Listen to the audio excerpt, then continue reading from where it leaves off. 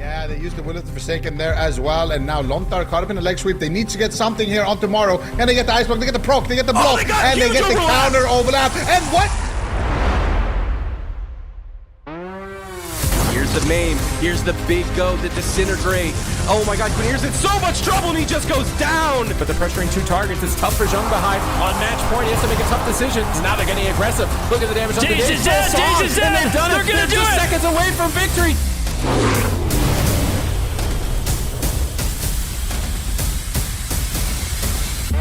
Go, maybe swap to him. It's a big swap. No trinket. KO. Burger King serving up a win. Into the triple kills. No, this could be it. The big one. Oh my god. Dallas, no trinket. Smoke pop. This could be it. Meep is there. Meep is there, but it's not enough. That was insane. It's not enough. The Dire Wolves do it. They clutch it in game 5. Ring of Frost has been secured. It could be game over if they get the Ray. They can't connect it. They don't even need it. They clone out for follow-up.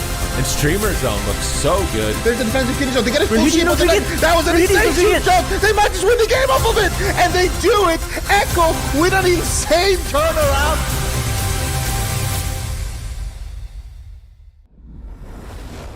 We are at the end of the road here for Season 1 of Midnight AWC, where you're reaching the final moments for these players to really prove themselves. And we've got 2 teams that will be qualifying, one from EU and one from NA. To BlizzCon today. We had 2 qualify yesterday, and I cannot wait to get started. Hello, everyone. My name is Aya. I'm here with Zico, Venruki, and Supatees. Like I said, we got an exciting day of games lined up for us. We are entering a territory where every game, Sid, from here on out, is the most important game they played in literal years. In literal years right now, the biggest prize pool in years. BlizzCon, this is not the year to be slacking off or easing up. You've got to be putting your all into today. The first series from both regions, I'd say, is the highest stakes because it gives you an opportunity to get to BlizzCon, or if you continue even further, a direct line into BlizzCon. But this is it. We're finally here. Yeah, absolutely, Zico. And like I said, 2 teams qualified yesterday to BlizzCon. We had an opportunity to talk to them before today's games. Yeah, I mean, we heard it from our 2 teams. We heard it from JT. We heard it from Calvish a little bit as well. You know, saying that they're feeling amazing. Qualifying for BlizzCon is a dream come true. They're super excited to get there. But they also mentioned, both of them actually, that they're still focused at the task at hand, which is, of course, winning this tournament, and that they're still locked in. Definitely. They got to be locked in for today's games, Ven. They've stepped up this weekend, I feel like, already, throughout the course of the season and this weekend especially. So if you missed yesterday's games, why don't you break it down for us what we saw yesterday?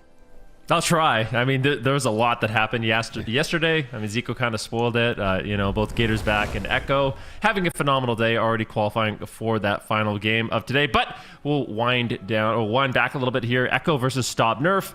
You know, Stop NERF coming out of the gauntlet, they were looking really good, but Echo in this series was looking a little bit better. And for Stop NERF, it seemed like they really had a difficult time against what Echo was running. Was flexing on both the Rogue and the Feral Druid made it really difficult. And then, of course, we had Streamer Zone going up against Guild Bean in a really close series. And Guild Bean brought in some very interesting tech, things like Unholy Death Knight Frost Mage, a composition we've really never seen before. But ultimately, Streamer Zone in a really close game was able to take down Morrow and advance.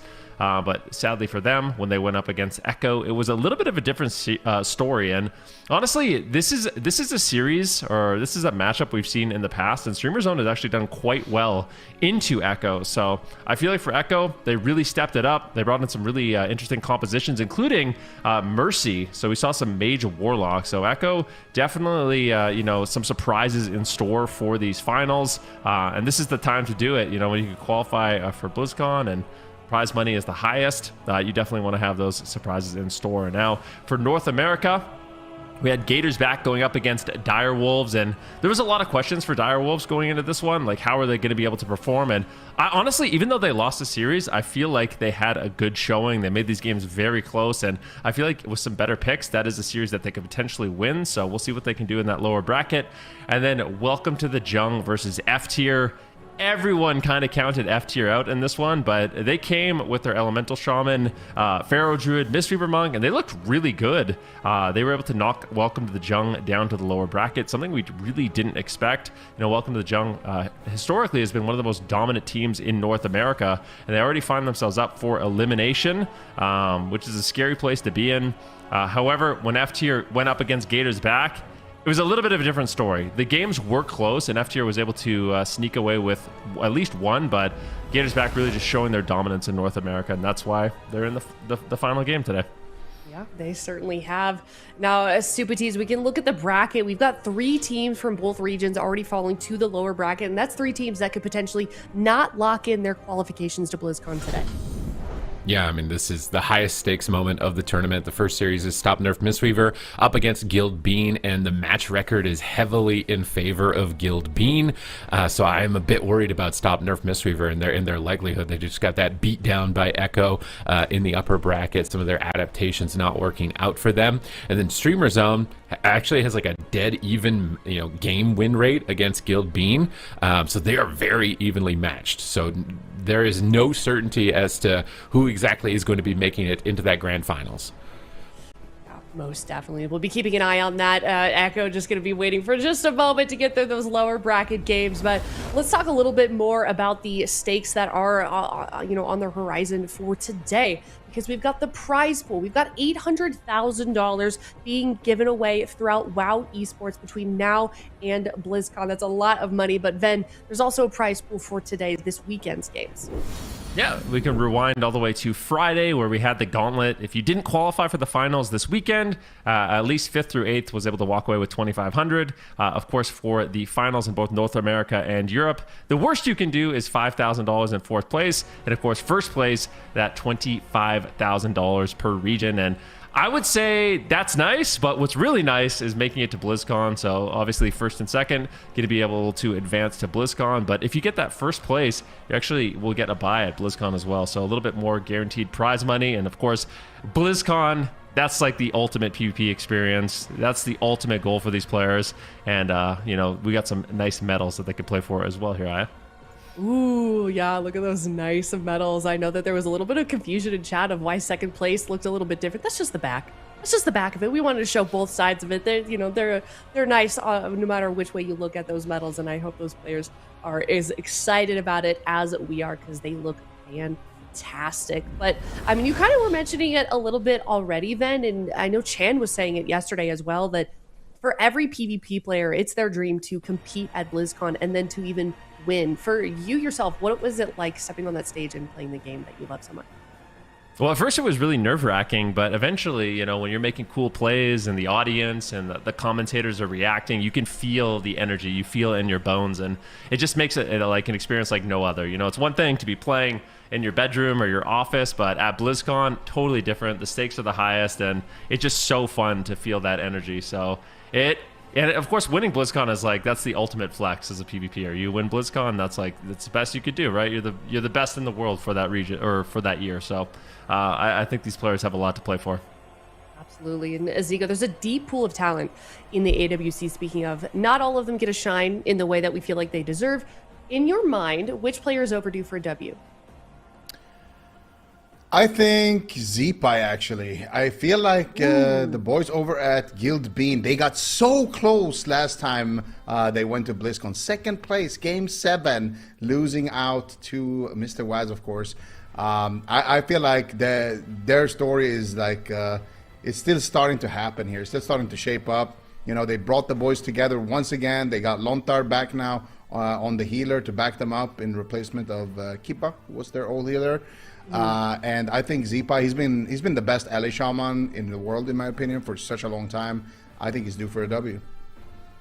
All right, well, hopefully he gets one. We'll be certainly keeping an eye on all of the players throughout the course of the weekend. But if you don't qualify for BlizzCon today and you get 3rd place, that means that NA 3rd place and EU 3rd place will be playing off against each other next weekend. That's going to be after MDI on Friday. Super T's.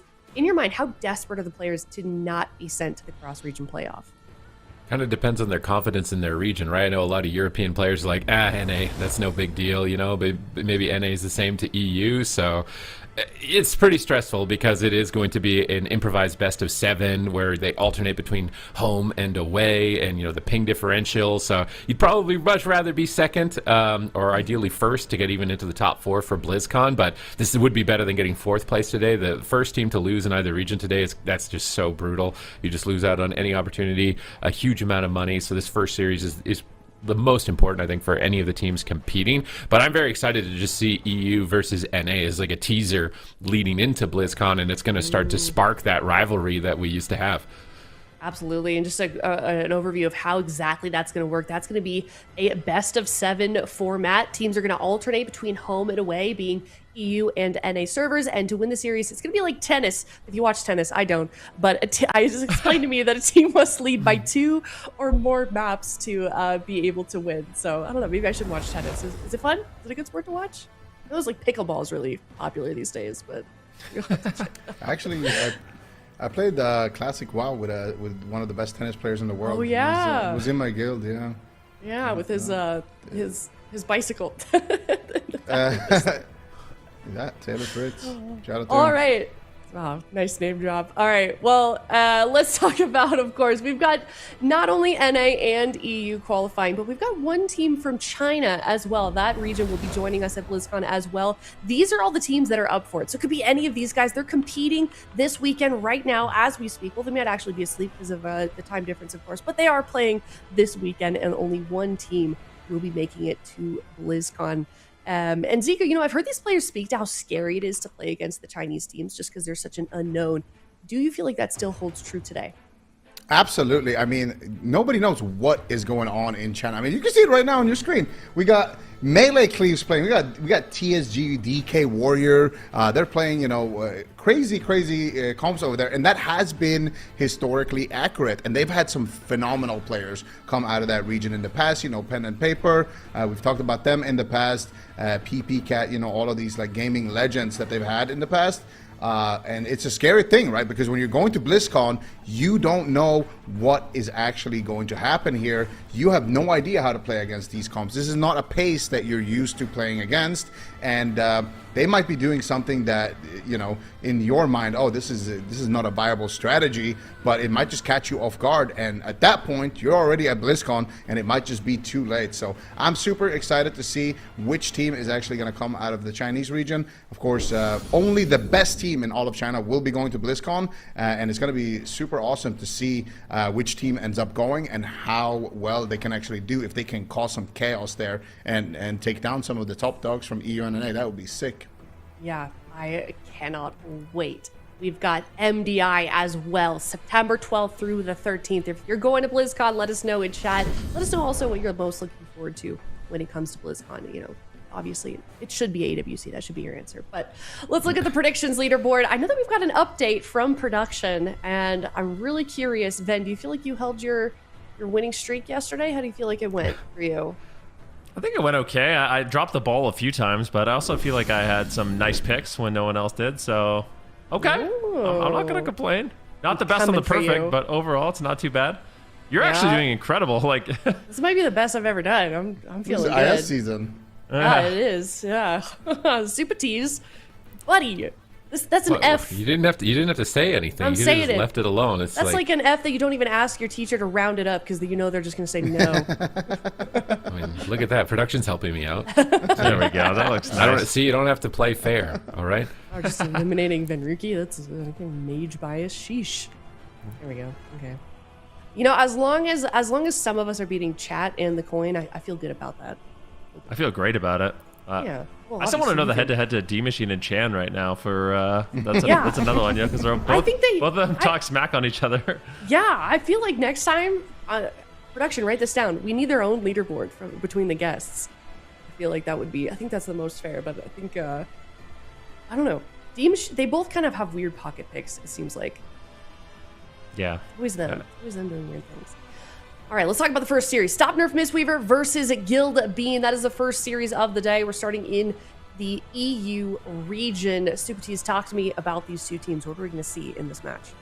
I mean, Stop Nerf Mistweaver, they showed some creativity. It got them out of the gauntlet and it got them into the top 4 with their Death Knight, but it didn't work against Echo, and it has a severe weakness into Mistweaver Monk. And I think Mistweaver and Monk in general is going to be challenging for them, and Lone Tar is a more than competent Mistweaver Monk. So I do imagine that Guild Bean are going to be lining something up with him on the Mistweaver. And then for Stop Nerf Mistweaver's team, they got to decide, are we trying the DK shenanigans again, or are we just going to stick to our main comp and try and play at our absolute best, is the line of thinking that they're going to have to go down. Yeah, definitely a good question. Zico, Stop Nerf Mistweaver, we've talked so much about. This is the team that came from the Gauntlet as well. This is the team that also continues to surprise us. Do you feel like they're going to surprise Guild Bean? Do you feel like Guild Bean has had a difficult time preparing for this team specifically? I think what you said is so true. They've been surprising us. This is the team that has costed me, for sure, the most amount of prediction points. Anytime I go in favor of these guys, I lose, and every time I vote against them, I lose. So I really don't know. And for Guild Bean, I think they also don't know exactly what to expect. And that's what made Stop Nerf Mistweaver so fun to watch this season. You can't really 100% know what these guys are going to bring in. They have a very unique take on the meta. They're not afraid to just completely throw caution to the wind and just try to run you down, like we saw with the DK Feral. And they've had a little bit of time now to cook as well. So I'm excited to see if they come with something completely out of left field, because I do think it is fairly obvious what we're going to be seeing from Guild Bean. Most likely some mage melee based type of composition with maybe a Prez Evoker. So yeah, we'll see if Stop Nerf Mistweaver has another curveball in them, or if they've kind of figured out this matchup. All right, well, with that in mind, 15% Stop Nerf Mistweaver, Guild Bean 85%. So there's a clear favorite here, Ven. I'm going to pick on you again since you're top with predictions right now. What is your prediction for the series? Gotta go first, huh? I don't mind it. Like, I think, like I said, I'm going straight facts and data and who I really think is going to win. So for this one, based on the head-to-head and based off what I think Guild Bean will be running, which I will likely be the Elemental Shaman. They've been playing like the Warrior Elemental Shaman into Stop Nerf. So I think they'll have the edge compositionally, and I'm going to say it's going to be a 3-1 for Guild Bean. 3-1 Guild Bean. All right. Super Tease.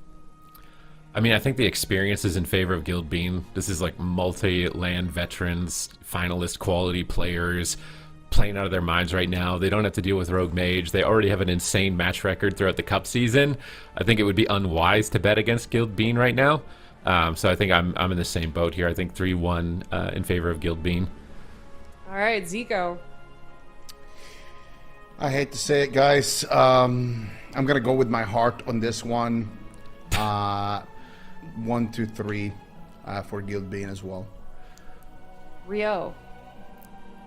No, I think... Is that what that means? Stop Nerf, 1-3. Oh, sorry. I yeah. thought you were counting like games. Okay. 3-1. Same predictions for all of us, huh? Man, maybe do I go with Stop Nerf Mistweaver, see if I can get like an early lead? Yeah. You would just be able to tie Ven if you are right, but is this the time you want to risk it? I don't know. I would love to see them win, but I don't know if they can. I feel like I'm just gonna down 3-1 Guild Bean. Please prove me wrong. Stop Nerf Mistweaver. Please prove me wrong. Let's see what the other predictions are. If we've got those in, I'm not sure yet. But in the meantime, get your chat predictions in. We've got a clear underdog in here, but they've been the underdog for a while, Ven. Stop Nerf Mistweaver has proved us wrong. Okay. Quite a number of times. Chat seems to believe in them a little bit more than we do. I mean, Stop Nerf Mistweaver is an amazing team. Like, let's not get that wrong. I just feel like Guild Bean compositionally has the edge here. Just because I think it's very likely they'll play the LE Shaman. If it was just like their normal mage-based compositions, I think Stop Nerf would have a really good chance. But you can never count this team out, right? Like, they've been bringing in surprises with the Unholy Death Knight and just murdering healers, like just doing an insane amount of damage, taking them down really fast. So this team's certainly not out of it yet. They play really uniquely. They play very aggressive. And yeah, we'll see what they can do. Maybe this is the time that they end up winning. T-Machine. D-Machine, Stop Nerf Mistweaver. This kind of doesn't surprise me that he's picking this team. I feel like he loves... Just going the opposite of Chan. Yeah, or maybe it's that. Maybe that's his move. He's like, okay, whatever Chan picks, I want the exact opposite. But, all right, Guild Bean seems to be the one that is favored to win here. Stop Nerf Mistweaver, up against a lot. But they've been up against a lot this weekend so far. They are the team that crawled out of the gauntlet. They are the team that has made it all the way to Championship Sunday here for the last finals of Midnight Season 1. So... this is kind of their moment right now. They've really got to prove themselves. They've really got to step up to the plate. And I cannot imagine how they're feeling right now, Zico, just knowing that if they lose here, they lose BlizzCon. They lose that opportunity. This is the Yeah. worst. This is the worst seats in the house right now. So it really is do or die here. Of course, Guild Bean, team that has made it all the way to the Grand Finals, Game 7 at BlizzCon. Stopped NERF Mistweaver crawling out of that gauntlet. Both of them still alive in the tournament, but no more second chances. It is it. They need to win right now. They certainly do. Looks like game number 1 is starting. Lower bracket, Stop Nerf Mistweaver versus Guild Bean, game number 1. So I think there's a little bit of mind games going on here for Guild Bean playing the Mistweaver Monk, because I think they're afraid of the Unholy Death Knight. And that's one thing that Stop Nerf Mistweaver has kind of revealed, is they have this cleave composition, and if you're not a Mistweaver, you're likely going to go down. So they kind of force teams to lock in that healer, but for me, it's a surprise to see Zeepai on the Rogue. We'll have to see how this one goes. They must favor this matchup. Their war games must have not been looking too good with their Thunder, but they get a sap immediately. They're trying to find Smite. Is Cassidy ready to counter-engage here?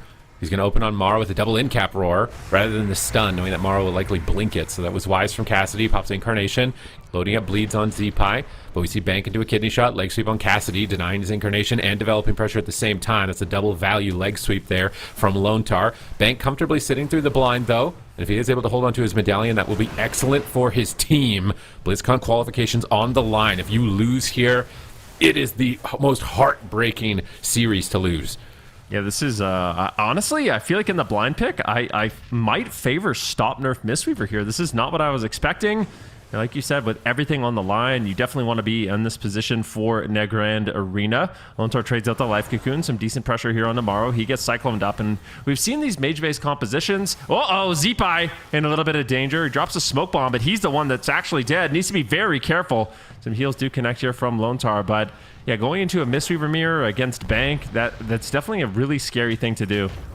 I agree with you. I think Stop Nerf Mistweaver actually got ahead on the blind picks. Guild Bean expected, I think, a Hunter or a Death Knight, which the Mistweaver would counter. So Stop Nerf Mistweaver don't go either of those. They go their Devastation Feral Druid route, but a nice double leg sweep. Lontar's leg sweeps have been insane value so far in this game, developing momentum on Smite here, getting the Song of Chi-G's as nice well, port. denying Bank Mistweaver's healing.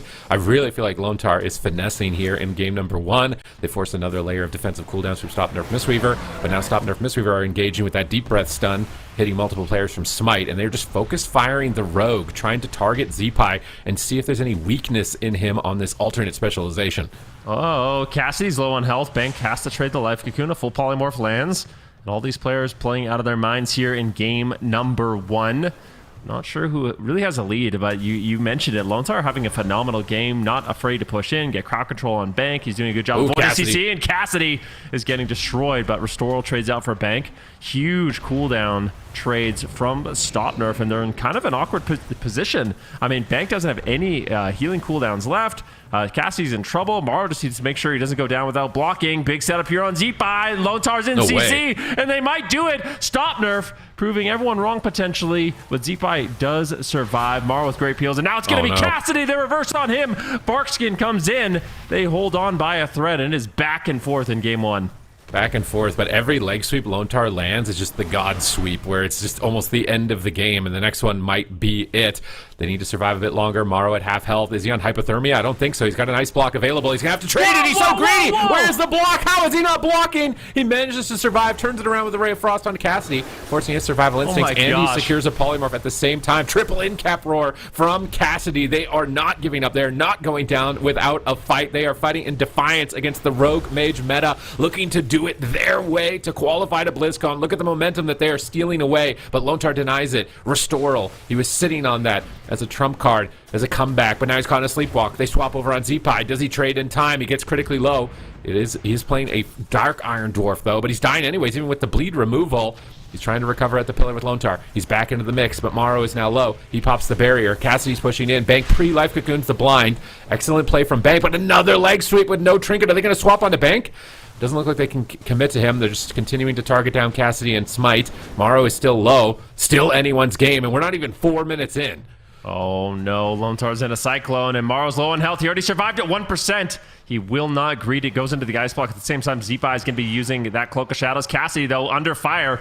Needs to be careful. Does get a clone out onto Zeepai. Bank is able to recover his team as StopNerf is continuing this push, and Zeepai has no cooldowns left. Maro's on Ultra Time. He could easily fall. And this is looking really dicey for Guild Bean. They need to get a win, and they need to find it fast. With that time Polymorph stop on Bank and a beautiful time stop on that Glacial Spike. They swap on Smite, though. They are going after the Evoker, and Smite's in danger. Down to 50% health, pops the Dragon Rage, and this is the moment for StopNerf Mistweaver. Paralyzed on Lontar. Nice leg sweep. They get Sleepwalk, but Maro's already positioned well with the barrier. They cut through the barrier. He's got no blocks for 20 seconds. Lontar needs to get ready. Life Cocoon is available. He's going to trade it and keep them aggressive. They're polymorphing Smite, trying to control the Dragon Rage as much as possible. Lontar rolls in for a Paralyze. Gets another double leg sweep. Isolating Smite. He may die through Obsidian Scales if he is not careful. Not a lot of options left here. Bank finally out of Polymorph. Looking to connect heals and get momentum for his team onto Maro. We're evenly matched. Maybe even a slight advantage as far as mana towards Bank Mistweaver at this point in time, but Maro is recovered another ice block and will have an out. Smoke Bomb is available. It's an option to use on Smite with no medallion. When are they going to commit it? Song of Chi-Ji going across the team, but now Smite charging in with the deep breath, stunning multiple targets, looking to isolate Maro. Maro fakes an interrupt. What's he going to do with that fake and the precognition that he's gained from it? Polymorph onto the healer is what he's going to do. Developing momentum. Smite time stops to immune this attack. They disrupt them with the Incap Roar. They knock them away, but Bank gets polymorphed again. Ray of Frost channeled, and Bank responds with the Life Cocoon. And now Maro in trouble. Rake stunned at the moment. He's able to blink and barrier in the middle of the map. He's baiting Cassidy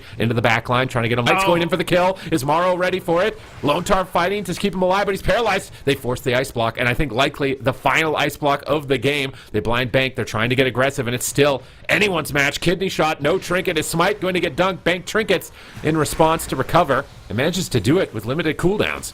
Yeah, Bank doesn't have much left. Dampening is getting higher. Both these healers are going to struggle, but Lone Tar has things rotating back up. He's got the Life Cocoon in just a few short seconds. Restoral almost available for Bank, so answers starting to come up, but Maro needs to live. He's so low on health, and he will ultimately survive. And now it's going to be Cassidy under fire. They need some crowd control on Bank, anything on Bank, and they can take down the Feral Druid. We need to see a big push here for Guild Bean. Song of Chi-Ji lands, but it's going to break, unfortunately. That crowd control was so crucial, and it breaks, and that gives StopNerf MW some freedom, but a beautiful counterspell sneaks in, and Cassidy, he might just die in one counterspell. Beautifully done by Maro. Survival instincts trades, and Cassidy's just going Incarnation, for it. no ice block. He's going for no it. Maro trinket is going to fall. Great push there, but this is a back and forth game. What an amazing game to start us off today.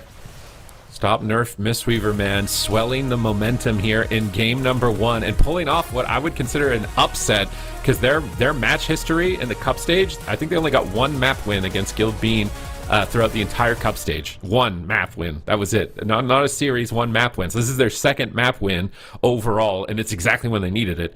Like this is the time to do it. This is the time to shine, because BlizzCon is on the line. You're fighting Maro, who's been a BlizzCon finalist. You're fighting Lone Tar, Zeepai, and Blizzo, one of the most stacked rosters in European history, playing some of the most meta comps currently available, and you are facing up against them with a comp that you are the only team that plays it. Feral Druid, Devastation Evoker, and Mistweaver. You're up 1 point in the series. You have the map pick advantage now, which is a major advantage from winning on Nagrand Arena. And now if you're Guild Bean, you're kind of expecting Rogue Mage to be able to ride on that. It'd be an easy dub, and you'd be, stress-free into that, at least a third place position. But now that it didn't work, where do you think they're going to go? I mean, I think they should go where they should have started. I'm pretty sure, like, when they were winning these series in the past, it was with Zeepai on Elemental Shaman. They've got Blizzo on Warrior, and that's Ellie Shamans in general seem like they're really strong against the Devastation Evoker, so I'm wondering if they were just worried about the cleave setups, and that's why they didn't lock it in game number 1. As long as they know StopNerf Mistweaver is not running their Unholy Death Knight cleave, Lone Star could also play a different healer potentially. Like, he could be playing the Prez Evoker or something like that. It would be a lot safer. So I do feel like Guild Bean has options, but losing this game number 1, really devastating. And for StopNerf Mistweaver, we talked about it.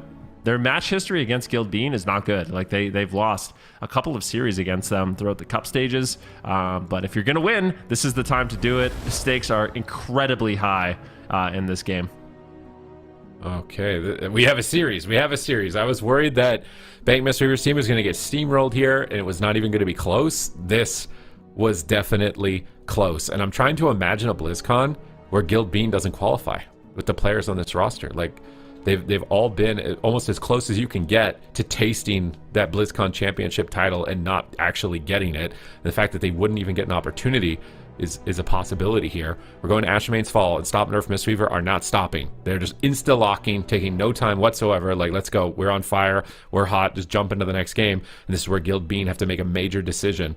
Is that just a warm-up, just a fluke? Are they going to run Rogue Mage back again? Or are they going to go to a composition that they've used in the past? Are they going to utilize the Thundercleave? What are they going to do? Because they have so many options available to them. Are they going to go on their mains? Are they going to possibly try the Windwalker Monk in this particular matchup? Because Blizzo looked so good on it earlier on in the tournament. There's a lot of questions here. And maybe that ends up being a flaw of their team, is that they have so many options and they just can't dial in the right one in time. Yeah, it's going to be tough. I don't know what Guild Bean's going to do, but I do know. Okay, it looks like they are just going to be switching up the healers. Preservation. So sticking with the Rogue Mage, bringing in the Preservation Evoker of Lontar, and I think this is a smart decision. We've seen the Preservation Evoker. It seems very popular right now. It brings extra crowd control with the Sleepwalk, some offensive pressure with the Disintegrates and Fire Breaths, and just a very in-your-face healer, and it's going to enable Morrow more in the game as well. So I will say it does feel like Guild Bean, like the teams that are playing Rogue Mage that are doing really well into Stop Nerf, it's all about controlling Smite and then going Smite. Like, that's the strategy. You control Smite, really limit his damage with Counterspell and Polymorphs and Mass Invis, and then you go him in a big all-in. You just rinse, repeat that setup till he has no cooldowns. And it felt like Guild Bean was much more comfortable just going after Cassidy in the game, and I wonder if they need to try to punish Smite more. Yeah, I think that's entirely a possibility, right? We saw that yesterday from Waz's team, is that they just hyper-focused on locking down Smite, limiting his damage output. I think he was #1 damage that game. But against Waz's team, they made him bottom, which is just usually unprecedented. But at the same time, they had a Feral Druid, so they had Cyclone. So it might be more challenging to limit Smite's damage in this regard. He's got his Katana equipped here for the championship finals here for Europe. BlizzCon qualifications on the line. They're up 1 point. They have the swing match advantage. They got the same matchup, except Lontar and Prez Evoker is going to be a lot more throughput. Maybe it's also a bit more comfort for him. I imagine most healers have been preparing the preservation for the competition, although he's great at Phenomenal and Mistweaver. This is going to add them a lot more offense as well as far as crowd control. So Bank has to be even more careful and concerned. And once these gates open, there is no going back. Can Guild Bean swing this around and put a point on the board? Yeah, we'll have to wait and see. Smite right now. Will he get opened on? Zeepai looking like they are going to go after him. Morrow in position to potentially channel out a Ray of Frost, but he's going to get rake stunned and denied. Now Smite going up in the air, getting the stuns. Cassidy's a little bit low. Morrow getting blasted at the same time. Good counterspell. Both teams just popping offensive cooldowns very early on in the game, trying to get that early lead. Ooh, Sleepwalk on Lontar. Zeepai the target in the initial stage here. Leg sweep follow-up from Bank. A lot of pressure on Zeepai. Cloak, evasions, and Firebloods all at the same time. He blew his entire defensive lineup right there in the first engagement. Not even 40 seconds into the game, and Zeepai is a vulnerability. And Stop Nerf Mistweaver are not slowing down anytime soon. Innervate onto Bank for the late game, but no, they do catch Cassidy out of bear form. Ray of Frost Nice. fully channeled, and Bank has to trinket. Great response from Guild Bean in that initial exchange. They're not backing down despite falling behind in the earlier portions of this match. Lontar repositioning here into the back line. Smite looks like he's taking his pillar. Bank moves in as well. Morrow is there. Can they stop the song? They can't. Zeepai stunned up. Lontar trinkets immediately to time dilate and reduce this incoming damage on Zeepai. Now another setup on Cassidy, but he bear forms it. So Cassidy's anticipating that he's the target here, having used Barkskin earlier. And by using that bear form, they don't have to use a major defensive cooldown. Great anticipation from Cassidy. Yeah, really nicely done, and it was a Sleepwalk that ended up getting that Will of the Forsaken, so that Sleepwalk from Lontar going to be crucial. Polymorph now onto Bank, unfortunately gets cleaved and broken, and now Sleepwalk comes in. It's going to be Cassidy under fire once again. Ray of Frost channels out for Morrow, does get interrupted, but will still build up tons of freezing that he can just shatter off with Ice Lances, and the damage should continue, and Cassidy not really too afraid as he pops the Barkskin, but now into a stun. Might be in some danger. Paralyzed on Lontar. Both teams initiating crowd control. Full Polymorph lands, and Cassidy. This could easily be the trinket here from Bank, or a time stop from Smite potentially, but needs to be very careful. Doesn't want to throw away the lead that they have right now. Beautiful leg sweep. Lontar gets cycloned, and Zeepai is in danger. Might have to trade out the Vanish, but trying to play as greedy as possible. Time dilation trades there for Lontar, and Guild Bean survive. Yeah, both Cassidy and Zeepai are just being focused so heavily on this matchup. Another kidney shot. He bear forms it. Good anticipation. They're going to time stop as well to negate all damage. Smite is mass disintegrating the entire team at the moment, but Lontar shuts him down. Smite turns it around with a deep breath of his own, trying to get into the mix here and get pressure. But do you agree with ignoring the mage, or is this going to end up costing them? I don't know. We'll have to wait and see. I mean, they took down Morrow in the last game, so I think it might be a strategy, but Lontar getting stunned and could get dropped. Needs to be careful. He has the rewind and Emerald Communion. We'll see if the targeting for Stop Nerf Mistweaver ends up working out for them. Morrow now finally getting cleaved down, but I think a lot of it has to do with they just got so many cooldowns from Zeepai in the early stages of the game. Maybe they felt like they just had to continue to go after him. Morrow has 2 ice blocks, but Lontar is falling behind on mana. He's really struggling to keep his team alive. This is a nightmare situation for Guild Bean. Cassidy's just in bear form every single setup that Guild Bean throw their way, and they can't penetrate through the defense enough to actually create a vulnerability. And Lontar is heavily behind on mana in this position. His Emerald Communion will give him some. They catch Bank in a swap. Big setup on Bank. He's going to restore to immune magic damage during the stun and not panic whatsoever. An efficient trade from Bank as he repositions. Lontar getting aggressive on him, though, for the sleepwalk. Setting up on the Cassidy. He's not in bear form this time around, so Bank will trinket and life cocoon. And finally, a vulnerability has been discovered by Guild Bean here. A counterspell from Morrow to chain it together. He didn't anticipate that. Cassidy is desperate, trying to interrupt Morrow and staying in bear form at the moment to recover. Limited defense. How is he going to deal with this? He gets interrupted on his Cyclone. Zeepai is keeping up the pressure. One more crowd control on Bank. That could be it. They set up with a cheap shot. Morrow falling behind at the same time. Cassidy in bear form at the pillar, recovering with his team. Morrow gets rescued in aggressively by Lontar. Is he going to come to regret that? Because now Cassidy is tearing in and forces an ice block. That offensive rescue. Oh, the counterspell! He cancels the block to counterspell. Time stop in response from Smite to deny damage. They go for a blind into a polymorph. Morrow is carrying this game right now, trying to do everything that he's got, playing at his wit's end with these counterspells, but Smite shuts it down with a deep breath across the entire team. Bank is free of crowd control and will recover, and now Lontar has to make a huge decision. He's going to use Emerald Communion. It doesn't even do anything. They're still at 50% health. It's just not enough. He's got the rewind if he needs it. Time dilation trades out onto Morrow, but Morrow is just getting shredded. Great damage. We'll see if Guild Bean can turn this around. Full kitty shot now into Cassidy, but Bank in no crowd control, although he doesn't really have too many responses. Might have to cast. Morrow's low. Zeepai's low. Things are unraveling here for Guild Bean. Lontar connects with a huge heal to stabilize the team, and this is still the adrenaline rush for Zeepai. There's an opportunity here. Sleepwalk now onto Bank into a full oppressing roar polymorph. He is out of the game. Time stop and trinket overlapped. Oh no! Time stop got overlap with the trinket. He wasn't able to connect any heals. Cassidy pops to the survival instincts, and now Cassidy is in danger. Stop Nerf Mistweaver just traded out literally everything. They have to win here, and they might. Zeepai's low. Cloak of Shadows is traded out. Both these teams playing out of their mind here in game number 2, but I'm afraid for Cassidy.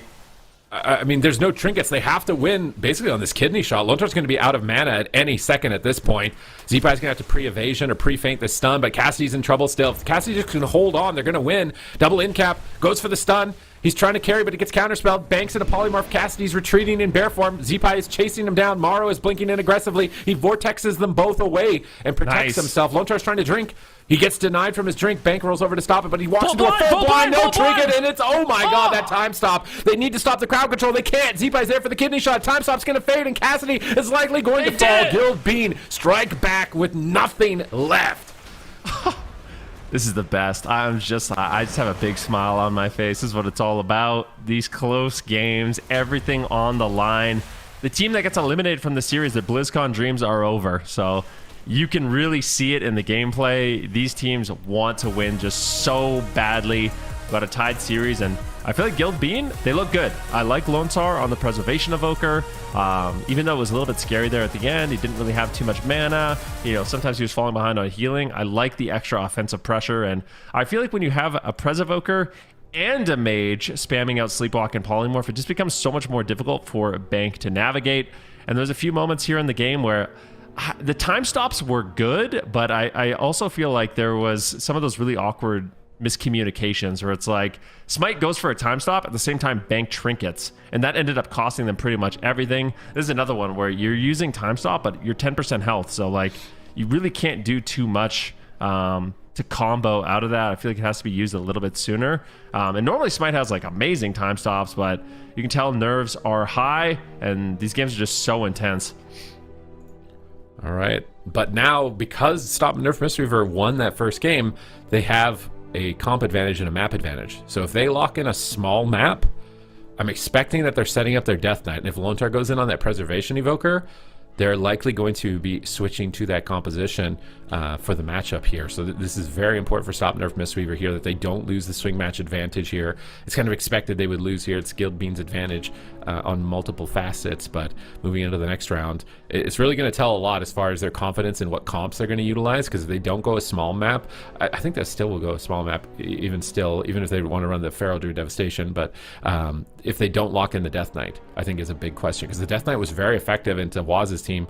It forced them off of their Rogue Mage. They actually had to play the Feral. So I think it's going to be very vital for Smite here, playing the Devastation Invoker, playing the Death Knight in this series. I think both specializations were relatively written off from, you know, most competitive players, right? Like no other team are prepping it as like their main bread and butter setup except Smite here in this capacity. But we have to wait and see what the map pick is. I imagine it's a small one, and depends on what Lone Star locks in. If he goes Mistweaver, then we probably see Stop Nerf Mistweaver do the same. Runes of Lord are on small map. I think they want to set up the Death Knight, and if Guild Bean know that there's a Death Knight threat, I think Lone Star has to be a Mistweaver monk. I'm not sure. So you're right. Yesterday, the Echo they got off the Preservoker, but they actually won that game. It was really close, really close. But they did win with the Preservoker. So they played the Rogue Mage Evoker. They ended up winning. Maybe Guild Bean just has to risk it, But I still think an Ellie Shaman wouldn't be bad. Like I wouldn't mind seeing Blizzo tagged in on the Warrior, bring in the Ellie Shaman. It's a matchup that they've won in the past. I would just feel like this is the time to do it, and they will. Oh, they did. Okay, there it is. There's the Elemental Shaman. Zeepai's coming in on main. Blizzo's coming off the bench. Morrow is going to the side here. He's done with all this stress of this matchup. And now if you're Stop Nerf Mistweaver, you were kind of trying to set up a Death Knight, but you cannot play a Death Knight into this. This is like... I mean, they don't have a Mistweaver, though. Maybe you could. They might. Maybe you could, because there's no Mistweaver, but I feel like locking into a Warrior as a Death Knight is a very scary matchup. But at the same time, a Cleave on an Ellie, and there's no Mistweaver? Maybe you do it. Maybe that's enough of an advantage. Well, if they lock in their regular Evoker composition, I'm telling you, that's a matchup that they've lost in the past. The reason why I like what Guild Bean is doing is because, yeah, sure, the Unholy Death Knight is good into, you know, all the healers that aren't a Mistweaver, but it's like you mentioned, if you're an Arms Warrior, you can play Safeguard and intervene Lone Star and, you know, use your Rallying Cry to boost his health and keep him alive and disarm the Death Knight and fear the Death Knight. Like, it is a nightmare for a Death Knight to play into a good Arms Warrior, and luckily for Blizzo, he's a pretty good Arms Warrior. So I feel like if you're Lone Star, you feel pretty safe with your teammates in this matchup. Well, Guild Bean are keeping this interesting, right? They needed a curveball like this to try and get that swing match advantage. So locking in the Thunder Cleave on a map like this could throw Stop Nerf Mistweaver off their game. It might not be something they were expecting, considering they've been sticking on that Rogue Mage for 2 games now in a row, and they are running the clock on their options. I imagine they're thinking very similar lines to what we are. Is, you know, do we run the Death Knight? We've wanted to do it into non-Mistweavers. It's a Cleave. It's decent into an Ellie Shaman as a Cleave. It's a good map to cleave down to Shaman as well. But the Warrior, do we respect Blizzo too much to pick a Death Knight into him? But then if they look at their previous match history with their other comps, they've not beaten this comp with any of those. So the Death Knight is coming in. They are risking it here with the Death Knight into Blizzo. They want that advantage against the Elemental Shaman. There's pros and there's cons. This is, again, a vital point in this series, because if Guild Bean can take this swing match advantage, I think it pays heavily in their favor for the rest of the series. Yeah, this is going to be an interesting one. There's no doubt about that. The thing is, another thing about both Warrior and Ellie Shaman is you have a decent amount of funnel, right? Like, you get to AoE the pets of Smite, which gives you a little bit more damage, which is kind of nice. So I don't know. The reason I smiled when I saw this is because I think this is gonna be a quick game. Like, 2 minutes or less. This is gonna be crazy, and this isn't a matchup we've really seen played out, I don't think, in any of the cup stages. So we're seeing the Unholy Death Knight, we're seeing the Arms Warrior. There's no mages in this game, which has been like the main pick for most of these teams. So very interesting here. I am excited to see this. Not a matchup that I anticipated either in the European Grand Finals. I thought it was going to be mostly Rogue Mage running it down, but we're seeing a Death Knight going head-to-head, slugging it against Blizzo. Zeepai on his main Elemental Shaman going head-to-head here. Bank's been having a phenomenal game. I haven't seen any major holes as far as like defensive play and rotations. You can tell that they've come to play. It doesn't seem like nerves are getting to them, even despite that this is like the highest stakes series they've probably played in their entire lives. In their competitive lives, and they're running these off-meta compositions, the feral focus with the Death Knight, which is something we haven't seen in many expansions. I think the last time this composition was played competitively was Cataclysm, so it's been a tremendous amount of time since these two classes have come together and perform, but it has been a threat that took out Dobob, and it got them out of the gauntlet into the finals, and it was a composition that was threatening enough to Waz to force him off of his main. So now they are coming into it here and trying to utilize it. Can stop Nerf Mistweaver, redefine the meta, get into the top 3 and still have a shot to qualify to BlizzCon, or is Zeepai coming in, the Thunder God coming in, going to be the point that stops them? Yeah, Blizzo as well. Very exciting to see him come in on the Warrior. I mean, we talked about it. He's definitely in the... Coming in, going to be the point that stops them. Yeah, Blizzo as well. Very exciting to see him come in on the Warrior. I mean, we talked about it. He's definitely in the... in the competition for the best warrior on the planet. So getting to see him in this game was such high stakes. But game 3 now underway. The doors are open for Ruins of Lordaeron.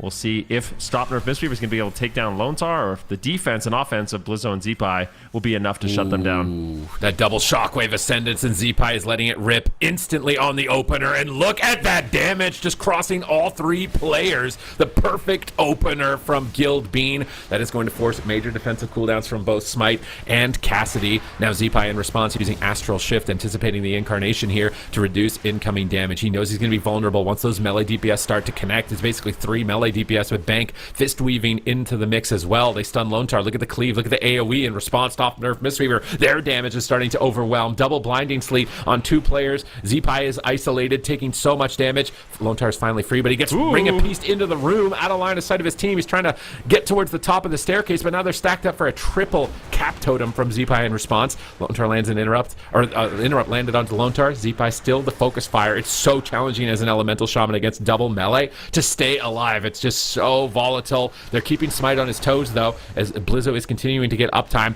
Any magic shield going to pop for him. They interrupt the Cyclone on Cassidy. They're trying to run Zeepai down. Here comes another round of heroism from Zeepai. Blizzo's got Avatar in a second, and this is going to have to be his big moment to get a push. Yeah, they're doing it. Smite is in danger. He's line of sighting Bank, and Bank is forced to straight up the life cocoon. So great pressure for both of these teams. But honestly, the cooldowns of Stop Nerf Mistweaver were not as effective as I thought. Lone Star still has his Emerald Communion. He still has his Trinket. And this is not the start you really want if you are playing a cleave setup like this. Smite is falling further and further behind. Sleepwalk now onto Bank, and Cassidy and Smite are in danger. Bank might have to trade out his Trinket in this situation, but Anti-Magic Shell might be enough. The Capacitor stun comes in, but Bank is just so far behind on healing, and Smite is just really struggling to get aggressive, but he does have the Army of the Dead, and here it is. This is the big power play from Stop Nerf. Let's see what they can get done.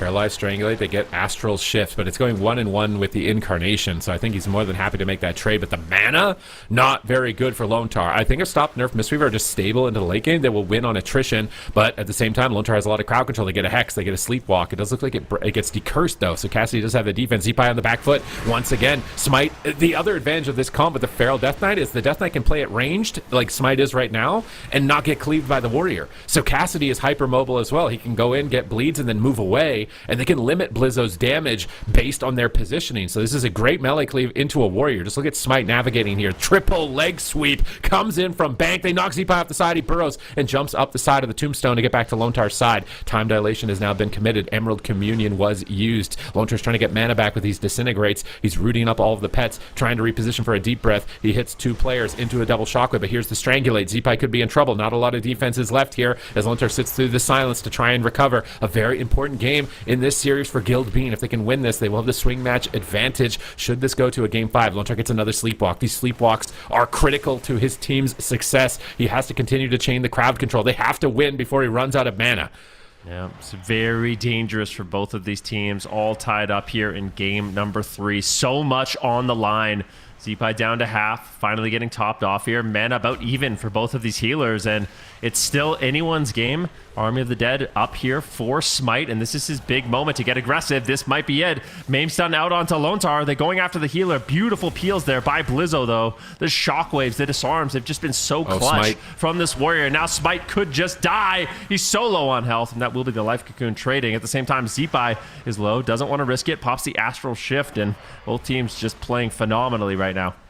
Oh, a mind freeze on Lontar from Smite into a double leg sweep from Bank, and Zeepai's dying through his cooldowns. He's looking for a Hex. He actually hexes the Feral Druid. He catches him trying to Cyclone and stalls damage for a moment. He's got his Stormkeeper loaded. He's jumping away, but he gets gripped right back into the mix. He's trying to kite with the Ghost Wolf, get a bit of distance, and enable Lontar to try and get some heals going, but Lontar's mana is just getting slimmer and slimmer as time moves on. He gets another Sleepwalk. These Sleepwalks are going to be key, but they get disrupted with the Blinding Sleet of Smite, denying their advance, and Smite is just line of sighting the Heroism window. Now they get stacked up for a stun. Bank in reverse, double shockwaved as well. Earthquakes are down to AoE. Cassidy gets blasted out of nowhere. Is he going to drop just moments away from death? Bank is there, but he can't recover. They're trying to kite Blizzo, utilizing Bear Form and Stampede to try and kite. They rebuff the Mark of the Wild, but they're all dead. The damage from the Thundercleave is massive right now. There's a huge gap in overall damage. They need to win on this momentum. The Cap Totem, Bank in the back line. Cassidy's getting bleeds and navigating around this pillar, but they swap onto Smite. His Icebound Fortitude comes up in 2 seconds, and it looks like he should be able to survive to that. Emerald Communion is coming up for Lontar. He's praying he can make it. He gets another Sleepwalk onto Bank. This Emerald Communion is critical both for recovery as well as mana regeneration. Stormkeeper. Yeah, huge damage here for Zeepai. Where is he going to allocate that pressure? Lightning Bolt's coming in, and Smite might just die 1 second. 1 second on Anti-Magic Shell. He's going to pop the Icebound Fortitude, and he holds onto it. Good damage here. Intimidating Shout comes in, and Smite is still not out of the woods yet. Blizzo is just all over him right now. Smite needs to try to get away. He's trying to create some offensive pressure. They might be able to do it. Zeepai is just dying through his Astral Shift. It is do or die for these teams on Ruins of Lordaeron. This is such a chaotic game. I think this could be a cross-kill game. This could come down to a 2v2. Blizzo gets isolated. He barely gets his Die by the Sword off in time out of that stun lock. And look at the mana. It's actually dead even, which is now in favor of Guild Bean because they're doing way more damage. But the momentum's in favor of Stop Nerf Mistweaver. Anyone could die at this point in time. Is it going to be Zeepai? Is it going to be Smite? Smite is disarmed. He can't Death Strike. He's on full Runic power. He's just waiting to Death Strike and get some heals. And Zeepai falls behind, but his Burrow just came off cooldown. He's likely going to have to pop it. Lontar is almost completely tapped. Bank is almost completely tapped. Cassidy has to trade cooldowns to try and keep momentum. They need to win this game. They pet stun Zeepai. Cassidy looks for a clone. He gets knocked back by Lontar, and I think that's it for Cassidy. How is Bank doing this? 0 mana remains. He's got 1 more life cocoon, but he gets windshield by Zeepai. Cassidy's off healing, but now Bank's into a sleepwalk. Where is he going to commit the life cocoon? He's got 2 players critically low on health. He's into the Hex. He gets the life cocoon. He slept out of the Hex into the Shockwave. They can swap onto Smite now, and momentum is in favor of Zeepai's team. He's got Heroism. They are going to be sinking in right now. Lontar is getting aggressive. Verdant embracing him, but Blizzo, he could be a vulnerability. He gets caught in a stun. They see the opportunity. Lontar triggers to block it. Is it going to be enough? He's holding on by a thread right now. Lontar is firing everything that he's got, but 0 mana, completely zeroed at this point. He's disintegrating for his life. Bank is totally tapped, and they're playing for BlizzCon. They are playing their hearts out to try and stay in this game. Lontar rescues Blizzo back to the corner. He's trying to let Zeepai keep suppression fire, but Lontar's into the stun. Blizzo has nothing. How is he going to hold on? Smite's all over him. Bank is there for the touch of death. He shockwaves to deny it for a moment. Will he be able to? Lontar hovers in, and how are they still alive? They set up on the Cassidy, but he barkskin. Bank trinkets out of the Hex. Cassidy's getting absolutely destroyed by Blizzo. Could go down at any moment. Smite just needs a couple more seconds. Smite just needs a couple more seconds to get him into touch of death range. Can he do it? Can he do it? Lontar has 0 mana. He's right there to touch of death. He grips him. He leaps back to his spear to kite, but I think that's it. I think Lontar has survived. They survive the gauntlet. They stay in it. They take the swing match. Super T's, like, what did we just watch? What is going on? What an insane game. Truly, anyone could have won in those final moments, but it was Guild Bean that pulls out ahead. Beautifully done.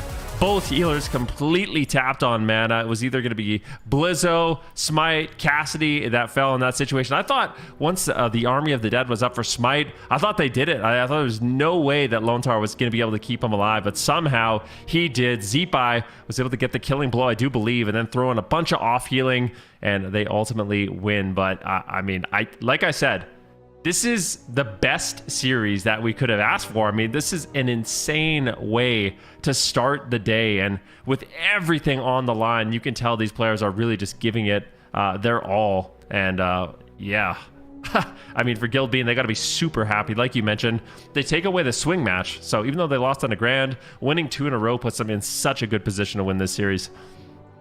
Oh my God! Does it though? Because like this is pretty close. I mean, it's a better I guess situation. if it's on a big map though, they could get this matchup on a big map, and I think that would be a lot different for them if that happens in Game 5. Because now moving into this game, do you blind lock Thunder? Maybe you do. I think you do. I think it's a really good opportunity for them. Like, I like it a lot. I don't necessarily want to see Lontar in a Mistweaver mirror against Bank. I feel like it's not the best situation you could put yourself in.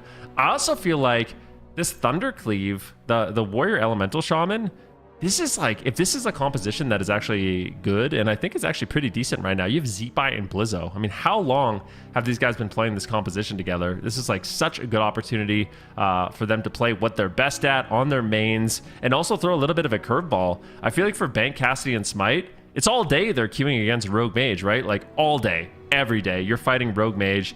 It's what they're most practiced with. So I like that Guild Bean is willing to just play this composition, put Morrow on the bench, and keep Stop Nerf Mistweaver kind of guessing here. All right, we're going to small map again, and I think Stop Nerf Mistweaver want to set up the same matchup. I don't know if there's any strategy adaptations that they could really make that would make this any better for them. You know, they noticed the Warrior. I will say, towards the end of the game, the Warrior started to look a lot more vulnerable. So I think maybe if they exploit the Warrior a bit earlier, that could be an opening for them. I think the Warrior has less recovery than the Shaman, especially like pre-dampening, mostly because the Nature's Guardian. If you're playing a Farseer Ellie Shaman, your Nature's Guardian is basically like a full heal. So if you get low on health, Nature's Guardian will trigger and it'll just heal you back to full. So without dampening, reducing that heal, Zeepai is actually harder to kill than the Warrior in the earlier stage. So I think that's an opening they could exploit, but maybe they back down. Maybe they back down and they... But there's no way they could want to play a Hunter or a Dev Evoker on this map. There's no way. No, I think they're going to cleave again. Yeah. That's why I'm so surprised Guild Bean didn't play this in game number 1, because it seemed like their Devastation of Evoker comp just wasn't going to win. So I guess Guild Bean is kind of risking it. Maybe they've lost in the past to this cleave setup, but on the small map, we definitely saw it on Ruins, right? Like, it was difficult for Blizzo to connect at times. I think both the Unholy Death Knight and the Pharaoh Druid, they're very slippery. They just walk faster than a Warrior. So if you have Chains of Ice on a Warrior and you're literally just walking away, the Warrior can't really connect outside of stuns and their Spear. But during those moments, you're absolutely horrified. And you can see that Blizzo is building his character like an absolute tank, just as much versatility as possible. And he's playing Colossus, which has a really powerful talent that just reduces all damage taken by 5%, like permanently. So Blizzo is going to be taking very little damage, especially if he is playing this Colossus. I think it's called like Mountain of Muscle and Scars or something. It sounds really cool, but I think that's the passive I'm thinking about. Don't let the dainty pigtails and bunny ears mislead you. Blizzo is an absolute unit on this Gnome Warrior right now, and his positioning is kiting his stuns towards the end of that last game to navigate those last couple of seconds. One misstep, it might have been a 2 versus 2, and Ellie healer and a Feral healer. I feel like Feral healer probably has the edge there. So the series might have just not, well, the game might not have gone in their favor if they lost right there. So great response time there. It's awesome to see them be able to play their mains here. I think the Thundercleave, seeing Zeepai in on that Elemental Shaman is always a treat, because this type of matchup can be a lot of pressure on you as a Shaman. These are hyper mobile, damage based over time melees that are tough to kite, basically, as an Ellie Shaman. So all 3 players navigated that insanely well. It's coming down to the wire right now. If Stop Nerf Mistweaver lose here, that will be the end of their season. No chance to get to BlizzCon. You lose out on huge opportunities for prize money, because it's not just the prize money here, it's also the guaranteed prize money at BlizzCon. So you're effectively almost doubling your money with every series that you win. And Zeepai's team so close. I've not seen this transmog before actually on an Elemental Shaman. He looks like a I don't even know what even is this set from. Is this the current season set? I don't think it is. I've never seen this set. Conservator Scale Spalders. Is it a Dragonflight site? Looks like probably. A Dragonflight. It looks very Dragonflighty to me. But I've never seen this set. Yeah, we're not seeing too many Elemental Shaman, but I mean, I think Saul in North America, Zeepai, they're making a pretty good case for it. We know we got Jamie still in the tournament as well, so maybe we start seeing some more Elemental Shamans. definitely seems pretty solid in these games. So exciting to see it. Like I said, these are compositions we haven't really seen too much of so far throughout the cup stages. It's been a lot about the Frost Mage, and there's no Frost Mages in this one, but Smite as well on that Unholy Death Knight. It's been a treat to see him. The Unholy Death Knight, super cooldown base. So when you have your Army of the Dead, that's going to be the moment of the game where Smite can get incredibly aggressive, especially, you know, pairing it with a Strangulate on the enemy healer. It can be very difficult to deal with. So it's great to see, you know, Smite utilize that toolkit and have such a great performance with it. All right, Smite debuting on the Death Knight. Says, you know, if Mez going to sit on the bench, I'm going to find a way to make it work here in Europe. And I was worried that there weren't going to be any more Death Knights. It felt like a lot of the main Death Knight players had stopped competing. So it's cool to see Smite branching off onto this specialization, which is very unexpected, right? Coming from a Devastation Evoker and a Hunter, and then coming over onto Death Knight and then trying to make it work. And Bank has just been locked in on this Mistweaver throughout multiple seasons, whether it's meta or not. And this is his last stand, his last opportunity. There's no second chances. The entire season on the line, BlizzCon on the line, the massive prize pool. Both teams want to take their time here. I feel like I need to take a tactical delay time for my voice, trying to represent their gameplay as best as I can right now, because this is just, they are pouring everything that they've got into this opportunity. This is what AWC competitors dream of, they live for, is that BlizzCon finals, the live stage, the live audience, the massive prize pool, being able to see each other and meet each other probably for the first time in person as well. If you're also, like, if you're a North American team watching this, I wonder, you know, who you kind of want to get eliminated right now. Who's going to be the bigger threat and the potential, you know, cross-region showdown for that fifth place, that fifth spot, you know, at BlizzCon. So it's just, it's intense, right? You played all the cups up to this moment, and for Stop NERF Mistweaver, if they lose this, it's over. It's done. Just like you said, their whole season, it's just over, and your chance at BlizzCon is just going to be gone. So they need to win this game if they want to stay alive in the tournament. For Guild Bean, I'm sure they'd be super happy to just close it out right here, right now. It's time to rock and roll. 2 seconds away until the gates open, and there is no going back. Can Stop NERF Mistweaver overcome Guild Bean's Thundercleave, that Elemental Shaman and Warrior, in time to take it to a Game 5 and keep their BlizzCon dreams alive? Blizzo just Bladestorming immediately, trying to find Cassidy. They do pull him out with that Earth Grab. They get the double Shockwave Sleepwalk. That's a beautiful opener from Guild Bean right off the rip here. Here comes the Ascendance. Is Smite ready? He's disarmed. He's getting absolutely shredded. He trades out the anti-magic shield, but he gets knocked into the corner. Bank Mistweaver repositioning here, getting into the mix with his team, trying to add some damage. He's caught into a Stormbolt. Blizzo goes for an intimidating shout, but it looks like it was on diminishing return. They get the Cap Totem out, all on diminishing return, but the damage is still sinking in. 2 targets are getting cleaved. Bank is struggling at the moment to recover. Earth Elemental is called in to stun Cassidy here. Innervate committed. That Innervate could be critical. Mana came down to the wire for both teams, but the Blinding Sleet hits the whole team. Triple leg sweep from Bank, trying to tear in even with their cooldowns, but Blizzo responds with a Shockwave and stabilizes the team for a moment for Lontar to get that Dream Breath out. And it should enable him to recover. A massive swing of damage onto Zeepai as well, just back and forth between these Titans. Yeah, this is a really intense game, number 4 so far in the series. Zeepai managing to hold on, doing a good job just using this pillar to line of sight the best they can. We wanted to see maybe Stop NERF go after Blizzo a little bit more, but perhaps they need a little bit more dampening for that strategy to come in. However, Blizzo and Zeepai both taking considerable damage right now. Lontar does top them off with the Emerald Communion, but that's a big cooldown that they forced out. Double Shockwave, however. Can they take down Smite? Looks like there will be a Sleepwalk on a Bank. It breaks. Unfortunately, they won't be able to fully utilize that crowd control. Bank still has a life cocoon if he needs it. Lots of defensive cooldowns are available, but the pressure is starting to mount here for Guild Bean.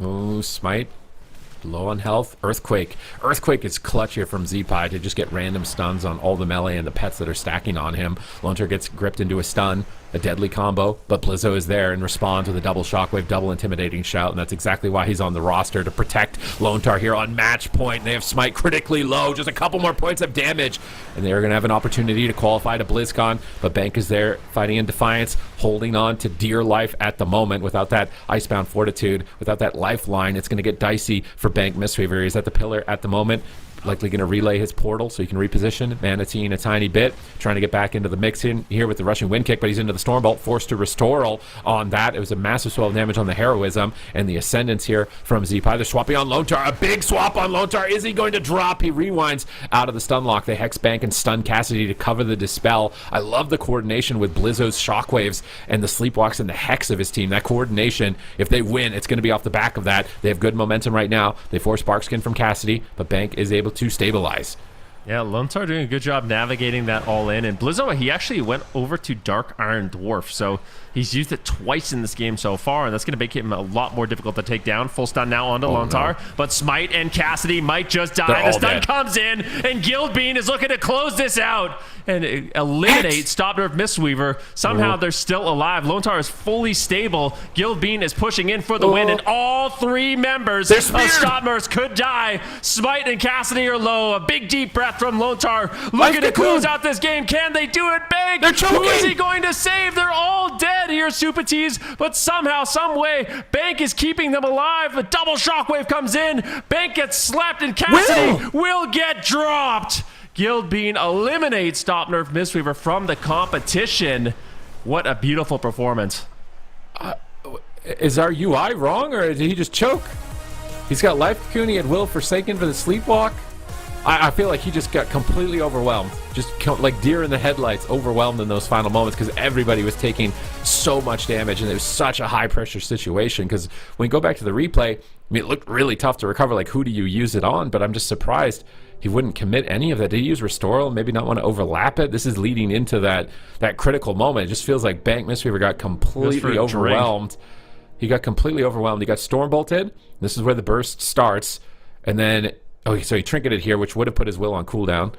I think it's just not tracked. And I don't know if that Life Cocoon's available or not, but at the same time, if he presses it, immediately the other target is probably going to be dead in that position. But the pressure from Guildbean here on match point was crazy. This is an even more impressive game from them. Their coordination with their stun locks and their crowd control. Like, typically, you'd say a Warrior Ellie Shaman is kind of just like a brute force comp where you just do damage and win in the late game. But they played it strategically with these stun locks like this, the double cap totem into the Stormbolt sleep. And that strategy is what pushes their play over the edge to be able to just completely overwhelm Stop Nerf Mistweaver and basically triple kill them here. And now they're guaranteed at least third place. They are guaranteed at least the cross-region qualifier. However, they want to go a bit further than that, I imagine. That's heartbreaking. Like, literally 0.1 seconds on the sleepwalk. But I mean, it's just Lone Tar. I'm going to be honest. Like, I've been really enjoying shouting out these healers because I feel like Lone Tar, he had a phenomenal series. Like, he's keeping his team nice and aggressive. He's finding the sleepwalks when he needs to. He's not overlapping defensive cooldowns. Just, I think he had an overall really great game. All of them did. And I love the fact that Blizzo had the presence of mind to switch off the Gnome, play the Dark Iron Dwarf. It seemed a lot better. And honestly, this map did not seem as good as Ruins of Lordaeron also. But, I mean, talk about it all day. Ultimately, Guildbean will pull out ahead here. And I'm excited to see what they can do. It is a tense situation, that's for sure.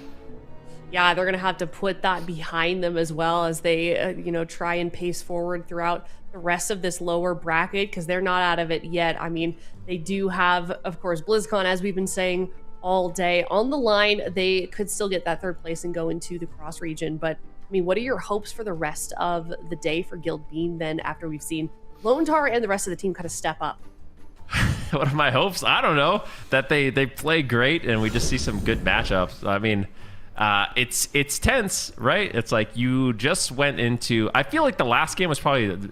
I mean, all the games are going to be intense. You obviously want to win. This one is going to be huge too because if you win this next game, you get to go to BlizzCon. And if you don't, it's a little bit more risky. To go to BlizzCon. Yeah, you have to play in a cross-region game against one of the best teams in North America that you maybe don't have any practice against. It's like, it's a lot sketchier. Whereas if you win, you're going to be happy to join Echo in the finals. You're going to be happy you go to BlizzCon. And I feel like this next game is going to be one of the most intense that we've seen for sure. I feel like there's more on the line with this next game, Zupatees, than there is with the Grand Finals. Not to make the Grand Finals seem less exciting because it's certainly not, but there's almost more at stake here with this upcoming one. Well, yeah, I mean, they're playing for that BlizzCon ticket, right? They're playing for that Willy Wonka golden ticket to the chocolate factory at BlizzCon. So this series, I think, is really the one that they're playing for. But at the same time, if you get first place, you also get a bye at BlizzCon. So you get one round ahead of everybody. So, I mean, that's also a huge edge. So you do want to win, but I do think this series here in particular, this is the one that's going to be the heartbreaker, possibly. Yeah, I think it certainly is. Well, with that, we are going to let these guys take a little bit of a break and go to a break ourselves. When we come back, that BlizzCon qualifying series is coming up next. Streamer Zone GG versus Guild Bean will be just a moment.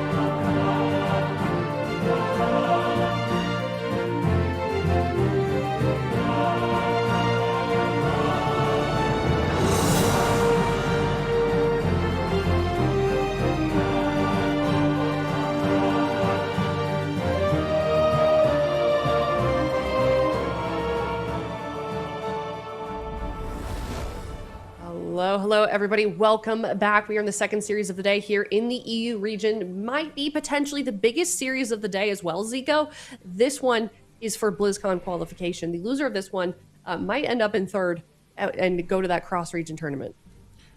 Yeah, I mean, you don't want to be in that cross-region playoff because I was talking about this earlier, but NA has leveled up. I'm not going to lie. Maybe I'm biased EU player, but I think EU's just looked better like in recent times. But this specific year, it hasn't just been about welcome to the JUNG and then like everyone else trying to catch up. I feel like this year teams have caught up. The Gators are looking hot. You know, F tier is looking really hot as well. I mean, even the Dire Wolves are leveling up. So any team from NA is going to be a scary opponent for either one of these guys. So if you can just win right now and just not even worry about that, you probably feel pretty good after that. Yeah, I could not agree more, and I'm sure that that is weighing heavily on them. But Chan, now that you're joining us on the desk, how do you feel about these two teams so far this weekend? How do you feel like the series might go? I think this is a really fun one to watch. Yesterday we did get to see Streamer Zone versus Guild Bean, and it was a very, very close 3-2 series in Streamer Zone's favor. We now finally get a rematch.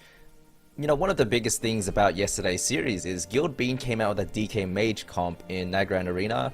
Didn't work out for them, but the Windwalker Mage that they were playing was very, very solid, and it could honestly go either way. So I'm very excited to see this one coming up here, because that's the best when it's unpredictable. You don't know what's going to happen. Yeah. I mean, with those comp picks as well, Zico, I feel like that proves that Guild Bean is willing to take those risks, willing to make adjustments and adaptations. Do you feel like Streamer Zone GG might do the same? Do you think we might see something a little bit different from them? Absolutely. So I actually think that, not getting too much ahead of myself, but I think this series is going to be another 3-2. I think this is going to be an insane series. Like, you absolutely do not want to miss this one because there is a little bit of a mind game going on, right? So we saw the Windwalker Mage come out against the Rogue Mage, and the Rogue Mage looking a little bit weak into this particular comp. Maybe, you know, Streamer Zone, they haven't got enough practice against it or whatever it might be. We saw Echo also exploit it, right? But then we saw Brunhilde go on the sub-rogue, and the matchup kind of flipped in their favor. So now I think there's going to be a bit of a mind game here. Are we going to see Guild Bean lock in the Windwalker Mage? Are we going to see the sub-rogue come out from Streamer Zone? And if you can kind of read that mind game correctly, I think this could just come down to the blind pick. Okay. Yeah, very important decision that these two teams are making currently while we yap about them. But Chan, I want to get your take here. We've been talking about predictions. We've been talking about how you and D-Machine have to share a slot. How do you feel about his predictions this weekend so far and having to share a slot with him? I love David. You know, God bless him, but he loves the grief. He loves to vote with his heart. He loves to vote against what is most likely is going to, you know, which team's going to win. He votes against them. He votes for the underdog. So, I mean, he's been dragging me down in the predictions leaderboard, and that's okay. I'm bringing him back up a little bit, but in this series coming up, I honestly don't know who's going to win. I'm going to go with Streamer Zone 3-2 again. It's going to be a very, very close one. It could go either way. I'm expecting some deaths pre-block again. Blizzard on the Windwalker Monk with the Zenith is very, very scary. All right, Zico, what you got? I'm going with Guild Bean. I'm going with a 3-2 to Guild Bean. I feel like Streamer Zone is going to lock in the sub-rogue. Yeah, I don't know. I think it's going to be, it's just one of the series that you can't really predict what is going to happen here. But yeah, I think Guild Bean has some surprises as well that they maybe have not yet revealed. Okay, are you guessing, or do you know something we don't? I just know the players. Like, they haven't told me anything. It's just like, from, you know, seeing how these players operate for a long period of time, that is what my gut feeling is telling me. Okay. All right. I do wonder if we're going to be split up down the middle with the casters in chat as well. I am going to go also with Guild Bean. I think they're going to be taking the momentum from that last series. I feel like you could see in the way that they're playing today that these guys really want it. Obviously, Streamer Zone GG knows how important this match is as well, but just feel like with that win, they might be carrying that momentum into this series. So I'm going to go 3-2, Guild Bean. Once again, Would love to see it go either way. Both of these teams have been such a pleasure to watch all season long. With that in mind, let's see what everybody else is predicting. Streamers on GG, 82% for chat, 18% for Guild Bean, now jumping up to 21%. I would love to see what Ven and Supa have decided on in terms of predictions for this series, because it's these ones. I mean, Zico already said it. It's these types of matches that are really hard to predict. And D Machine, of course. We'll see if he does something weird. Okay. Oh. All right. Yeah. So, I mean, we're about down the middle, which honestly, Chan, with these two teams, doesn't really surprise me. I feel like they've gone head to head so many times, and they're both playing tremendously. Yeah, absolutely, and that's the best case scenario, right? I mean, it's unpredictable. It's going to be extremely close today, and that's what is most exciting about the AWC. When you have high stakes games like this, a ticket to BlizzCon, to avoid that third place cross region match that the loser will have to play next week, and you know, high pressure situations like this with the Windwalker Monk that we're expecting to see out of Blizzo, it's going to be explosive, and I'm very excited. Yeah, Zico, you're kind of alluding to it a bit that some of these teams, Guild Bean in particular, might have something that we haven't seen yet. Do you feel like, how often do you feel like there's something that these guys are cooking on that they just save until the very end? Like, is there stuff that they're cooking on right now that we might not see till BlizzCon? I think that they're probably going to bring out every single thing they have this tournament, and then in the period between now and BlizzCon, that is the time to start cooking in the kitchen and really try to come up with an edge. So I do feel like they're going into the tournament with a game plan, but things can change so fast. You know, we saw it with Echo yesterday. They saw, okay, Streamers don't play this, we can play this better. Let's just play Windwalker Mage. Let's do the same thing. Why would we risk it? They're expecting Rogue Mage. Let's make our opponent uncomfortable. And I really think that Guild Bean has a lot of different tools here, and it's going to come down to how they use them. I think if they lock in the Windwalker Mage and Streamer Zone locks in the Sub-Rogue, it's going to be tough for Guild Bean to actually come out ahead there. But if they have... you know, they have a lot of options. They can get Blizzon the Warrior. They can go with other healers. They can do a lot of things here to deal with that sub rogue. Maybe they even go with a Wizard Cleave. You know, they have so many different ways to play it out. So I think a surprise is going to be needed from their side, because I do think that Streamer Zone probably will just lock in the sub rogue. Like if I'm a Streamer Zone, I just go with the sub rogue 100%. All right, let's see if they listen to that. Streamer Zone GG, Guild Bean, game number 1. This is a huge series. This is a huge match for both of these teams. They want to get to BlizzCon. They don't want to end the day in third and have to get sent to that cross-region playoff next weekend on Friday. Game number 1 starting off now. All right, well, it's a matchup we expected. Lonta on the Mistweaver though. We want to see what Spectre and Hitty's playing as soon as the gates open. Okay, Outlaw! Not the sub-rogue. See, what do you think? But no Prez Evoker on Lontar, so I do think Streamer Zone came out a little bit ahead here on the mind games, but the Mistweaver also a solid pick here. Let's see if it's going to be enough, but you're not going to have a Dragon rescuing Blizzo and planting him on top of the Mage like we saw yesterday, which is honestly going to be needed offense. So I do think Streamer Zone came out ahead here with the blind pick, just going standard. Maro is already taking a lot of damage. The first Life Cocoon has been forced, but they can still definitely play out this matchup here and make something happen. Double leg sweep onto Brunhilde, and the next Maro getting counterspelled as well. They are playing that Song of GG to try to snipe some mists or some sleeps onto the enemy healer, so they at least have that going for them. Lontar is in a full blind right now. Can they get the follow-up? It looks like they will find the sheep as well. A lot of trouble here now onto the mages, both of them just kind of being defensive. Blizzo is going to need to make something happen here. He's got Zenith available. Yeah, but Mara is the one who's taking the brunt of the heat on Guild Bean's side. Pigmech now, finally taking some damage from Blizzard. The second Zenith finally pops by him, walks into the Ring of Frost on his Zenith, gets dispelled by Lonta. But Maro now in a lot of trouble. Lonta put into the kidney shot, no Cocoon available to him. Does have the revival out of this, does commit that to save Maro. But Pigmech right now still taking a lot of damage. No Zenith from Blizzard for another 10 seconds. He's going to be okay. Next is going to be able to top him off. And Maro now is going to be taking a ton of damage. But Lonta goes for the leg sweep. Yeah, and he finds it on to next, into the paralyze, into the double ring. Can they get something going here? Fortunately, it doesn't look like they. Oh, look at Zenith gets popped. P-Make almost gets dropped.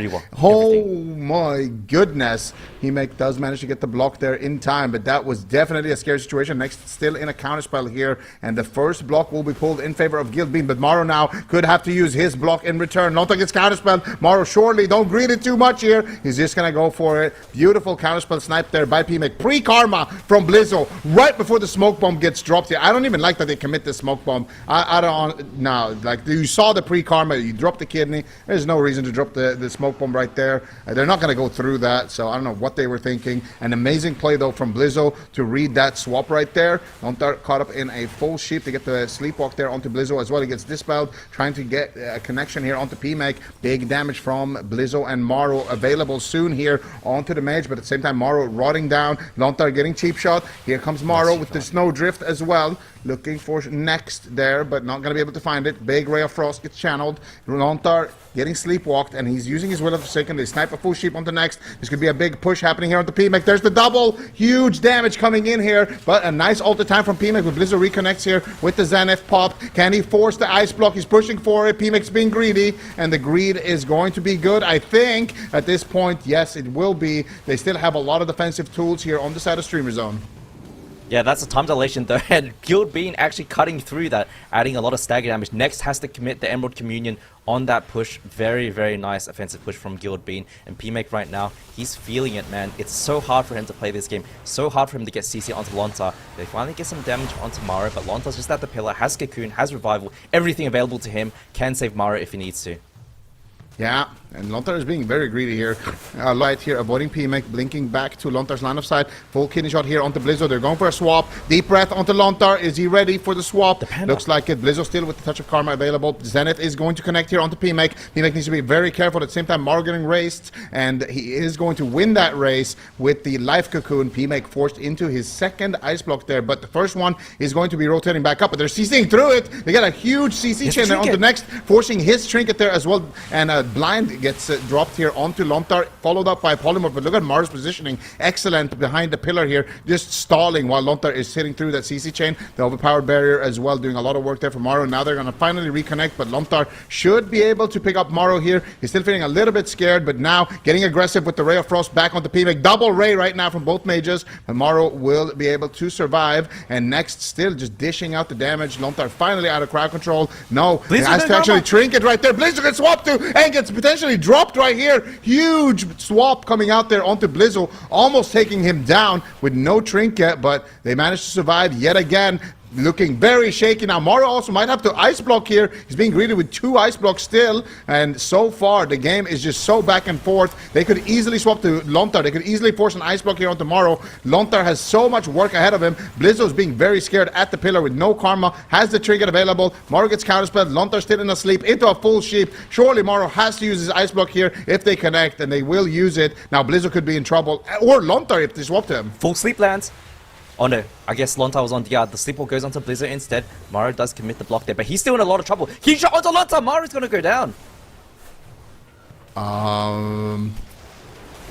Okay, He was on hypothermia from the first ice block, but I mean, this is so reminiscent of yesterday, Zico, where Guild Bean, Lontar doesn't have trinket, Maro gets forced into the block, they extend the CC, and he just doesn't have enough healing to catch Maro up after that CC, after the ice block ends. And they end up just falling before they can use their defensive cooldowns. So I'm not a big fan of this from Guild Bean defensively. I feel like they kind of made the same mistake they did yesterday.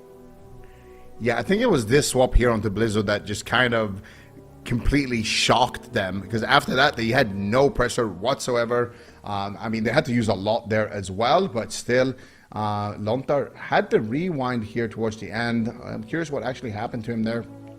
And Maro, yeah, they actually could have rewinded there, it looks like, but weren't able to get it off, I guess, in time. Just this swap onto Blizzo was devastating. Lontar trinketed to get back in there.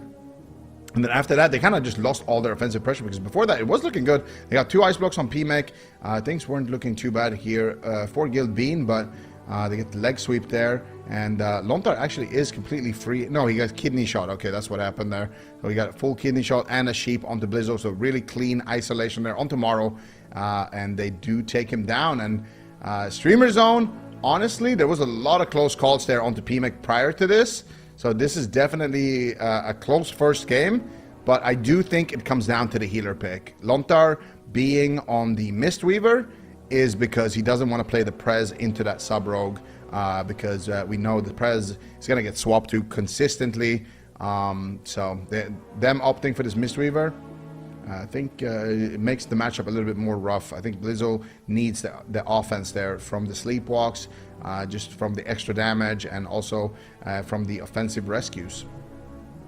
Yeah, I think the healer difference is shown in this matchup, and the problem with the Mistweaver Monk is if you get put into the middle of the map like Lontar is now, he got sleepwalked into the double poly from PMEC onto him, and then he just doesn't have enough time to top Mara off before he gets put into the kidney shot. The ice block expires and Mara ends up going down, right? The thing is though, if Lontar can play defensively, if he can play very far away with Mara and just you know, hug the pillar together, try and stall things out, the Mistweaver Monk is actually very, very hard for the Rogue Mage Evoker to CC. And if Guild Bean is able to play that kind of style, there is the opportunity for them to always get the one shot with Zenith, right? You saw early in this game, Blizzo onto PMEC, he was doing work, right? He was forcing block. He almost died pre-block 2 times. It's absolutely brutal to deal with. But of course, Lontar gets caught in the middle of the map. Sleepwalk for lands finally, double sheep.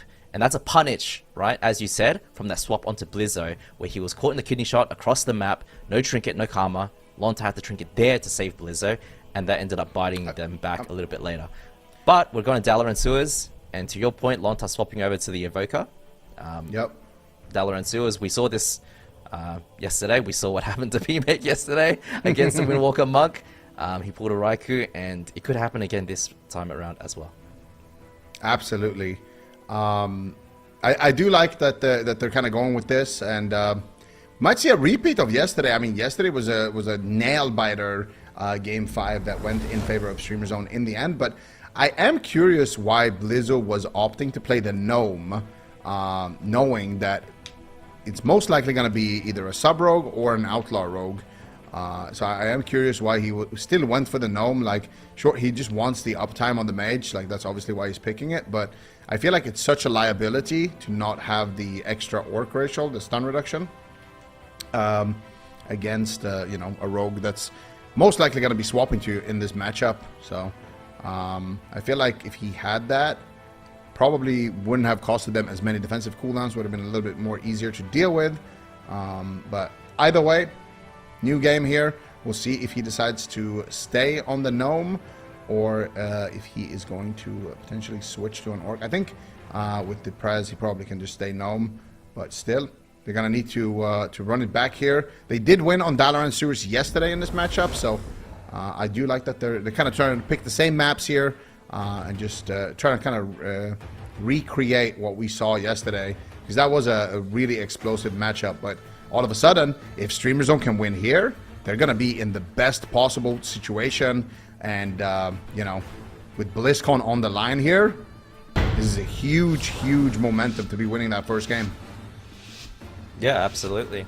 And very, very excited to see what Blizzard's going to do. You know, to your point, the Orc versus Gnome debate. I do think the Gnome with the Zenith pops is really important, because if he gets caught in a root on his Zenith and he doesn't get any work done with that, the Windwalker Monk really doesn't bring value to this matchup, right? So I think that's his line of thinking in this, but nice slap onto Lontar, cheap shot onto Blizzo. Verdant Embrace comes through, immunes any CC. Blizzo should be okay. Lontar can commit a time dilation if he needs. Ooh, big leg sweep here to start off the game. Blizzo trying to connect to his target. They do get the full sheep there as well to follow it up, but doesn't look like Blizzo is going to be able to connect here. The first Zenith. Look at PMEC. He's already on the opposite side of the world here, and he gets rooted. He gets sheep shot as well. Oh, that is so annoying. His whole Zenith just ran out. Blizzo can't connect, can't do anything, and he might just pop the second one here. But meanwhile, Morrow is getting cooked right now. Huge pressure coming in, but Lontar is going to Verdant Embrace over there, manages to catch Morrow back up. There's a nice paralyze onto Brunhiri. Morrow being free casting there with the Ray of Frost. Lontar's on a full blind right now. They got a full sheep though. On to next. Morrow snipes it. Blizzo Blizzo's in a sleepwalk though, but if he can come out of here, he could pop the Zenith and try to get some momentum. But look at Morrow. He's taking a tremendous amount of damage. There's the Zenith getting popped here onto PMake, but it's just going to create pressure right now. Doesn't look like they're going to actually be able to force a cooldown with it. I think if you have the pressure already and you pop it, that's when you're going to see those ice blocks come out. But at the same time, they do get the Emerald Communion there from Lontar. So still a big hit here in the opening stage for Streamer Zone. Yeah, I'm not a big fan of the Emerald Communion. Brunhilde did commit the smoke bomb though, and Lontar reacted with the Emerald Communion. Maro walked out of the bomb. But PMake now, Blizzard has the Zenith available to him outside of this Dragon's Breath. What is he going to do with it? That is a rewind, that is a time dilation onto PMake in expectation of that. But now PMake is dry, he has nothing left. And Blizzard, he's going to do a ton of damage! Oh! Here it is, he pops it finally onto PMake. So much damage coming through. The Communion is available, the Ice Block is available, but nice kidney shot from Brunhilde onto Blizzo. Into the Sleepwalk, PMake drops a Ring of Frost to deny, and Blizzard's Zenith, it's falling off. Yeah, and he's not going to be able to force that ice block. Meanwhile, Maro is being very aggressive right now. Gets knocked away there for a second. Blinks back towards the middle of the map. Blizzard stuck in the Ring of Frost. Maro forced into the ice block. Lontar with the rewind there as well. Big overlap. Lontar now in a full polymorph. Maro exiting the block early. Trying to get something going here. Next is in a full sleepwalk. They have to get the ice block here. They do get the Emerald Communion at least. But still, Maro on hypothermia. Still in a lot of trouble right now. PMake's pushing. They got a full blind onto Lontar. No way out just yet. He's going to sit that one. Hold on to his trinket for a little bit longer to get a full Zenith. deep breath here as well. Maro, what are you going to do right now? He's taking so much damage. Doesn't want to use the second ice block so closely after using that first one. He wants to stagger them as much as possible. And Lontar did have to use his trinket there as well. Streamer Zone is just in the driver's seat right now. They could still push for this ice block, but at the same time, PMake has to respect the Zenith, has to use the ice block there as well. So they finally get something back on the side of Guildbean. Yeah, absolutely. But Lontar not having Trinket, this is an opportunity to force the second block. Cheap shot lands. Can next land the Sleepwalk? Sleepwalk lands. They need to connect to Maro right now. Brunhilde put into the Sheep. Nice place from him.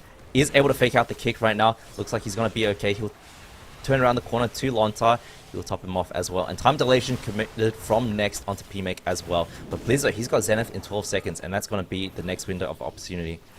Yeah, and they get a full sheep here onto the next. Look at Maro. Look at Lontar. They're doing a lot of work here. Just crowd controlling and maybe forcing an ice block with just pure pressure.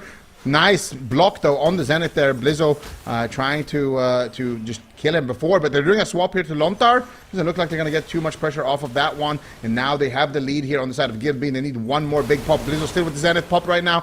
A couple of seconds left there. Not managing to get anything useful. But at the same time now, here comes the setup on tomorrow. Needs to be very careful. Lontar's in a full sheep into a full blind. Maro fake casting the interrupt yet again. Looking for the Ring of Frost. Manages to find it around himself just to buy some time. Emerald Communion rotated back up. They overlap the Paralyze and the sheep there onto next. So not going to get too much CC right now onto the healer. They do get a sleepwalk as well. PMake just kiting away from Blizzo. 20 seconds on that next Zenith, but PMake might not even make it to that point. Huge pressure coming in here. You can really tell how much Maro wants this. He is playing out of his mind.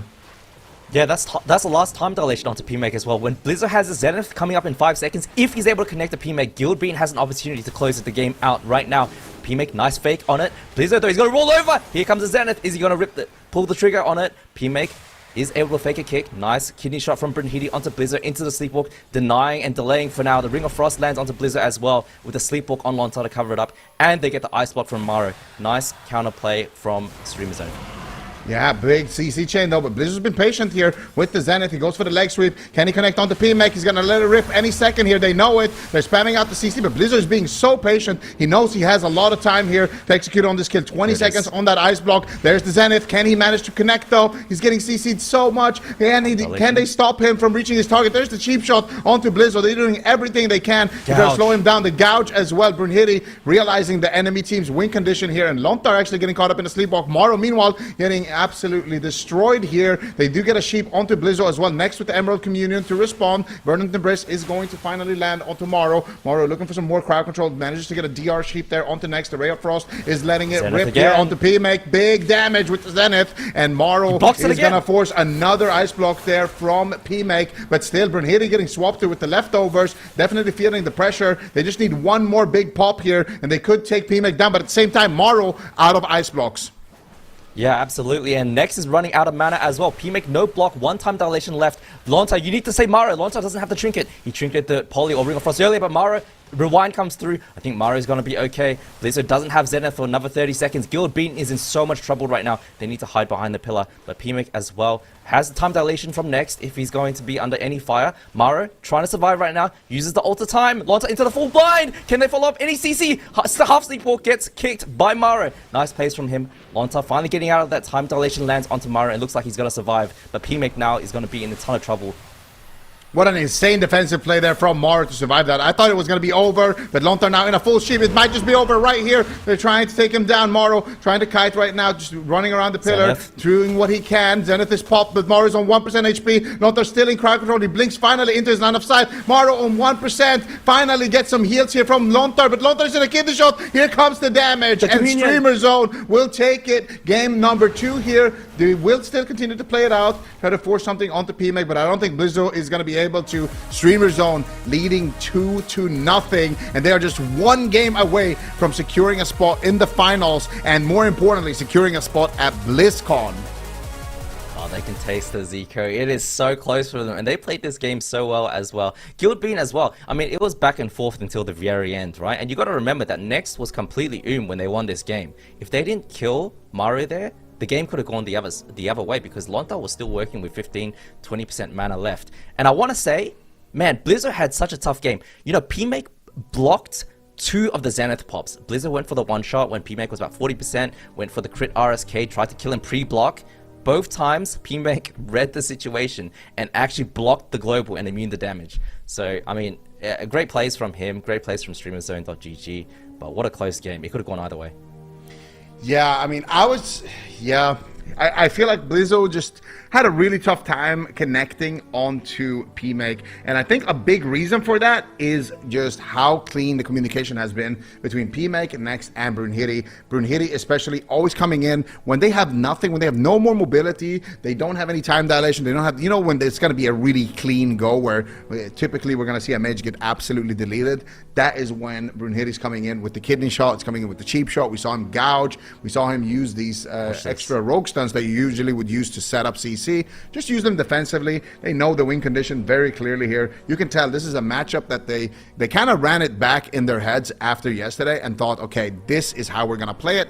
This is what we need to do differently. We need to make sure Blizzo has no fun whatsoever in this matchup, because to Morrow's credit, I don't think you can play this much better than he did. Like, defensively, 10 out of 10. He was kiting at the right times. He was buying time. He was playing amazingly defensively. And also offensively, many times setting up these situations where it's a 3 versus 1 and he's getting his Ray out. Like, I think Mario played an insane game here.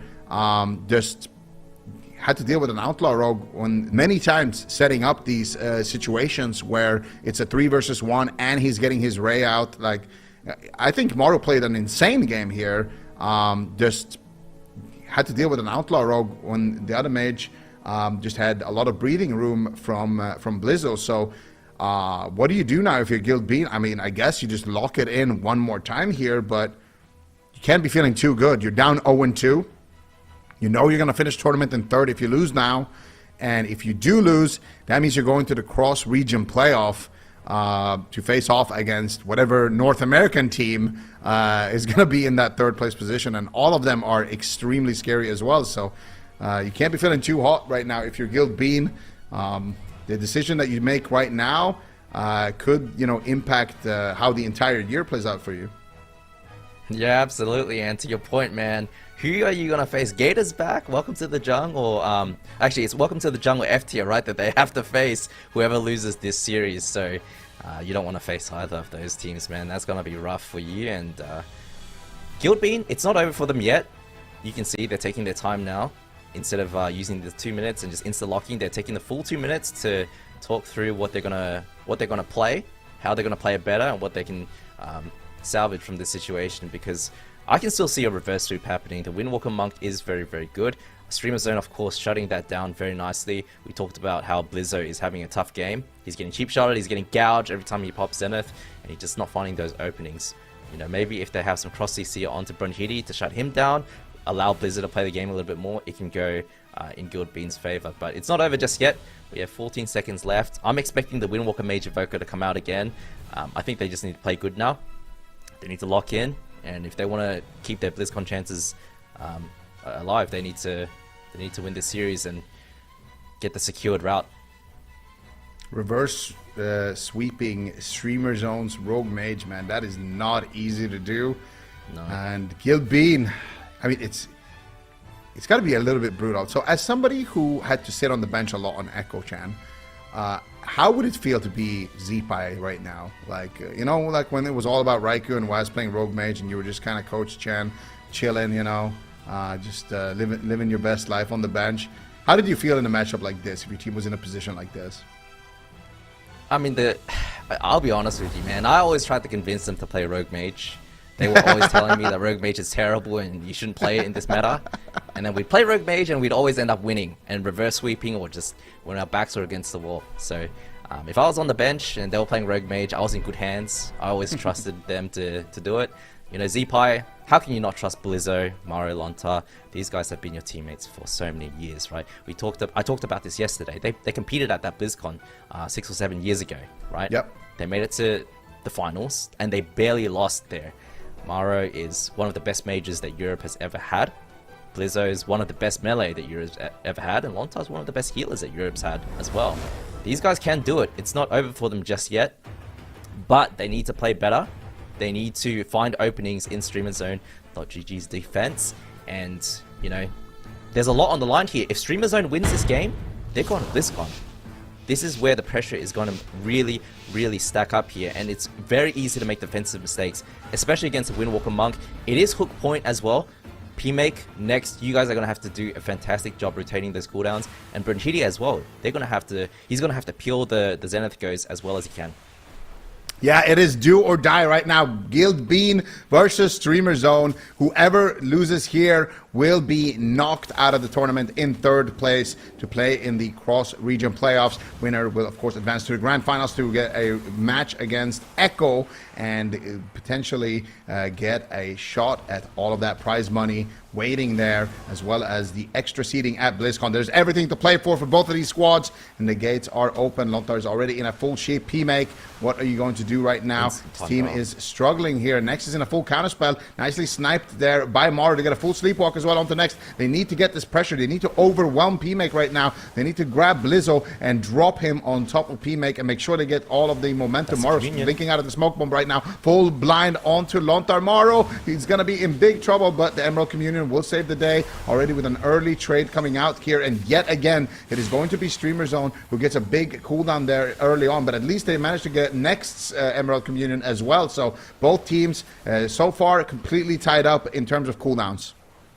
Yeah, and both teams out of time dilations as well. Maro, though, Lontar gets pulled into the sleepwalk. Maro behind the pillar has to use his first block, and Blizzo has no karma as well. So Lontar, who are you going to heal? Both DPS do have trinkets, so StreamerZone.gg, they have a bit of a buffet in front of them on who they can pick to kill if they can force Blizzard's trinket. But Maro, he's coming out of the ice block. They need to rewind. It doesn't do anything because he's in the ice block.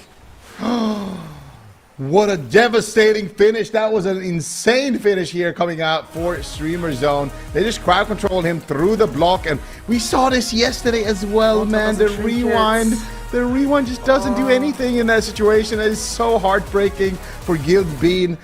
Dying pretty much exactly how they died in their last game yesterday in that game 5 that we saw between these two teams. But let's watch it back here, what exactly happened. So Lontar gets blinded in a smoke bomb, drops the Emerald Communion. Maro manages to stay alive here, goes around the corner, and the ice block gets forced right here. So they get a sleepwalk onto Lontar. Maro instantly blocks. Then they chained it with a kidney into a full sheep here, and then they stop the sheep with the paralyzed, but they get the sap from Brunhilde, and then they just continue to chain out the pressure and actually take him down there. And that is it for Guild Bean this season. I mean, they brought some flavor for sure. They brought some interesting compositions, but ultimately it is going to be Streamer Zone's Rogue Mage to face off against Echo in the European finals here. What an incredible series from them. This is the comp that they struggled with yesterday. This is the comp that technically knocked them down to the lower bracket when Echo played it, and now they've shown that they have the tools to beat it. What is Echo going to do now about this? Because yesterday when we talked to JT, he said, well, we kind of just decided on the spot that Windwalker Mage looked really good into them, so we just locked that in. And now It might come down to RMP mirrors. It might come down to the mage lock. I don't know what that series is gonna have in store, but what an incredible season here for Guild Bean. Old school roster that came together, played the entire year with just their mains most of the time. Zeepy, flexing a little bit on the Outlaw Rogue, but a lot of the time it was the Thundercleave. A lot of the time it was just Maro on the Mage as well, playing like Mage Warrior, Mage Windwalker. And they had a phenomenal run, to finish third. This is going to be an incredibly scary team for North America to deal with. Yeah, I mean, it is the end of their season, but they do still have that chance in the cross-region tournament next weekend for that spot. But we don't know who they're going to be facing off against, but I could not agree more. But Chan, I feel like you're cursing these players a little bit. I mean... Are you their bad luck charm? Pillimac didn't die pre-block this time around, but on Guild Bean's side, man, it's just PTSD for me. I saw this happen yesterday, and then today it's the exact same story, where I think it was the first game when Maro died. Lonta had the trinket, Maro had the block, they CC through, Maro sits the full 10 seconds in the ice block, dies out of it. And then in this last game, Lonta doesn't trinket the blind from Brunhilde, gets the Emerald Communion instead, and then sits all this CC when Maro's in the ice block. And he does this Despy last second trinket to rewind. But the thing is, Maro's been sitting and marinating in the ice block for 10 seconds. He's not taking any damage. He comes out, he takes like 20% damage, and that's a rewind value. There is no value there. It's just coming too late. So, it's a very difficult situation to be in, but it is also just a repeat of yesterday's mistakes. They've happened again today. And I think for Streamers Zone, congratulations to them. Guild Bean making defensive blunders, putting them into third place here. And they're going to be in cross-region tournament next week now, right? So, yep, absolutely. Hopefully we won't see any of those mistakes happen as we see them next weekend. But now we have our two teams that have officially qualified, locked in their spot for BlizzCon. That's going to be Echo, and it's going to be Streamer Zone GG, two teams that we have seen face off against each other time and time again. We were certainly under different circumstances this time. We had a slight break between the last cup number 3, and this weekend. So obviously it is a rematch from the semifinals, but we kind of see these teams grow and develop throughout the course of a day, throughout the course of a series, Zico. So there's a lot of room for either team to surprise us. Absolutely. Streamer Zone, they got beaten pretty brutally yesterday, but they are looking hungry today. They showed that they have worked on their mistakes from yesterday, and they have cleaned those up. Of course, they struggled a little bit more with Echo's Windwalker Mage, just because of some playstyle differences. But here is where Echo is going to be tested. Are they going to lock in that Rogue Mage mirror? Are they just going to zug it out and see what happens? Because so far during the regular season, Streamer Zone actually has been doing really well into Echo. I believe 11-8 is actually the score in total maps against Echo in favor of Streamer Zone. So this is a team that absolutely can beat Echo. And this is where it's going to come down, right? Is Echo going to lock in the Windwalker Mage and be like, okay, well, we can do it better than Guild Bean? Or are they actually going to start, changing their comp up? And it feels like the pressure is, for once, is on Echo, actually. All right. Well, we'll see if they can handle that pressure. We're going to head to a break. When we come back, it is the finals for EU. Echo versus Streamer Zone GG coming up next.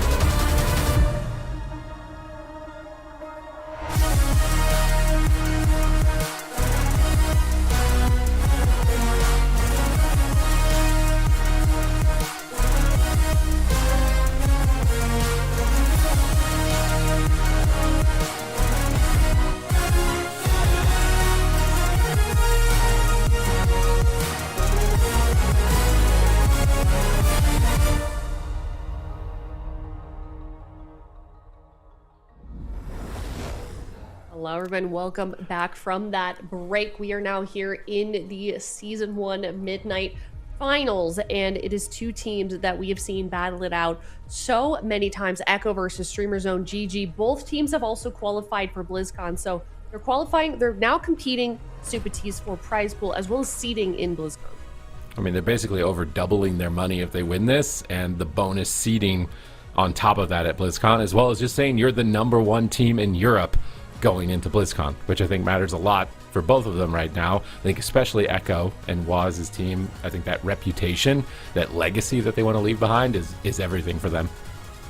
Yeah, I can agree more. It might be a full circle moment, you know, seeing them come in first place into BlizzCon and the last time that we saw them in BlizzCon. So we'll see what they can do. But Streamer Zone GG, they're looking to, you know, not let that happen. They both are playing out of their minds, Zico. They both want that seeding. They both want that prize pool. And they both want to start off BlizzCon in a good spot. So, I mean, let's talk about this rematch. We've seen them play off against each other. Do you think that they could turn it around for Streamer Zone GG the second time around?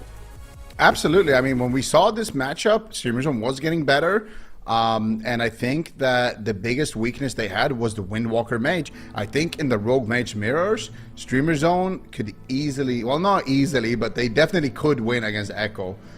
So it just depends what it comes down to. The problem that I'm seeing here is that Streamer Zone has to overcome the Windwalker Mage of Echo, which I think is likely that they could do.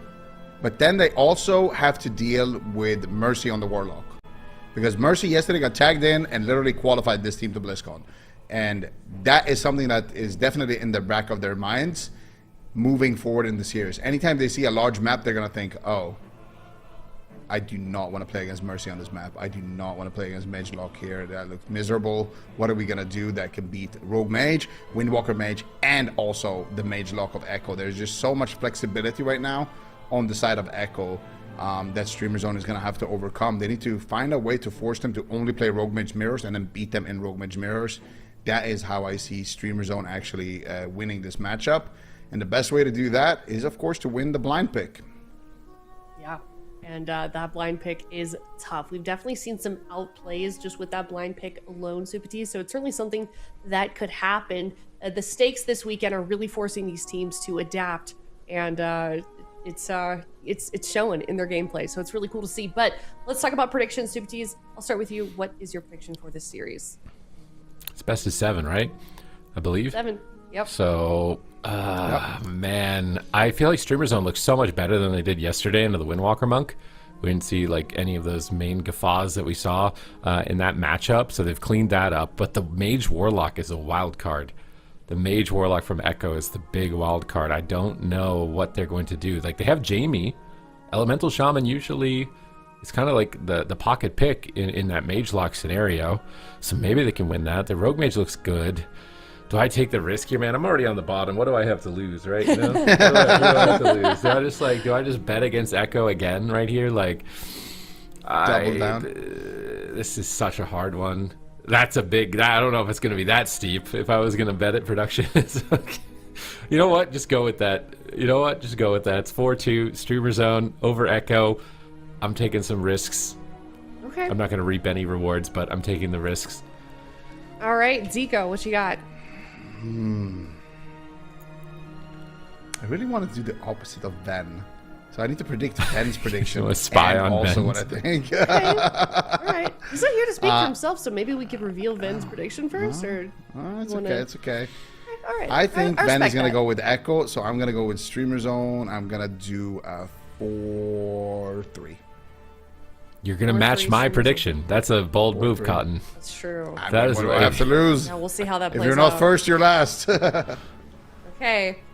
I think I'm gonna go Echo. I am not betting against Echo this time. I think it's gonna be close. I feel like it's gonna be 4-3 Echo, but I feel like I probably already would have predicted this series for Echo to win, and even more so now that I saw that semifinals yesterday, just with the different pocket picks that we saw them play and how well they were able to successfully pull it off. So I feel like we're gonna see a repeat of that, but I say this every time. I would love to be proven wrong. I would love to see Streamer Zone GG take this one and, lead into BlizzCon, having won against Echo. So looks like 18% streamerzone.gg, and then we've got 82% for Echo. So honestly, no surprise there when it comes to chat predicting Echo. But let's see what everybody else predicted.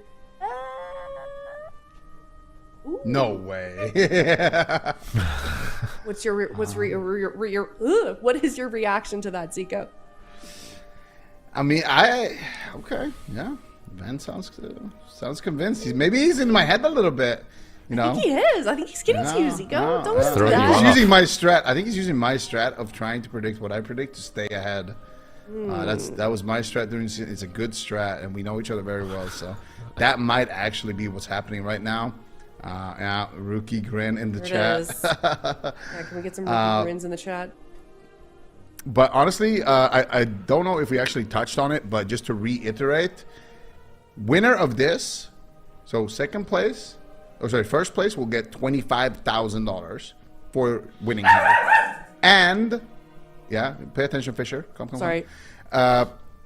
Also, you will be getting a bye at BlizzCon, which means you are guaranteed 3rd to 4th place at BlizzCon. So if you just win here and then you lose every game at BlizzCon, you're still walking away with minimum $40,000 at BlizzCon.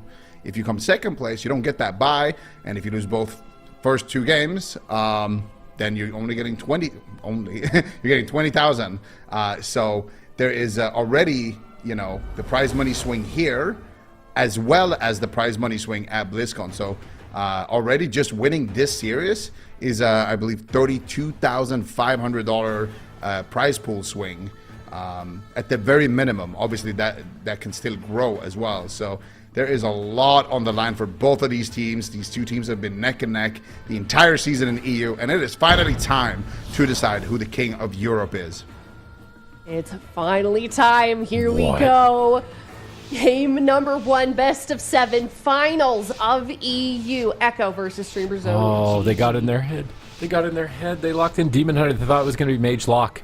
They 100% thought it was going to be Mage Lock. They were going to play Demon Hunter, Ellie Shaman into Mage Lock, but they didn't. Waz plays Rogue Mage, and now this suddenly becomes probably the most challenging matchup they could have asked for in the blind pick. How can they manage to navigate this? Jamie is just firing every single cooldown immediately, but his healer's in a blind, and now he's into a kidney shot. His cooldowns have been denied. They imprison Waz, so Demon Hunter using crowd control on the Rogue to limit his output here with Adrenaline Rush. I think it's a wise decision. Big damage blasting in onto Raikou.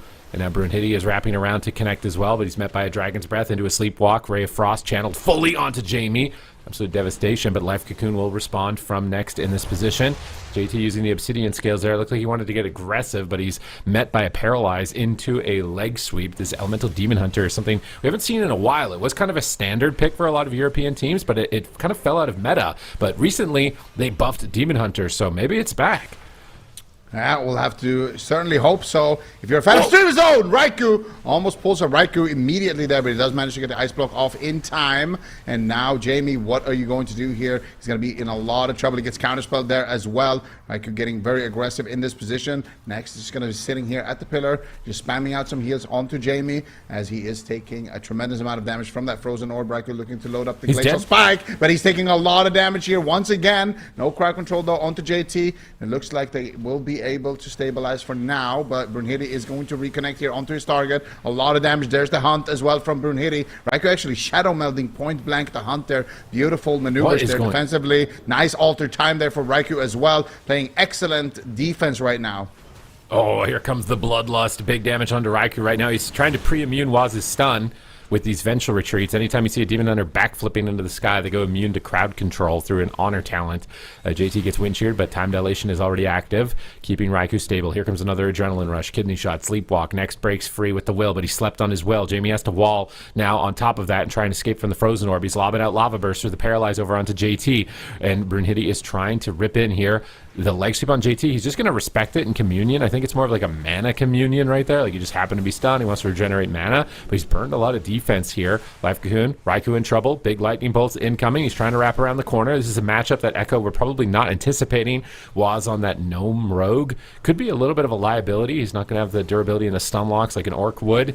Curious to see if they make any swaps there. Maybe a swap to JT as well. But Kidney Shot now on to Next, trying to chase down Jamie, I can imagine. But there's just no damage coming out, even despite this crowd control from Waz. They blind Next. They're finally connecting, but Raikou is actually falling behind. Jamie's ripping in. JT recovers. Next has a mana advantage. Can they stay alive? He burrows during the polymorph, immuning all damage. And now Next is free from crowd control to heal. Raikou on the back foot. Could be a second ice block. If he goes down a second ice block here, I actually think Streamer Zone can take this. Yeah, Raikou could still be in a lot of trouble here. He's not out of the woods just yet. JT looking for the sleepwalks here, trying to mitigate some of the damage. At the same time, Jamie is taking a huge hit of burst, but the darkness does get dropped there by Brunhilde. Nicely done there, keeping Jamie nice and offensive in this position. They're pushing for the ice block. Can they get it? Raikou, very, very dangerous position to be casting Glacial, and they do get that ice block from Raikou, but he is going to have another one rotating back up after the hypothermia. JT still in crowd control, though. Sleepwalk onto Brunhilde. They're trying to crowd control him through it. Raikou is taking so much damage, but the overpowered barrier, the blink, is going to save him. He also gets rescued all the way to the other side of the map. Now free casting Glacial Spikes, but Waz is getting swapped to. He's getting cleaved quite a bit. The damage is insane right now from Jamie on the Elemental Shaman. We haven't seen him all weekend, but finally tagged in here in the finals. Waz now Kidney Shot onto Brunhilde, but Waz is just not feeling too safe here in this position. Oh, here no, comes the deep breath though from JT. Huge swap on the Brunhilde, and that is going to be the triple trinket coming out, or double trinket, I should say. And Brunhilde now getting the life cocoon as well. That's a huge cooldown that Jamie won't have available. That's a big opening right there. It might have been a blunder on their part. They're going to be very far behind. Raikou has another ice block. If they can hold on, though, JT's almost out of mana. Double leg sweep from Next, but he's struggling to keep Jamie alive. They're blasting Raikou at the same moment. Time dilation will stagger the damage. Jamie has to make a big trade here. He's going to astral shift. He's lobbing in lightning bolts. He's going through the time dilation, but a smoke bomb out of the gouge. Beautiful setup by Waz. Perfect play in this position. Will he survive the stun lock? If he does, he'll live. If he doesn't, he'll die. He's down to 1, and he is down outright. Jamie's trying to finish it in return, but he can't. And that major mistake earlier gets punished immediately by Echo. Echo is such a good team, man, when it comes to seeing these windows and also executing on them. They never waste it. They always know exactly how they need to set up the kill. It's always so clean. And we're going to see it here once again. It's a smoke bomb, gouge, full stun lock, and everybody has the damage lined up to go with it. But this is much earlier in the match when Jamie had to burrow under the ground. He's taking a lot of damage, and then I think they turn it around onto Raikou in this position, forcing him to ice block there. That was the darkness as well being committed, and Raikou there almost going down without the ice block because he was casting. But here you can see the swap onto Brunhilde. I believe it was a gouge into a full kidney shot. That is a really long kidney shot too.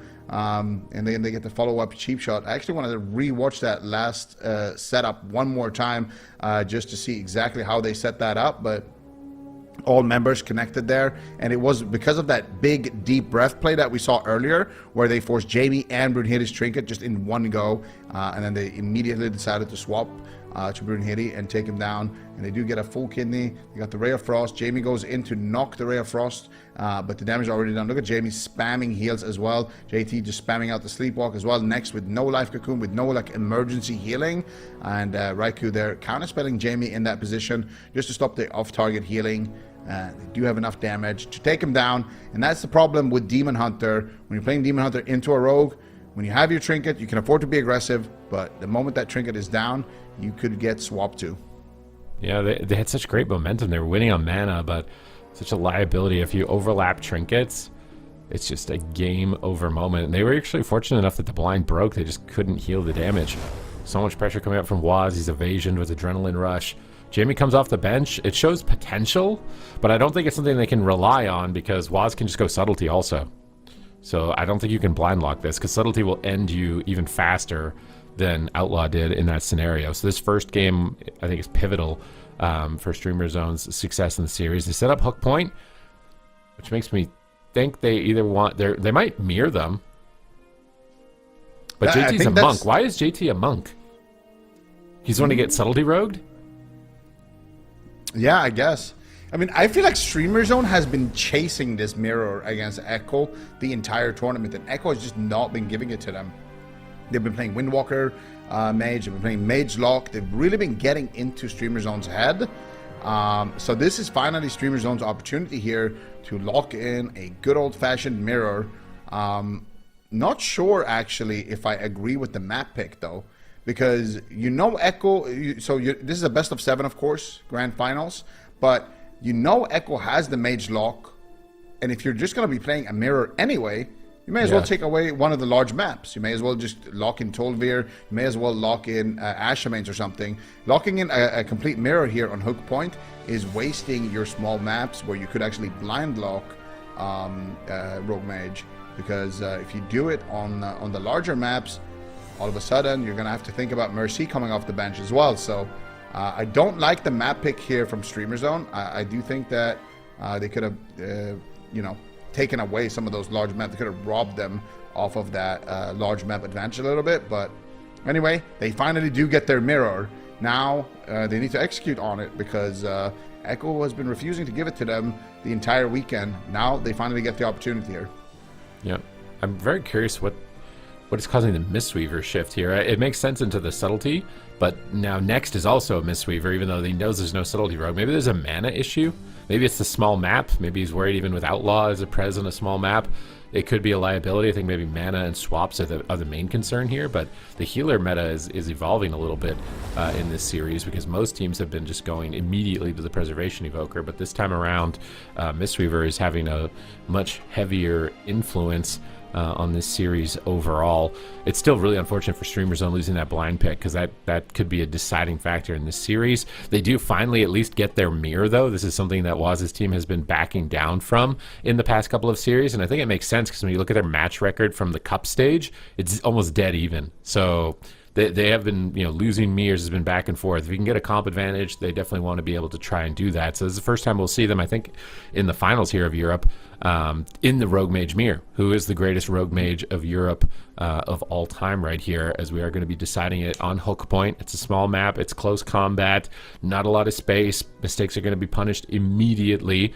But I think at least fortunately for Streamer Zone is that they've sharpened their skills against a lot of those burst damage moments that we saw yesterday that was just catching them off guard, dying without ice block a lot of the times. So now that they're on point, they're looking a lot more like they were in the Cup stage. This is going to be a big challenge for Echo. Yeah, and just to your point about the head-to-head between these two teams, in AWC Cup number 2, Streamer Zone, 7-1 against Echo. They fought each other in the Grand Finals, and they fought each other, I believe it was in the upper bracket finals, that tournament. Cup number 3, Echo won 4-3, and here in the Grand Finals, 3-1 plus this game, so now 4-1, which makes it a total of 11-9 in favor of Streamer Zone in total maps played between these two teams. So they are extremely evenly matched, but the last couple of times they've fought, it has been in favor of Echo, 4-3 in that Cup number 3, and now so far 4-1 here in the Grand Finals, but still early on. And I do think that a lot of the questions, a lot of the comps that Echo did bring, we're not going to be seeing. That Windwalker Mage, you can tell Echo saw what was happening in that previous matchup, and they're like, nope, we're not locking that in. They obviously know how to deal with the Zenith. They obviously know how to take the Windwalker out of the equation. We don't want to be dealing with that. So now they're, relying a little bit more on their Rogue Mage here. Right. I mean, I can't imagine they want to be going for the Windwalker after watching Blizzo, which gave them the inspiration to do it, and they didn't actually have a lot of practice on it. So this could get interesting here for both sides if it does end up somehow just being Rogue Mage Mirror for the rest of the series, which I think it's entirely possible. Maybe I think Mercy might pop out once or twice on the large maps, but if Streamer Zone have found a way to deal with that after seeing it, because maybe they don't see it, right? Like, how many Affliction Warlocks are there playing on the ladder? Probably not very many.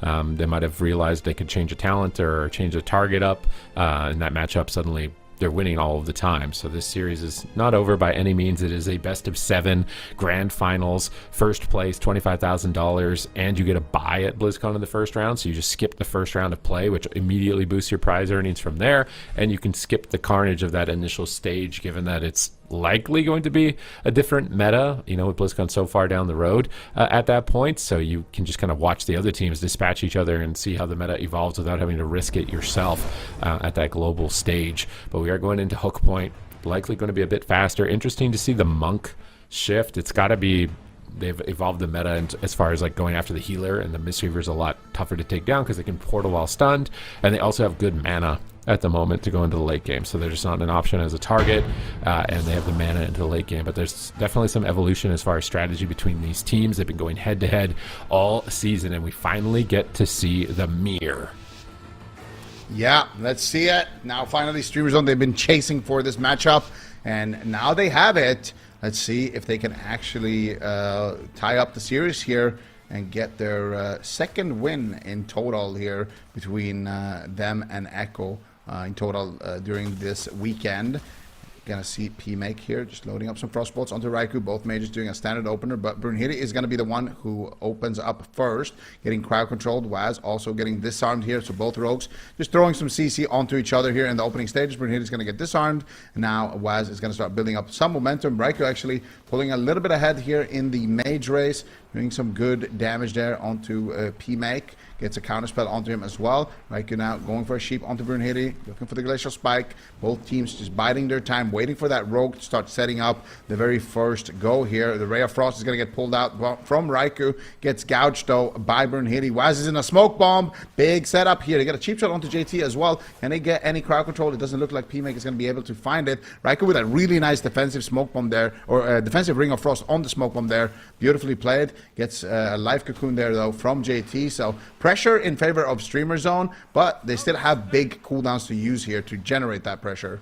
Oh, another setup on Waz. So Streamer Zone are focusing Rogue, whereas Echo are focusing Mage. There's a distinct difference in strategy. Next gets a Life Cocoon right before the Polymorph, well timed by Next to keep P-Make sturdy in this position. Now they're switching on Raikou, but he's getting a full Ray of Frost. A big exchange between these Frost Mage Titans in the European region. A race to the finish here onto Raikou with a double Dragon's Breath, double Ring of Frost potential, Kidney Shot, big swap on Waz once again. They know he's kind of like the MVP. They're focusing him with every Kidney Shot to limit his output, limit his ability to carry the game, and it's working in some extent, right? His damage is half that of everybody else in the game, but they're winning on cooldowns. They just got a nice block from P-Make. They're swapping onto Brunhilde. They're cleaving him down. He is trying to just stay on Raikou's tail right now and deal a lot of damage. They're going to get a block. He's so low. He's greedy. How is he not blocking? He's holding on to it. He's trusting that JT can heal him, and he manages to keep him into the match, resummoning his Water Elemental, lining up a Glacial Spike onto P-Make. Next goes in for a Paralyze. Blind on JT. Waz is the target once again, and they're just hammering every Kidney Shot into Waz, but every time they do it, it feels like Raikou starts to carry the game. Yeah, and JT, though, has no cooldowns left whatsoever. Here comes the smoke bomb, gets dropped onto P-Make. He blinks out of that smoke bomb. P-Make still in a lot of trouble. Nice alter time. Disarm coming out onto Waz by Brunhilde. Defensive blind coming out onto Brunhilde from Waz. And JT sitting through some crowd control here. Next pushing in for a nice double leg sweep there onto Waz and JT. Raikou completely isolated. Overpowered barrier, though, coming through for Raikou as he tanks the damage. Actually turns it around 1v3 here onto P-Make. Doing so much work for his team. Raikou putting his team on the back, getting the ice block of P-Make there in that position. And now JT still struggling here though with the healing. Does have the life cocoon available. P-Make fake casting Waz's interrupt there, looking for a sheep, gets it onto JT, but it's on diminishing returns. Not able to get too much work done with that one. Brunhilde disarmed. P-Make looking for the Ray of Frost. Raikou as well in response. It's going to be next now in crowd control. Can Raikou find the polymorph? No, he gets counterspelled by P-Make. Both of these mages just trying to shut each other down, but the life cocoon preemptively will be used here onto P-Make. Raikou now getting absolutely destroyed here, and the counter life cocoon coming out from JT. Both teams somewhat even here, but they have a block lead on the side of Echo. Interesting. JT had his portal in the starting room, and Next tried to Song of Chi-Ji him and didn't expect him to port into the room and avoid it. He thought he had caught him on top of his port. Interesting positioning there from JT, but now he's caught into a leg sweep. Pressure on Raikou as Brunhilde is connecting, but he's choosing to gouge him. He knows that P-Make's in trouble. They have to protect P-Make for at least 30 more seconds. Can they preserve him here? That's a lot of damage. No blocks available. Next, Restoral comes up in 3 seconds. He's into the Kidney Shot. Is this going to be it for P-Make? Raikou actually forced into the block at the same moment. Suddenly they're turning their defense into offense and forcing cooldowns. They have a slight mana lead, but still 14 seconds away from the ice block. 12 seconds for P-Make. He's blinking into the middle of the map, trying to get next to his healer in order to get some heals, but a Ray of Frost is being channeled to counterspell it. They sleep the healer. Nice catch from Next. They swap on Waz in a dismantle. They've got Raikou low on health as well, and JT is forced to make a big trade using his Restoral and crowd control breaker amidst that. And despite, it looking kind of dangerous for them, I feel like Streamer Zone could be back in the game if they survive here. Kidney Shot, double leg sweep from JT, and Brunhilde gets clocked. Beautiful, beautiful swap there. It was Streamer Zone going after the rogue the entire time, but Waz just finds that perfect catch and they managed to erase Brunhilde from the match. And it was starting to look a little bit shaky there for Echo in the mage race. Streamer Zone were like starting to get their footing back and actually finding ice blocks from Raikou, finding pressure, but they were just setting that up. And man, Echo is looking so good today. Their setups so far in the finals have been absolutely clean. You can tell this is a team that is 100% locked in. They want to win this. They want to go in as the kings of Europe, but we're going to see it a little bit later on in the match here. PMake taking a lot of damage in this position, goes for the Ray of Frost onto Raikou, and this is where Raikou used his ice block. JT was in a counter spell, and then here is where they start setting up the setup onto Brunhilde. They get the full kidney shot. Raikou was even in a sheep. Raikou's even attacking PMake a little bit at the beginning of that, but they just have so much overwhelming damage. I feel like that was all Waz actually that set up that kill, that found that kill window and just told his team, attack this guy, he's dead, and ended up working out for them. All right, great swap here. Great opportunity to take advantage of it. I stole the strategy from Streamer Zone. They were going after Waz the entire game, but they saw an opportunity here with no trinkets on 2 players, and JT punishes with that leg sweep play, and a lot of damage added into the mix as well.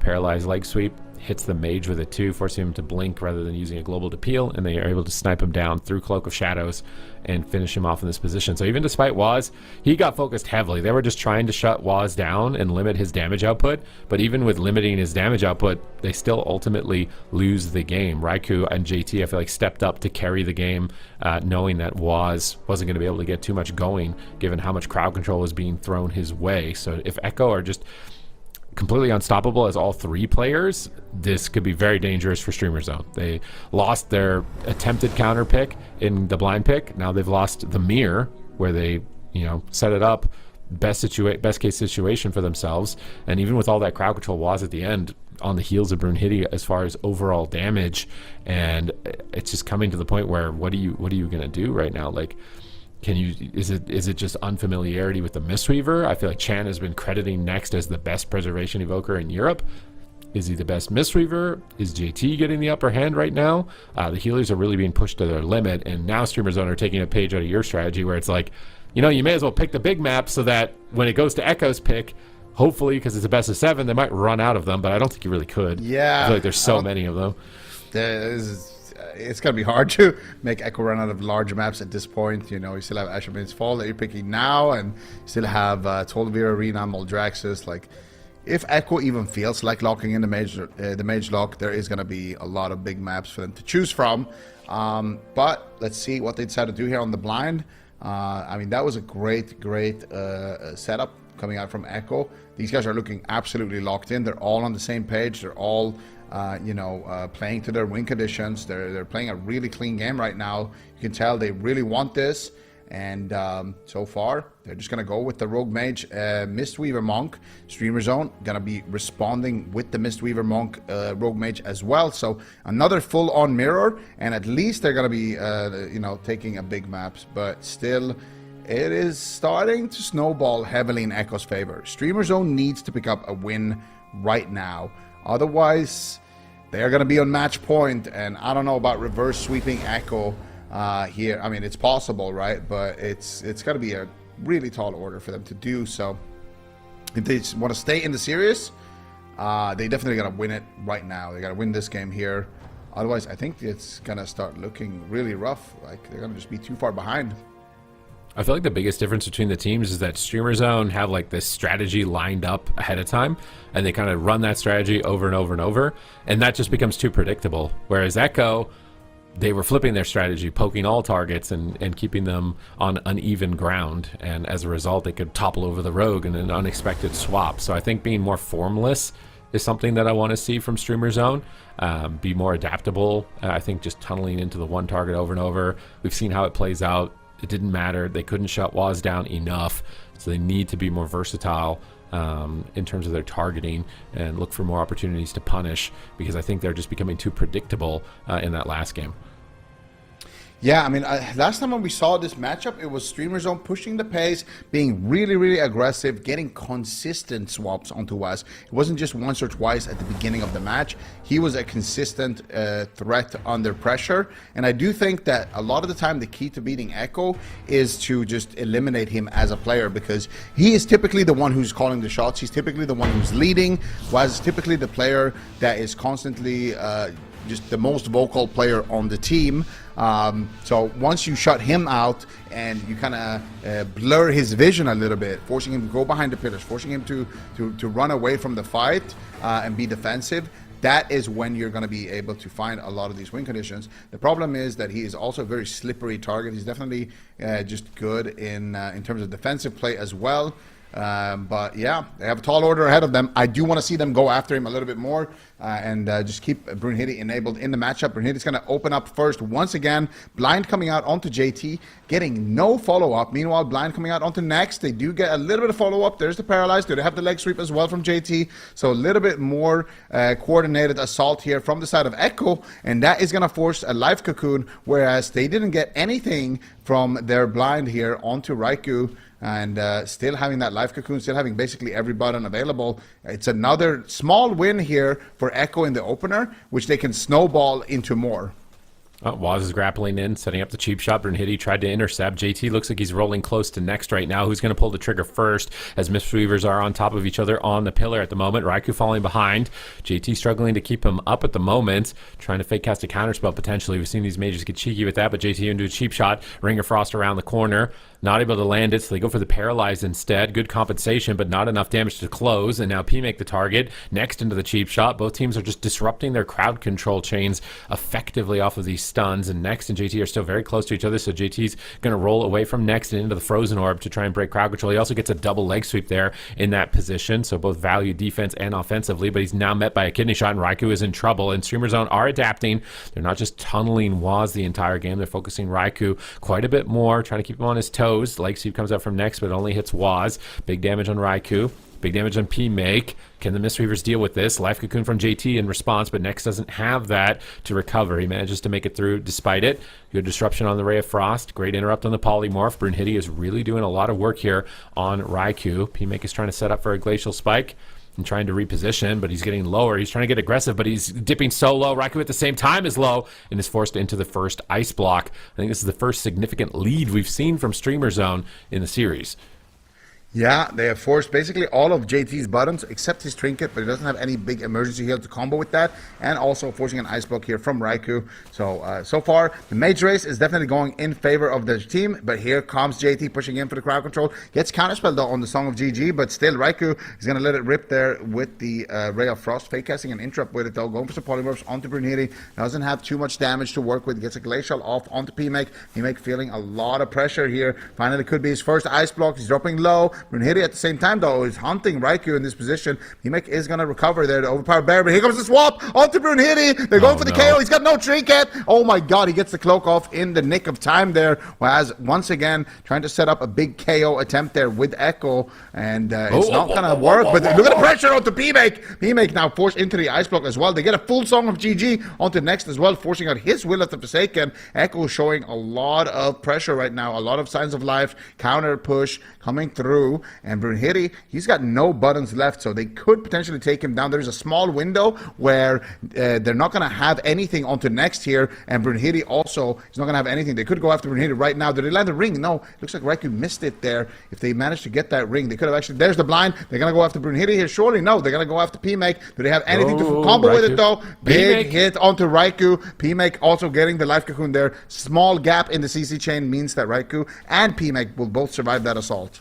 I like what Brunhilde did here. He tries to evasion to avoid the kidney shot and avoid the dismantle on his adrenaline rush. He's getting a lot of momentum off of that play on Raikou right here, but now without evasion, he could be a liability. Waz still has kidney shot, and he still has adrenaline rush, so they're likely to swap Brunhilde here. There's the kidney shot. They need control on Next. Maybe they don't. Maybe they can brute force Brunhilde down in game number 3 and move to match point, which would be a decisive lead. Not enough damage to do so. P-Make peels away Waz with Polymorph. JT gets crowd controlled by Next. They're trying to push on Raikou. Brunhilde is able to connect for a moment, but Raikou just blinks away. P-Make a Next back up behind the pillar. Just trying to pause the game, take a moment to recover and find their bearings as JT is falling behind on mana. Raikou gets counterspelled. The Dragon's Breath Waz. They go for the play, but they get interrupted immediately by Waz. And now JT is crossing, but he's going to match it with a Paralyze into a sleep. PMake goes for the Ray at the same time. He's not able to fully channel. Raikou is low. Can JT recover in this position, or is he going to be forced into the ice block? Surely that's an ice block. It's a full kidney shot on JT, but now Next is in position to chain it. He goes for the Song, but he's not able to land it. JT ports away from it. Now he tries to follow it up with a leg sweep, but they can't get crowd control on JT. That was a great portal. PMake falls behind. Can they control Next here? They could get an ice block. Any control on Next, and they're going to force an ice block from PMake. They're just not finding the crowd control. Raikou is right there. Next is trying to move. He's just dying to damage. Oh, there it is. He straight up has to ice block. Just pressure from Echo.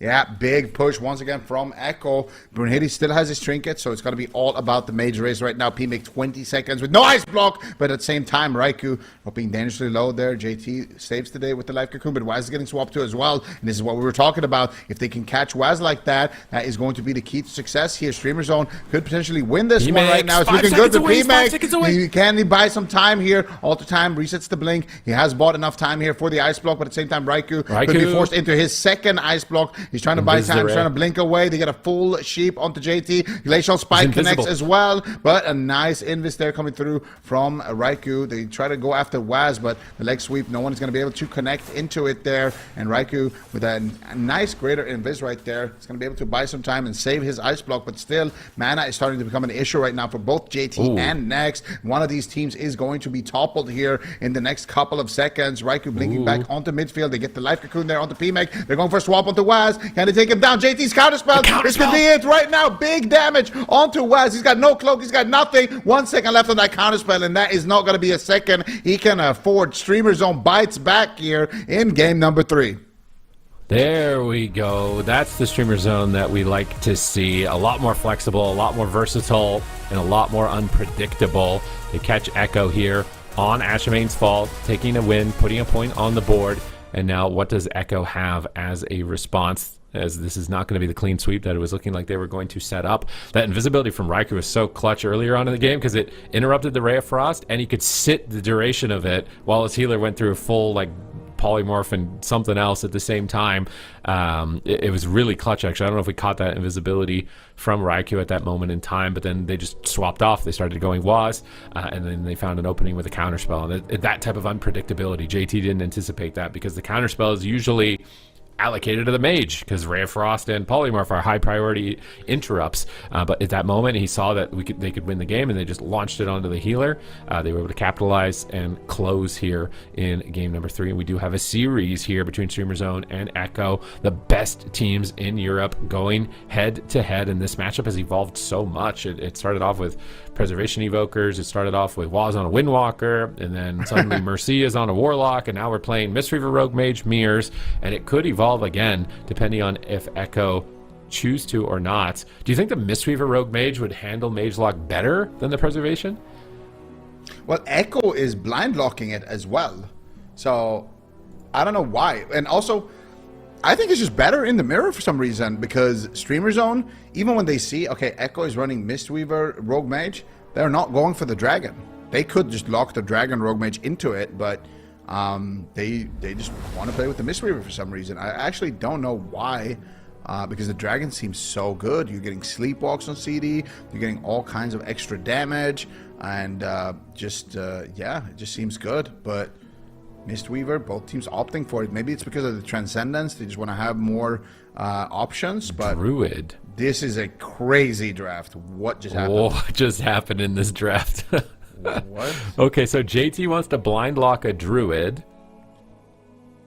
No, it's Echo's counter pick. It's Streamer Zone locked in. Streamer Zone blind locked. Ella. Yeah, this is their blind lock. And so Echo want to play a Druid into this. I guess, I mean, it's a lot more crowd control on Brunhilde, but it's a bit of overlap. I guess it's more stuns. More stuns with the Druid. Maybe that's what, they want. The win condition there was stunning the Demon Hunter. But I don't know. I feel like the Druid could be a liability. Like we saw yesterday with F tier, like running at Cubsy and chasing Cubsy down. I feel like Demon Hunter Ellie could do something very similarly here. This Demon Hunter Ellie is such a wild card pick from Streamer Zone, and it's something that Echo probably don't have a lot of practice into because this was not a meta comp for the entire season. This is kind of a last second thing, which I think is a good thing for Streamer Zone to try and take advantage of. And they're probably afraid of Mage Lock on Empyrean. They're probably more afraid of Mage Lock on Empyrean than they are of Rogue Mage. So this is likely why they went this line here with the Demon Hunter and the Ellie. And game one was actually good until they made that mistake where they double trinketed. I actually think it was looking good for them. But the Druid is the main differential here now from JT. I mean, I don't know if I like it, to be honest with you. I feel like Demon Hunter into Rogue, period, it just never looks good to me. Like, you have pressure on the mage, you get a lot of uptime, you have a lot of like moments where there's like a lot of burst is coming in, and at times it looks nice, but I feel like usually these players trade cooldowns in those moments, and then at some point the DH just gets stunned and dies, or you just get CC'd to infinity and the other guy dies because the DH is like running without a trinket for too long. So I don't know, I am not a huge fan of the DH pick, but that's the question, right? Like, would you rather play into the mage lock on this map, or would you rather play into the Rogue Mage with the DH LA? They picked the DH LA. We'll see. I mean, game number one was pretty close until they got that big swell of damage, and we'll see. It could work out for them. I still feel like the Rogue Mage into the Mage Lock actually isn't that bad of a matchup. And I think it's time for Streamer Zone to actually show confidence in their Rogue Mage, that they can beat everything, because it is a comp that can win against everything. It is a comp, like, you have some matchups that are going to be more difficult than others, but ultimately, that's what makes Rogue Mage so strong. You can win early, you can win late, and you can find a strategy that works basically in every single scenario. So, and I think their Rogue Mage is that good, so I think they just need to have a little bit more confidence in it. But we'll see. We'll see. Maybe Coach Jamie is tired of sitting on the sidelines as well and wants to get tagged in. Now he's going to need to deliver a W for his team here. This is a swing match. Streamer Zone winning this game is going to be absolutely huge. Echo needs to try to defend their lead in the series here. Yeah, this is a pivotal game right now. If they can win, they might be able to take the whole series of counter picks for the remainder of it. That Elemental Shaman Demon Hunter, are they getting baited into it because they're so close in game one? Or is it actually the secret formula to their success in the Grand Finals? The fight for number one in Europe and a higher seed at BlizzCon in the global stage. The gates are open. The teams are flying in. There will be going no back from this point as Brunhilde is frost novaed immediately by the Water Elemental. They dispel it off to try and get Brunhilde into this mix. And they are focusing the mage initially. Waz is patiently waiting. He Dragon's Breath so he can't vengeful retreat the stun. That was good coordination. But now they paralyze Waz. Oh, but the Nature Swift and Cyclone from JT, an instant Cyclone, could be an X factor in this matchup. They stun Jamie on his Gust of Wind jump. He's not going to be able to escape. They chain it into a Ray of Frost, and they force his Astral Shift 30 seconds into the game. They imprison JT. They leg sweep JT, but they're not able to chain it. The counterspell stops the sleep, and Jamie's still in trouble. He's just taking so much pressure at the moment. Yeah, that was a counterspell onto next, into a full cheap shot, into a blind, into a Ring of Frost. Riker fake casting, gets the poly, they get the sheep as well, followed up with the sap. Jamie might just die in the open, and next is going to have to trinket. That was an insane CC chain that just came out from Echo. They just snowballed that to infinity. Now they're swapping to Brunhilde. They're looking for more on the side of Echo, and they do it. Brunhilde, he's going to be able to hold on to his trinket. They would have loved to get that trinket there, because that means they can smoke bomb Brunhilde later. But still, Jamie is a juicy target right now for this Rogue Mage. They can do so much work here against Jamie on the Ellie Shaman. No Astral Shift. Does still have the Burrow, but next, no trinket, no nothing here. His entire spellbook is basically on cooldown. The next CC chain is going to be very scary for Jamie. Feels like they're struggling to get momentum on Raikou, right? This is kind of like we saw with the Cubsy trap, where you focus the mage, but he's fully hotted the whole game. And you don't have enough purges to get through it. I feel like they need to switch targets. They need to adapt like F tier and switch targets, because tunneling Raikou I don't think is going to work with a Druid healer. And I think that's why JT actually went onto the Druid. He knew they could bait them into tunneling the mage, and he'd just be protected with full hots the whole game. He could be very efficient. He gets extra stuns and clones. They do catch Waz behind the pillar. They're going to sleep him there and switch targets, but Brunhilde's in a Cyclone. He can't get anything going. Jamie's just jumping in on top of JT, who sat down for a drink with a Shadow Meld, I think, while Waz was slept behind the pillar, which was a good adaptation rotation from JT. He's like, okay, if my rogues is out of the game, I'm going to get some mana back here in this position. Big setup on Jamie. They force the burrow immediately, and I feel like Echo have more momentum, and maybe that shifts in dampening, but if it doesn't, I'm worried for Streamer Zone. I actually think Jamie grounded the NS clone previously on that setup when Next had nothing. And that's a big reason to why they're actually even staying alive at this point. Next has rotated all of his cooldowns back here, almost. So now Jamie can finally play with some confidence. Here comes the Stormkeeper. He's got big damage loaded up here. Raikou is definitely feeling it. They got a full kidney onto the next. Raiku's trying to snipe the ring around the corner. JT's pushing in for crowd control. Gets the NS clone this time. And Jamie, see, he tried to drop a grounding there as well. And Jamie's been playing a really, really good game so far. But no trinket on Jamie. No astral shift on Jamie, which means that he's going to be in big trouble here. He's taking so much damage here from the side of Echo. Look at Raikou and Waz just doing so much DPS. Brunhilde dropping the darkness there in that position. Raikou letting it rip with the Ray of Frost full bash onto Brunhilde. JT looking for the Cyclone. Finds it as well. Jamie dropping low. They got a full kidney there onto next. No follow-up. No gouge available there. Unfortunately, Waz, gets clipped by the leg sweep around the corner, but manages to duck into his healer's line of sight before he tanks that leg sweep, which means that he can push in with confidence. Full counter spell onto Jamie. They got a full Cyclone onto next, and now they get the life cocoon there onto Jamie as well. Once again, Echo just going through the checkbook here with the cooldowns. They're trying to find a target, but JT is just so tough. He's played basically 3 healers throughout today, and now he's just really flexing on that healer role, and he's just positioning it in a way that he just isn't a target, and they can't get momentum. And Jamie just inevitably is burning cooldown after cooldown with every setup, and they can't get anyone's health bar to move on the side of Echo, just an immovable object in this position.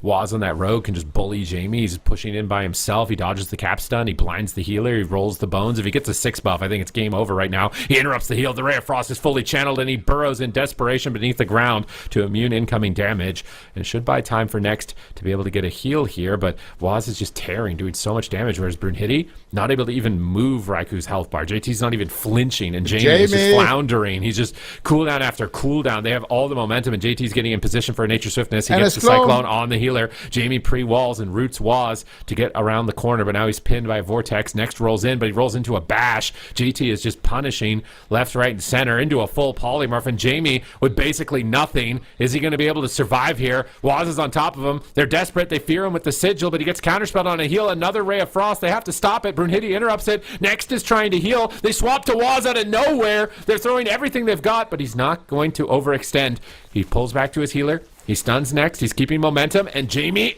oh my god, that life cocoon came in at the last second, but they're cutting it down. They cut through the life cocoon, and that's what I was saying earlier, is if this gets into dampening and they don't start swinging momentum, I mean, I think it's going to be curtains for Streamer Zone. It's basically Waz right now could throw the game. He has no trinket. If they catch him in a bad spot, he could throw the game. Yeah, but he also has blind coming up here. There's the kidney shot. As soon as that blind is coming off cooldown, kidney shot, and then he's going to blind him probably off of that. They get the full sheep instead. So he's holding the blind until after that sheep. Can they get the momentum? He's waiting for him to peek here. He's going to surely be a blind following up, but doesn't look like it. Waz doesn't want to overextend behind the pillar, but look at the Ray. Look at the damage coming in from Raikou. But Waz is playing scared here. The momentum that Brunhilde is generating is doing a lot of work to get a full Cyclone there onto next by JT with the Nature Swiftness. Waz is smart Jamie here. is going to recover, and Waz just going for a re-stealth, just playing it safe. Oh, smoke bomb play onto Brunhilde. He's overextended. Full cheap shot kidney onto Brunhilde. He's going to trinket. Does have the darkness rotating back up in just 1 second. But the longer this game goes on, the more pressure they're going to be able to develop on the side of the LA Demon Hunter. They have an insane amount of burst damage, but Brunhilde can't really access it right now. He's forced to go into meta just to try to stay alive, and dropping the darkness defensively as well. But if he wants to go for Waz, he has to duck out of the darkness. He's just dying to damage here. Raikus just free casting with the Ray, and he might just go down right here and right now, and he will. Echo dominating game number 4. That was an unbreakable strat. Like, Waz knew he was the liability. I was saying it. Like, Waz could throw the game right now, and he knew it. I don't know if he's listening to it. He knew it. He immediately just ran away and sat behind the pillar. He literally just was like, yeah, I don't care, JT. You NS cloned him. I don't care. I'm sitting behind the pillar. As soon as my trinket comes back, it's a guaranteed win. Just drink. Next is Zoom. We got in every cooldown. Raikou is invincible with a full row of hots against this. I'm just going to sit behind the pillar until my cooldowns are back, and then we'll make our push. And they ultimately killed Brunhilde, which is the most durable target on the team, and they killed him during his metamorphosis, which is the most durable point for the Demon Hunter. So if you're Streamer Zone, you can't play this matchup.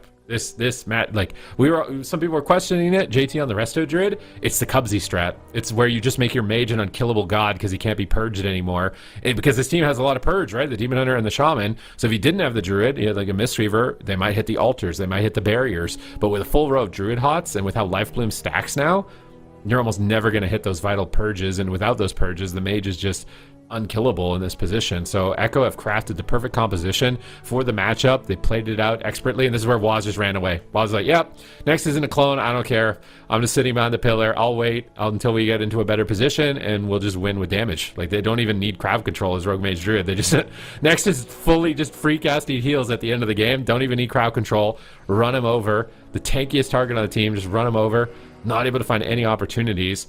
Which means ultimately, I think streamers don't have to win this series as Rogue Mage. They have to. I think that the fact, like, Mercy is actually just the mastermind behind Echo right now, because he just tagged in one game, played Mage Lock, qualified his team to BlizzCon, and now he's just been sitting there on the bench. And you can just tell he is in Streamer Zone's head. They are like, okay, it's large map. Okay, what do we do? Do we lock it now? What if they played Mage Lock? Oh, the blind pick. Oh, what if they play Mage Lock? And this is the result, right? Imagine if they just played Rogue Mage in that blind lock, and they just had a Rogue Mage mirror. They went 1-1 so far in Rogue Mage mirrors, but the series is 3-1, and that is because Streamer Zone are terrified of Mercy coming out on the Warlock. They're gonna pick Ruins Small of map. Lordaeron, and they are definitely setting up something here. Let's see what they decide to do. I mean, they need to play basically the rest of the series with one comp on the side of Streamer Zone. So whatever they pick now is pretty much what they have to run the entire way through. What do you want to see that again, Super Tees? The DH LA, or do you want to just see Rogue Mage all the way through? What do you think Streamer Zone's best bet is? I think Rogue Mage has to be the best bet. I mean, maybe Demon Hunter Ellie has a slight advantage against the Mage Warlock that they're afraid of. But that Rogue Mage Druid look impossible. I think they stand a better chance of beating Mage Lock as Rogue Mage than they do of beating Rogue Mage as Demon Hunter Ellie. That game looked just completely unwinnable. I mean, they survived a decent length of time, like almost 7 minutes. Could never swap healer, he's too far away. If you attack the Outlaw Rogue, then Raikou just free casts and absolutely annihilates you. You can't kill the Mage because he's just got full hots, unpurgeable. So Echo, they're not going Druid though. Is this bait Streamer Zone to play Demon Hunter Ellie because he's not a Druid? Nah. I think they're just gonna run the mirror. I think Streamer Zone blind locked the last comp, so Echo's like, okay, well then we're just gonna play the Druid because we know we're against that comp. But now Echo is blind locking, so Streamer Zone is like, so they're like, okay, well we'll just play with the Monk, and at worst we play a mirror and we just end it right now. And at best, we have all of our options later. We can play the Rogue Mage Druid into the LADH if they pick that blind, or if they pick Rogue Mage blind, we can already pre-pick a large map and just tag in Mercy for the Mage Lock. So, in my head, either Echo finishes the job right now, or we're going to a large map after this and Mercy gets tagged in for the finale. Imagine being Mercy. You get to secure your team in the number 1 position. You've been on the bench the whole season, and you come in, you're the ringer. In the semifinals, you get the BlizzCon, you're the ringer. Final game, you're the ringer to get the highest seed. Even no one's going to question Mercy's role on the team at that point if he does come in for that. But right now, it's a Rogue Mage Mistweaver showdown. Runes of Lordaeron. Again, another small map selection here. Streamer Zone have won on Ashemanes, but they lost on Hook Point.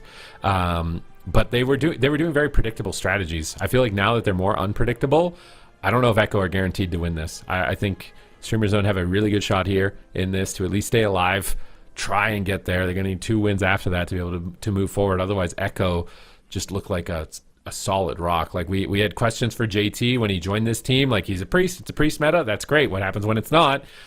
This apparently is what happens when it's not, is he just suddenly becomes a god on every healer, re-rolling it last second, pulls out a Druid, masterclass right there with positioning and just picking his moments. And yeah, Echo look like a monster right now moving into BlizzCon, and Streamer Zone need to level up because Echo is leveled up. Streamer Zone needs to level up alongside them, and the clock is about to strike noon. Is Echo going to BlizzCon, or will Streamer Zone keep putting up a fight? It is a showdown. JT versus Next, Waz versus Brunhilde, and Raikou versus PMIC, the up-and-comers on the side of Streamer Zone versus the absolute legends, the GOATs of WoW Arena on the side of Echo.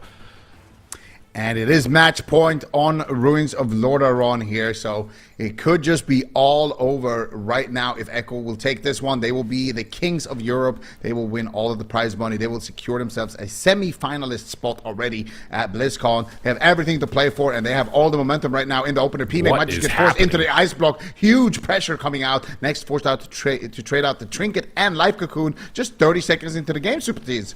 They're turning it around on Raikou. They need to force something major here. They don't even get a Trinket or a Life Cocoon on Raikou. That is devastating. PMake is getting bodied at the moment in this opening stage, and Waz still has an adrenaline rush sitting in his back pocket, likely reset from his preparation. Brunhilde has popped his preparation. He's going immediately for his adrenaline rush. Can Waz shut it down? No, he can't. He's into the cheap shot. Are they going to use a smoke bomb? Doesn't look like it. They're still focusing Raikou, but with 2 adrenaline rush, they don't even get a Life Cocoon. That's going to be really bad. PMake is still falling behind. Waz is trying to engage with the kidney shot. There's no Trinket. PMake responds with the barrier, but Brunhilde can't assist for a second. They get the full polymorph on next. This could be a block from PMake. It's a lot of damage incoming on match point, and he blocks at 10%. Momentum is in favor of Echo. They are absolutely dominating. They are on a complete tear at the moment. JT into a paralyze. Can they finally get a cooldown from Raikou? They get the Will Forsaken from JT as he breaks from the sleep. Finally, pressure onto Raikou. It's enough to get the Life Cocoon, but they're still playing from behind. Yeah, and what are you going to do right now, PMake? Do you need to make something happen? There's Robin to Waz here, but where is Brunhilde? He can't get there, and Waz is just going to be able to shrug that off, not using his cloak, not using anything. Meanwhile, next is sitting through another round of crowd control. Waz is going to have a kidney shot ready for him as well here. Potentially, PMake dropping dangerously low right now. JT sitting through a full blind. Still 8 long seconds on that Life Cocoon. They want to push for an ice block in that meantime, but can they do it? The smoke bomb gets dropped, but nice Dragon's Breath there on the smoke bomb. He gets the full blind there. Onto next though. They have a window right now. Can they do something here onto PMake? Big damage coming through. They're trying to massive his JT. They try to buy enough time here on next, but he does manage to get the Life Cocoon, and they will stabilize. That was a really close call. Using that short window where the Will of the Forsaken puts the Trinket on cooldown, and now PMake is in a lot of trouble. There's the full song of GG. Beautiful setup coming out from JT. He might die. He's played every healer, and they might just CC him through the ice block here. They have the Trinket though. There's the sap as well, but next still has cooldowns to trade, and that is going to be the restore all, but is that going to be enough healing for PMake? He's not going to be done. It is going to be Echo taking the Grand Finals, being crowned the Kings of Europe with an insane CC chain. I didn't think they would have enough damage there. They take him down through the renewal, take him down through the ice block. You could tell Echo has leveled up. Oh man, it was a fitting final resting place this day as Streamer Zone's names are etched onto the tombstones. They will be the 2nd seed from Europe. Echo are #1. They have leveled up so immensely as a team, utilizing all 4 players, adapting across multiple specializations and roles throughout this season. And when you thought they couldn't get better, they get even better, because Streamer Zone in the cup stage was really putting up a fight. But look at this domination on PMake, this crowd control chain. Waz setting up for victory with a sap out of the song into the leg sweep, and just overwhelming damage. And PMake's poor guy's just trying to get his water elemental, man. He's just trying to summon his little welly. I'm just trying to get my welly, man. Come on, Waz, give me a break. My water elemental's dead. Like, let me res my water elemental, man. He's just not letting him do it. It was just such a brutal position to be forced into the ice block. Was at low health with no water elemental on match point, and you're facing elimination, and your healer gets sapped. Waz, did he Trinket out of the disarm to do it? I don't think he did. But yeah, so poor PMake, man. Just like, let him summon his water elemental. Waz, like, you're bullying him. This is bullying. Look at this. Well, I mean, at that point, man, why are you still casting? I feel like that's kind of reckless too, right? Like, did he have altar? I mean, I just watched his healer sit through like 85 seconds of CC. I don't know, man. Like, a lot of these healers are very greedy with their trinket. I feel like at some point we gotta press it. Like, I feel like a lot of these healers, they're like, okay, I gotta save it for the blind, but I mean, you already got blinded earlier, you know. Like, deal with the next blind when it happens. At this point, your mage needs healing. Like, he's been stuck forever. He was relying, of course, on the renewal.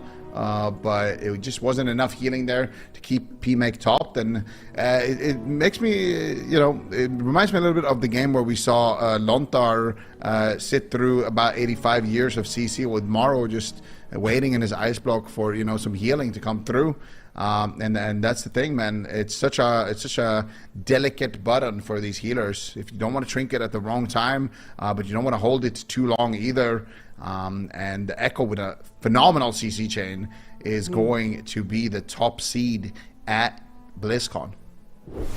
Yeah, certainly. And these teams are really going to have to step it up, especially Streamer Zone GG. That's the second time that they've played them, and they're certainly going to be facing against each other, off against each other at BlizzCon. Supatees, I mean, what do you want to say to Streamer Zone GG in preparation for between now and then? Well, I mean, we don't know what the meta is going to be, right? I feel like true. just working on what they already have is probably a good idea. Getting next more comfortable on other healers, I think, is important because we don't know what the meta is going to be. It could be a lot of different healers we've seen, right? Even the importance of the Druid. Imagine if JT didn't have a Druid prepared. Maybe that Demon Hunter Ellie actually is a problem for them if they don't have that. So getting next more comfortable on every healer I think is going to be critical. Keeping Brunhilde polished on multiple melee roles, and then just adapting as the meta moves forward here from now until BlizzCon. All right, well, here's our final bracket. Echo finishing in first place 4-1. You can see that semifinals from the rematch, the first one that they played, Echo Streamer Zone GG. That one ended up 3-1. We've also got the cross-region tournament, Zico, but we don't know who's going to be playing our European team. Yeah, we're gonna find that out very shortly here when North America starts playing. But yeah, I mean, Guild being pretty scary team to go up against in that cross-region tournament for sure. I mean, they have what it takes to make it all the way to the Grand Finals at BlizzCon. So whoever has to face them is definitely not happy about it. That is probably a position everybody in North America wants to be avoiding. And I mean, it's going to be time to start shaving off some of these teams here in North America. It's time to start crushing some dreams. Time to eliminate some of these squads. So North America, man, it is really competitive out there too. So that cross-region match also is going to be super hype. I cannot wait for that. But we're getting a little bit ahead of ourselves, of course. EU also looking scary, and Echo especially looking scarier than ever, I would say. Definitely, yeah. It seems like they stepped it up even more this weekend. So I'd be worried for any of the other teams that are going to qualify and have already qualified for BlizzCon. But I'm curious, Supatees, what your opinion is, like, of all of the teams that didn't make it to this weekend, haven't qualified for BlizzCon. What one surprises you the most, NA or EU? I mean, it's kind of a wait and see. I feel like Direwolves could be the big surprise. Yeah. So I feel like they're a team where it's like they're such a stacked roster, and they could be the big surprise. Because right now it's, Cedu's talking about possible retirement on his social media, and it feels like maybe the wind's out of their sails, and maybe that's all feint. Maybe they're feinting that, and they're actually going to just be a monster here in their series against Welcome to the JUNG. I think they stand to be the biggest surprise for the rest of the tournament. Yeah, it might be a little bit strange if they don't end up winning this series against JUNG to not have Cedu's team at BlizzCon. Zico, what about you? Any teams that you're kind of surprised that they didn't make it this far that we're not seeing this weekend? I feel like there's just so many good teams in North America. Yeah. I was kind of hoping that Z-rated were gonna make it all the way through. They had a good run in that gauntlet, but yeah. It's tough, man. It's tough. There's so many good teams now. I feel like there's a lot of teams like who's starting to build up the synergy. They just don't have the right comps. They, trying to catch up with the meta a lot of the time. And there's just so many good established teams as well. I mean, look at the NA bracket. Yeah, like, Welcome to the JUNG could get eliminated in fourth. This is a team. They've basically been the Echo of North America. They could just start their day, lose, and that's it. It's over for them. We're not even going to see them at BlizzCon, and that's a crazy thought. I mean, what can we infer from that? Did the other team step up? It's over for them. We're not even going to see them at BlizzCon, and that's a crazy thought. I mean, what can we infer from that? Did the other team step up? Did they, absolutely slow the roll a little bit? Okay. For sure. Like, in North America, I think it was kind of the same in Europe as well, It was like, in North America, you had Welcome to the JUNG. They're just up here, and Echo is also just up here. They're both like on the top tier, and then there's like a gap, and then there's another gap, and then there's everybody else. But now that gap is no longer there. Like, especially in North America, you got the Gators are right up there with them. Maybe even looking better than Welcome to the JUNG right now, especially this weekend. And also F tier. F tier is also such a scary team because sometimes they're just like they're not having a good performance. They're like barely making top 8 at a cup, and then sometimes they just beat everyone. So I don't know, man. F tier definitely leveled up as well in North America. Yeah, they certainly have. And that being said, I believe we have our Echo interview ready, and we are here with Raikou. Can you hear me, Raikou? Yeah, hello, yo. Hello. How are you feeling after this weekend? Oh god, I'm feeling amazing. Like this, I thought this was one of the hardest tournaments I've ever played. The only thing I just didn't want to come fourth because if you get third, you have a chance. But I thought realistically we're going to get third or something. Like practice was going 50-50 every single day. We had like the crazy schedule. We do like 7 p.m. to 3 a.m. for the last 5 weeks or 4.5 weeks. It's been crazy. We don't have a single life. The only thing we do the whole day is we just spam play, practice. It's been going not that good, Did you have a sense of relief after the first day? Like, okay, we're a little bit more on it than I thought we would be, or did that feeling continue until just now? Oh, to be honest, like, of course, I was super happy we made it to BlizzCon because I thought this, like, we're not going to make it at all. So the moment we made it, I was super duper happy. But I feel like that happiness only holds for like an hour. And then we're like, okay, tomorrow we have a finals to play. We gotta win. You get to buy a BlizzCon, some extra prize money, and you just want to win. It just feels good. We have a whole summer now just to feel good. Yeah. I mean, speaking of summer, you guys gonna take a little bit of a break before you jump right into practice, or they're like practice scheduled tomorrow already for BlizzCon? Nah, I'm meeting up with Was next weekend. We're probably gonna take a bit of a break. A little vacation? Yeah, I think that's what. Yeah. I mean, a few days at least, like take a weekend off or something.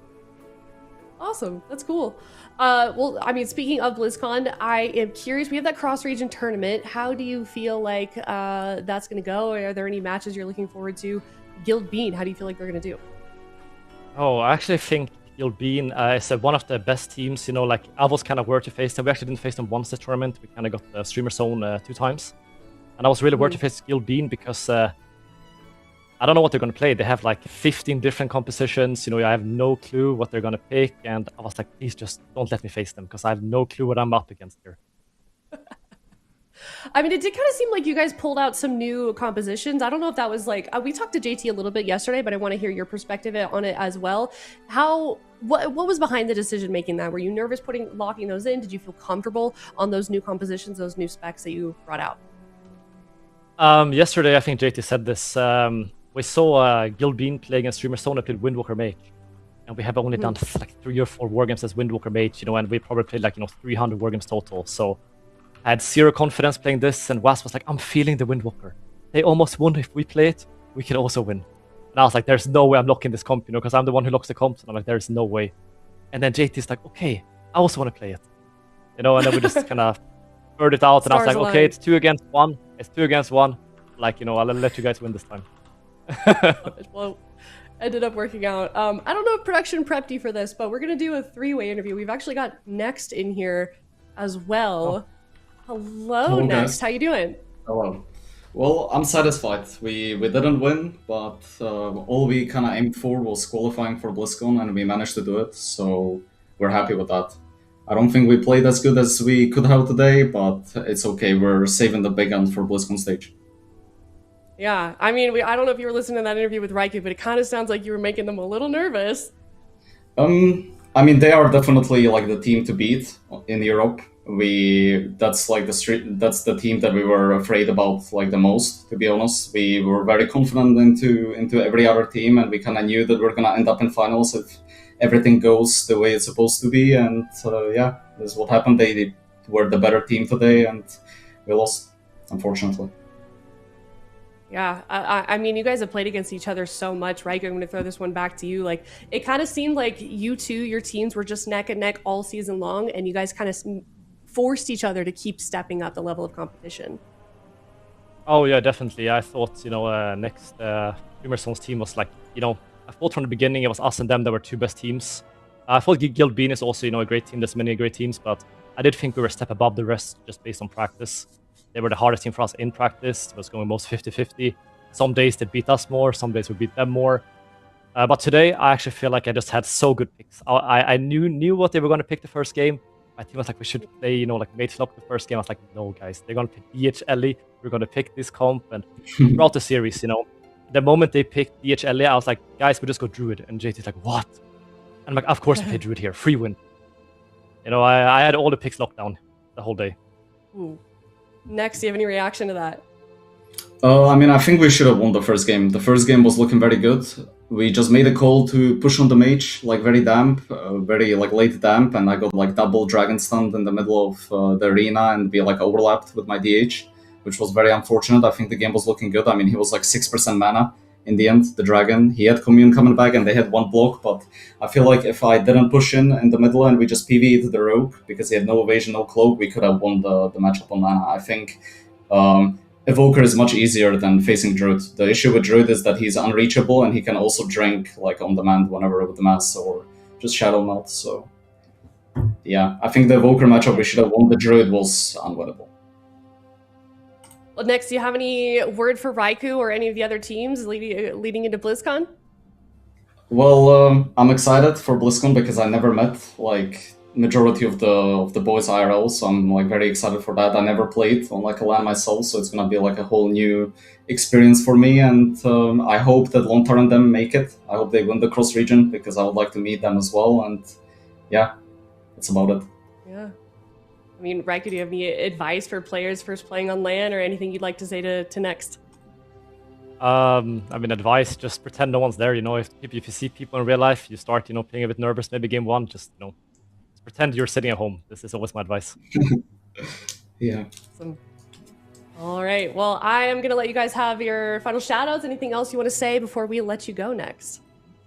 Well, shout out to Streamer Zone for backing us from the first week. Shout out to my brother. He was watching every single tournament. Shout out to my teammates. They played amazing throughout the whole entire season, and I'm happy that we managed to make it to BlizzCon. And shout out to the chat. Shout out to you, casters. You're doing a great job, and see you in BlizzCon, I guess. Yeah, see you. Raikou, what about you? I can't say much better than him, so I'll say what he said, but, you know, shout out to you guys and my teammates and, you know, my fiance and all my real life friends who's watching as well. And thanks to Echo, of course, for sponsoring us for so long and, you know, being such a great sponsor, you know. All right. Well, thank you guys so much. I'm excited to see you guys at BlizzCon as well, and I'll let you go. Bye-bye. Congrats. Thank you. Thank you. Goodbye. Peace. Thank you. Peace. All right. Congratulations once again to both of our teams that have qualified for BlizzCon, Raikou and Next. What a lovely interview. Echo and Streamer Zone GG officially locked in their spots for BlizzCon. But that is the end of EU for the day. We're going to head to a quick break and we're going to hop on over to North America. We've got teams that have been waiting all day long for their moment to shine, for their moment to also secure their final spot into BlizzCon. Well, their next spot into BlizzCon, of course. We've got the cross-region tournament. We're going to head to a break. We will be right back. We're going to be in North America very soon.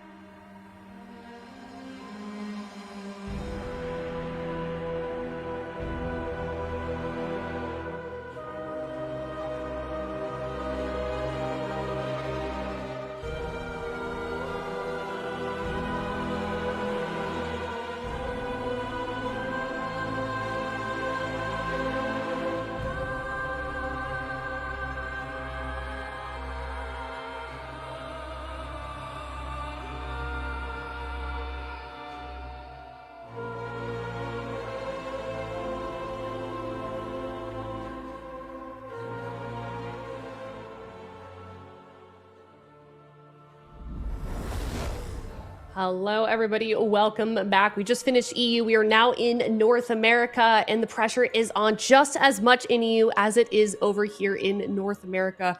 We have got 4 teams left. No one has fallen yet. No one's gotten eliminated yet. But, I mean, there's just so much on the line, which we can talk about right now. D-Machine, prize pool, BlizzCon qualifications, some medals as well that are all in the back of the minds as these guys get through the bracket.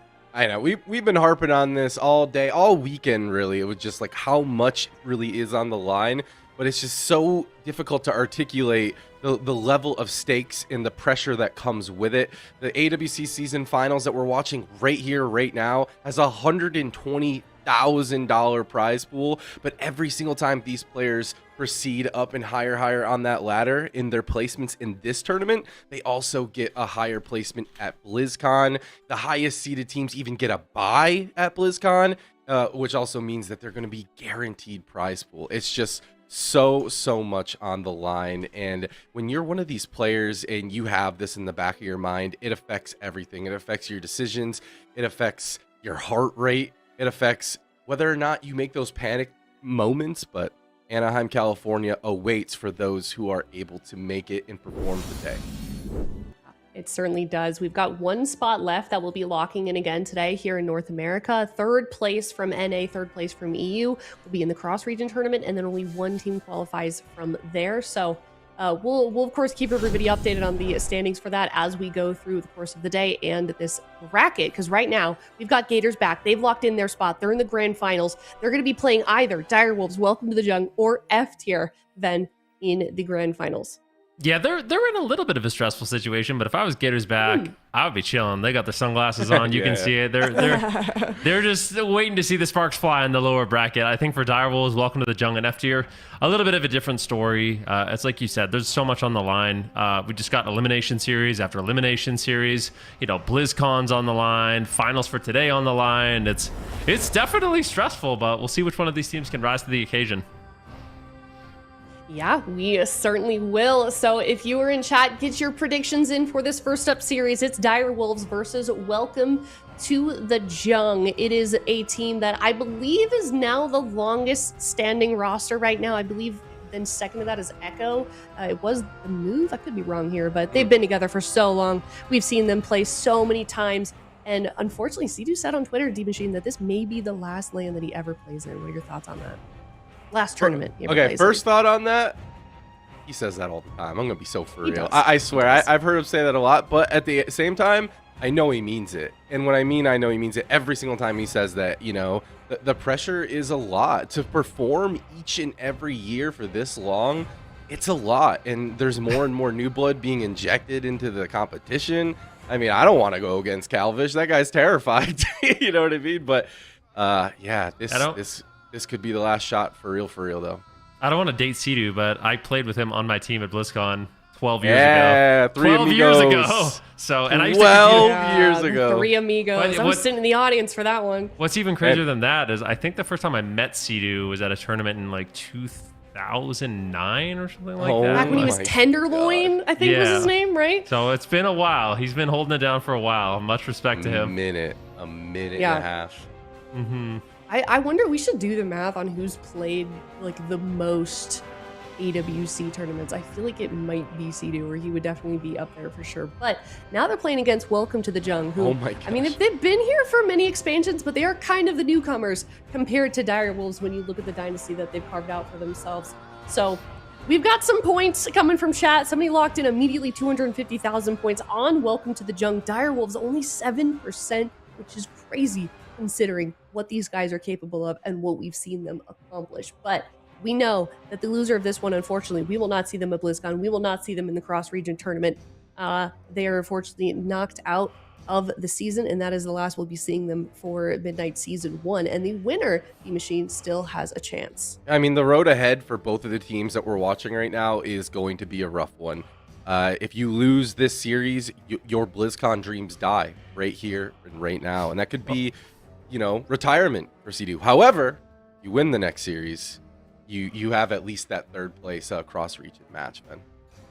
Yeah, I was just gonna say. I mean, for both of these teams, it's super interesting for different reasons. I mean, Direwolves, they've been in these kind of situations before. We've seen them play at BlizzCon in the past, so I think they'll be used to the pressure. And honestly, Direwolves impressed me yesterday.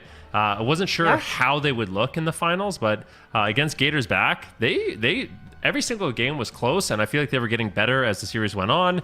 And on the other side, we expected Welcome to the Jung to be completely dominant, and they kind of got owned by F tier. Like, it didn't seem like they knew exactly what they wanted to do. It didn't seem like the Welcome to the Jung we kind of know and love. And I mean, I would have never predicted Welcome to the Jung to really be in this situation because they've been such a dominant team for such a long time. And finally, you can go to BlizzCon. Finally, you can compete against the other regions. And it's something I've wanted to see from this team for such a long time because they've been so good in North America. And they might not make it, which is kind of devastating. Yeah. Oh gosh, I hate this. I hate when we get to the end of it. I was saying this earlier on Friday. Like, I hate when we start eliminating teams. It makes me so sad. I just wish we could see everybody at LAN and have a huge party, Ben. I was gonna say it's heartbreaking, but also the best. Like, I love it. You know. Yeah. I do. My nerves are like actually pretty high, and I'm not even competing. I was gonna say. It's crazy, but Ben, you nailed it. Like, Welcome to the Jung has been one of those teams, you know, that popped up during like the online competition of the globe, and we've never really seen them at a LAN. We've never seen them at a LAN, not even really. And it's always been an aspiration of mine to see how they would perform, and also just to get to meet them. But now their backs up are against the wall, going up against Direwolves, a team that, like you said, has just so much ability to withstand that pressure. And man, if we see a performance from Welcome to the Jung like we saw yesterday, they just look like a completely different team to what I'm used to. It genuinely could go either way. I have no idea what's about to happen, and that's the best position to be in when you're about to cast a tournament. Yeah, it certainly would be. All right, looks like the gates might be opening soon. So real quick, we got to get through predictions. Ven, what is your prediction for this series? No. Oh man, this is a heart versus head thing. I'm gonna go. Welcome to the Jung. Welcome to the Jung. 3-1. You're gonna your former teammate, Ven. Oh, the three amigos. I hope they prove me wrong. I do. I really do. Okay. All right, D Machine, what about you? I think Welcome to the Jungle, they have been pushed to the brink before, and they have shown us that they're capable of bringing it back. Direwolves as well, but I think Welcome to the Jung have this. I think it's going to be close, though, 3-2. Oh, I'm with you guys. Direwolves, this is the most heartbreaking prediction I've ever had to make, but I think it's going to be 3-2. In favor of Welcome to the Jung. I hate it. It'll be that much more sweet for Direwolves if they prove us wrong and everyone else wrong. So we're absolutely right. Please do. 39%. So chat's even it out a little bit. Welcome to the Jung now 61%. As they should. And we've got. We're all in agreement. Wow, we got a 3-0 from Sid and Chan. Wow. I think what makes this especially hard for Direwolves is I don't. This isn't a fact. But I'm pretty sure Direwolves hasn't beaten Welcome to the Jung in a series in a very long time. Like, they have been... That's correct. They have been their kryptonite. So if Direwolves is going to pick a time to win, it better be this time. This is the series to do it. It is literally do or die starting right now. Game number 1, Direwolves versus Welcome to the Jungle. BlizzCon on the line. This is so crazy. And again, we see a rogue mage enter the arena for both sides. However, a little bit of discrepancy on the healer specializations of things. We do see a priest for the side of Sidu and a monk for the side of Zhang Bahai. Here we go. Here we go. Gates open. We'll see. Honestly, Direwolves, they look good with a rogue mage priest. Sam I Am, Trill, and Sidu are players that can turn it up, push the pace. They're phenomenal on these classes. So if they show up for the series, it is definitely not over yet. Blind now onto Sidu. Samine pushing in, gets denied. Double Dragon's Breath coming in from Nick. Followed up with a Frost Nova, but Trill playing that Gnome will be able to just escape artist it immediately. And good pressure here on the side of Direwolves. Zhang behind the back line, tossing in some heals. Looks like they will have the damage. And the nice thing about the Mistweaver Monk is you bring so much additional damage for that Outlaw Rogue with the Zen Spheres and the Mystic Touch. It's a huge damage boost, but you lack out on some things like the Mass Dispel that the Priest has. So a lot of offense available for the Priest, and Nick is in danger. That will be a life cocoon from Zhang Bahai, and I'm curious to see how mana ends up playing out for these two teams. That was an interesting life cocoon. I mean, that was just pure throughput. I know there was some threat of CC, but now the polymorph lands on the Zhang Bahai, and the cocoon does now fade. They got a sap line on Sidu in the opener and got, honestly, nothing out of those DRs. Trill committing the kidney shot. He's committing it onto Zhang behind. Nick still in a bit of trouble. He still has those 2 ice blocks to rotate through, but he's got to be careful. Yeah, just in a little bit of an inefficient trade could very well be an entire game at the level of competition that we are seeing in front of us right now. The leg sweep goes out into Trail. Zhang Bahai just runs by. How did he get full sapped? sap onto Sea-Doo. Drake is on one today, Ben. How did that even happen? How is that even possible? I want to see a replay of that one. It might have been a mass invis sap or something like that, but Sea-Doo now into a kidney shot. Sam seems to be okay. I feel like for the most of this game, it's been more pressure onto Nick, and maybe this is a good option here for Direwolves. They've been looking solid so far. There's been great pressure on the Nick. Full fear now into Zhang Bahai. I like that Sea-Doo's not afraid to push in and try to get these fears and play aggressive, and this is what we saw from Direwolves yesterday. They were willing to push in and get aggressive if they need to. Gouge now onto Sea-Doo. Pain suppression trades out onto Sam. Full Ray of Frost, but it looks like Sam's going to be easily shrug that off with the pain suppression, and now it's going to be Nick under fire. Alrighty, adrenaline rush from Drake is still undergoing. He's trying to get that pressure out onto Sam I Am, but Nick is really the one who's taking the damage. A gouge onto Zhang Bahai. The barrier going to be committed out from Nick to deal with the CC chain. Block. The full kidney Nice. shot is going to get ice block, and look at the aggressive positioning from Direwolves. The massive spell. Nick's not out of it out. Oh my god. Direwolves are showing us all right here, right now. They're here to play.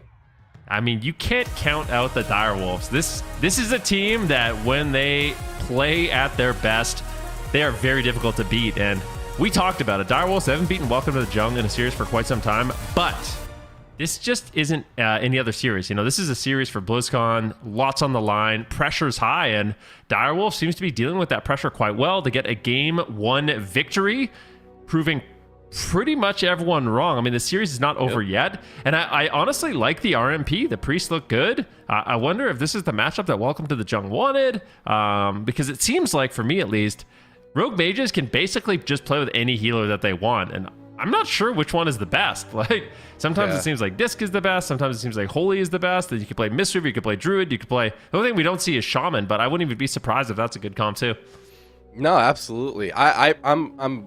I'm personally interested in the Evoker. I love the sleeps that they have available to them. I love the positioning that they have available to him. But like, Sea-Doo, look at his positioning right here. He was ready for the follow-up CC Fear. He was ready for the Massive Spell in their face. We are on top of their pillar right now. It's worth noting, like, Dire Wolves, they have pressed W from start to finish. With that being said, Drake also getting like that early sap on the healer is crazy in this matchup, because you see these mages tee off just about instantaneously every time in these mirror matchups or these rogue mage matchups, which makes you know, getting that combat sap in the very beginning very difficult. But they got a full sap into a full blind and got nothing accomplished with it.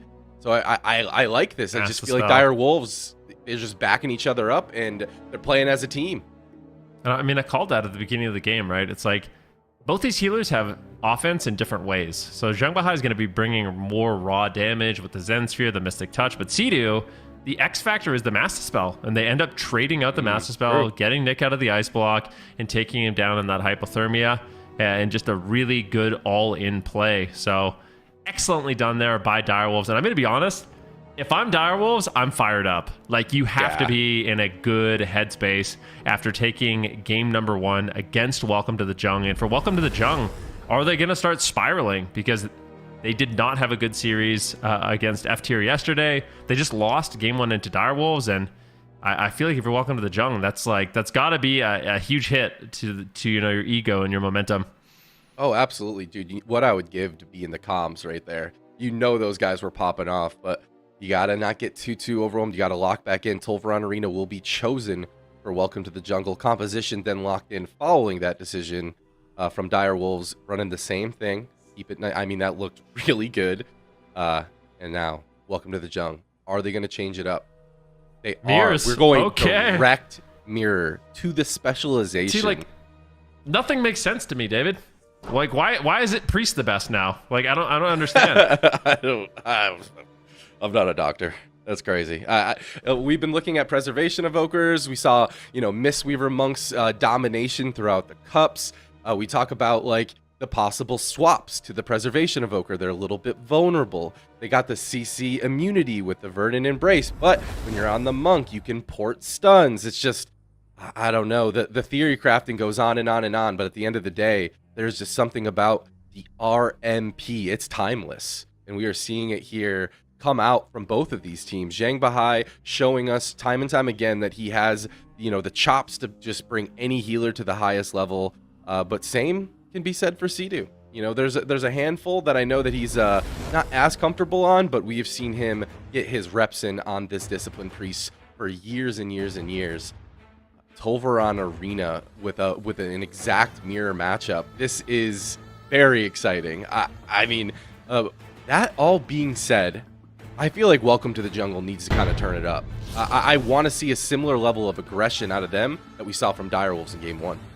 Yeah, that would be really nice to see. But I feel like Welcome to the Jung in general is a team that often favors defense over offense. It's all about like kind of just making perfect trades, baiting your opponents into getting overly aggressive, and then just turning around the momentum. So we'll see who decides to play more aggressively in this match. It's a direct mirror between these two teams, unless one of them is going to be playing Void Weaver, which I think is very unlikely, but we'll have to wait and see. Zhang Bahai right now throwing some penances. Note he's playing Oracle. Trill moving forward. What are they going to do? Samayam taking a huge hit of damage early on. It's surprising amount of burst. Seedy's going to be into the blind. That will fade. Fear on Drake now, as Nick is just looking to turn up the heat here onto Sam. And it looks like it's just going to be an all-out mage race. Outlaw rogues controlling the enemy priests and locking down the enemy mages.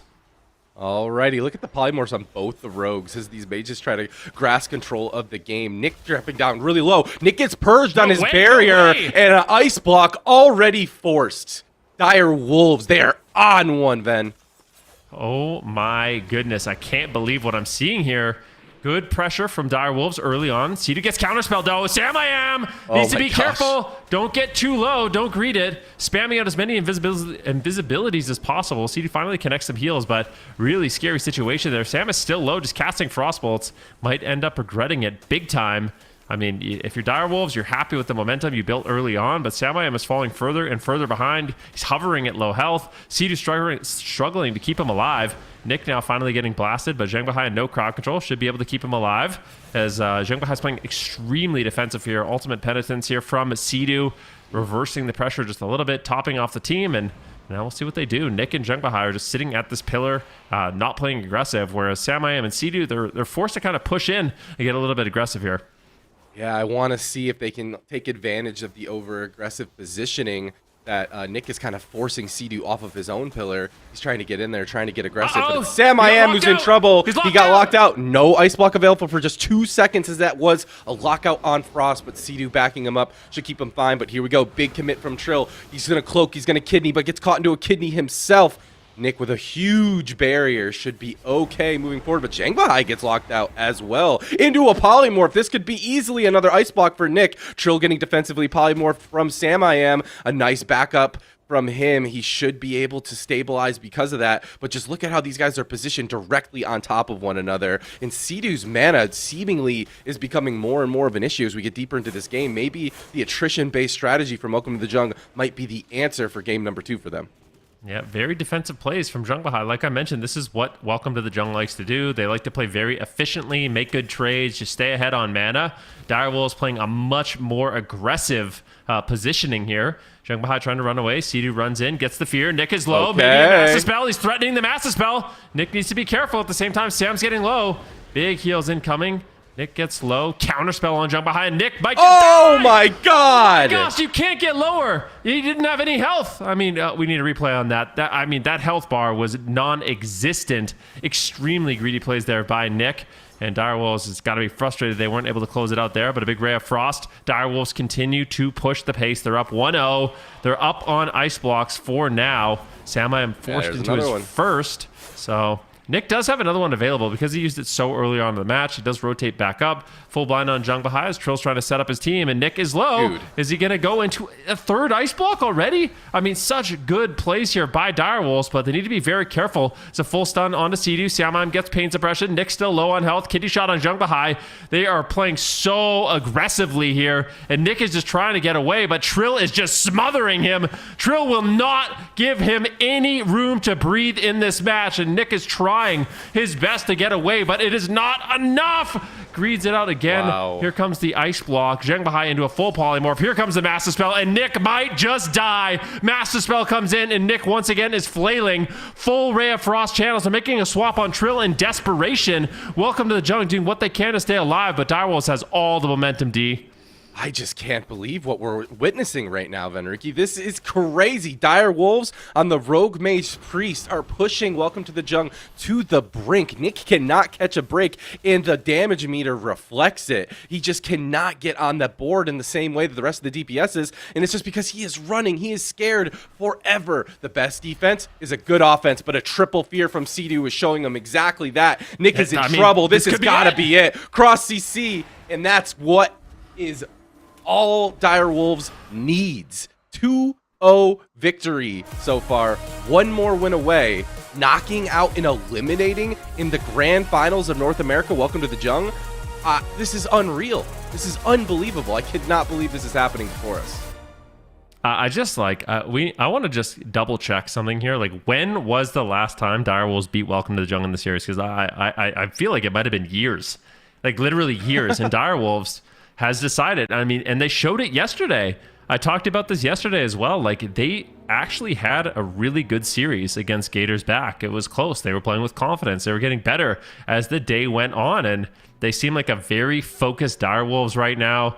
Trill, Sam-I-Am, Sea-Doo, Mez. I mean, these are household names in the AWC, and you can never count them out. And Welcome to the Jung, this just seems like they're not their current form. Like, this is not how you normally expect to see them to play. They're playing incredibly safe in these games.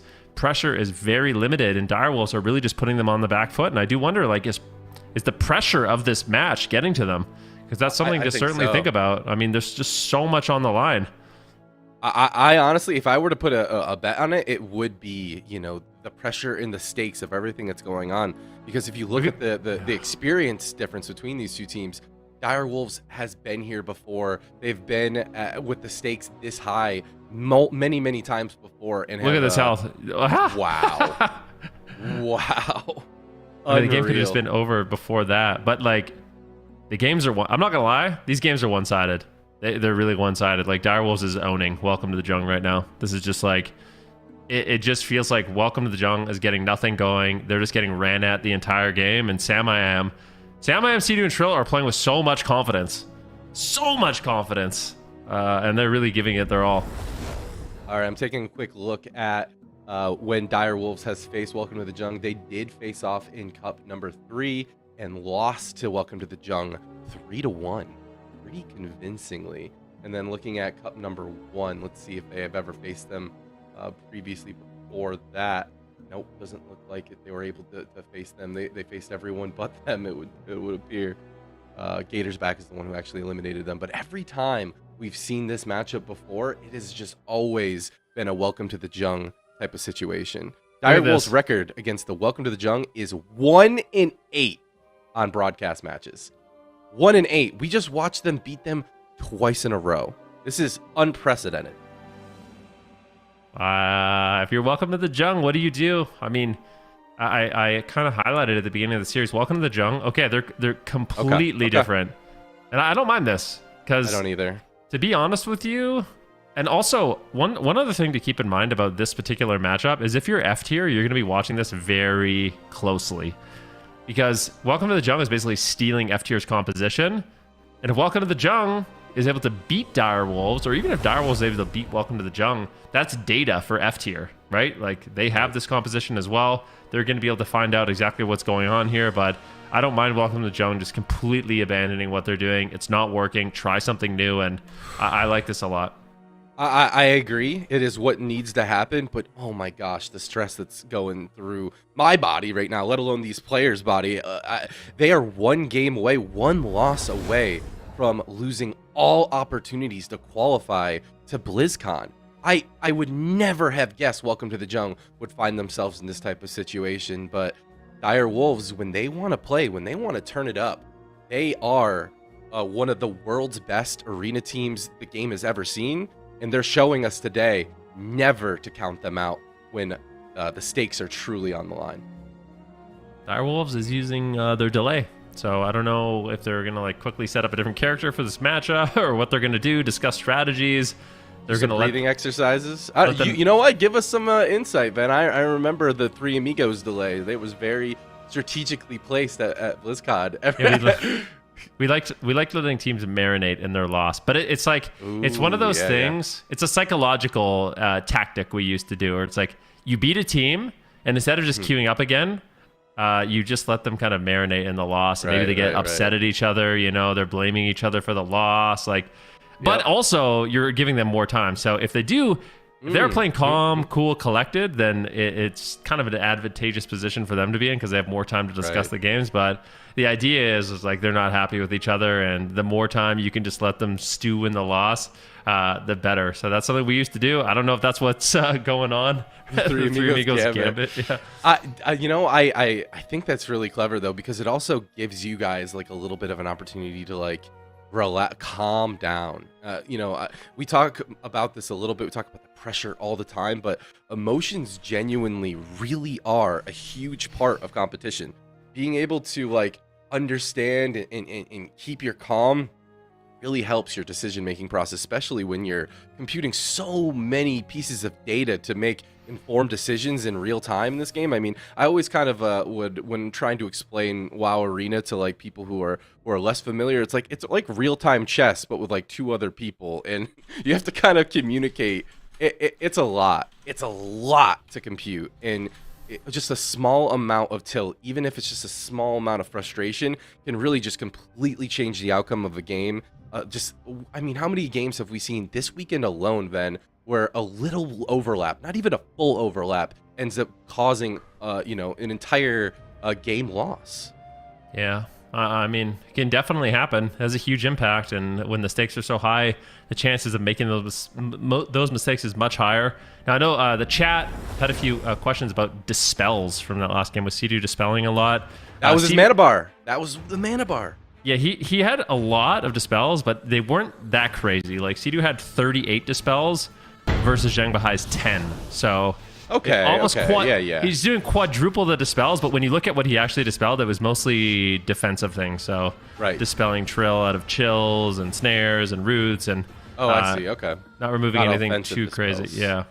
Okay. So it's both. The 38 is both defensive and offensive, but a big opener here onto Prev, and this is do or die for Welcome to the Jung. If they lose this, they are out of the tournament, and that is a nightmare situation for a team that's been so dominant in the region. But a great start, Trill. Is he just going to die in the opener? What is this damage? Prev and Drake look like an entirely different team here in the opening stages. Sidu is really struggling here to stay alive, and this is an impressive start here for Welcome to the Jung. Have they been sandbagging this whole time? What is this? I feel like they just realized they're the anime protagonist. What's happening? Trill just cannot get stabilized. Everyone on the team of Direwolves are just dying. Sidu has his work cut out for him. He's got to get the throughput out, but he's getting CC'd and a block is forced. Welcome to the Jung have all momentum. Can Sidu do it? He gets caught into a cyclone. He trinkets out of the in-cap cyclone. Sam I Am still sitting in that ice block. He finally comes out. Trill with a sliver of health. Sam I Am getting interrupted constantly. Trill cannot even press W at all. Is that Void Weaver as well? He's playing Void. That's why he can't heal. That's insane! Can he keep his team alive? Oh my god, Trill, this is it! He's in a defensive smoke bomb. Surely he's gonna go down, and he does! And a blunder! Direwolves lose the momentum, and Welcome to the Jung put a point on the board. Okay, I think I know what's going on here, all right? Welcome to the Jung. Okay. Completely one-sided. Now, what I think is going on is Direwolves know that this is an extremely difficult matchup, so they're trying just a Hail Mary. They're just trying something crazy. They lock in the Void Weaver. Obviously, it looked abysmal, terrible. Like that was awful. Direwolves got completely smashed this game. But that means they have two more opportunities with their composition and their map pick to beat what Welcome to the Jung is running. So I think this was almost like a throwaway game where maybe it's like, we've never won as RMP.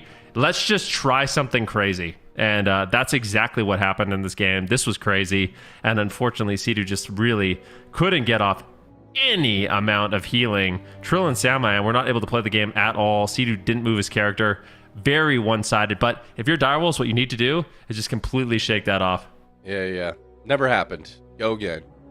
For real. It was very, very convincing, though, for Welcome to the Jungle. Don't get me wrong. In a different setup, this could be a very different game. I'm watching Sam I Am right there, jumping up and down, waiting for his healer to come out of CC. That was pretty insane.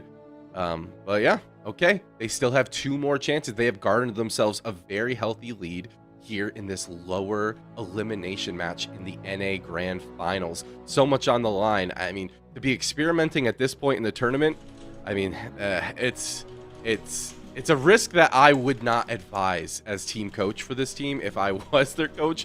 But you know what? That is why they have made it to BlizzCon and I have not. All right, well, we'll see what happens in the next game, but that game was unfortunate for Direwolves. Welcome to the Jung. Completely dominant. Just seemed like Cedu couldn't get out of the heels for whatever reason. Very tough situation to be in. But the good thing for the Direwolves is they won 2 games, and now they have back-to-back opportunities with their comp and map advantage to eliminate Welcome to the Jung. Welcome to the Jung, they're going to have to step it up in a big way. Yep.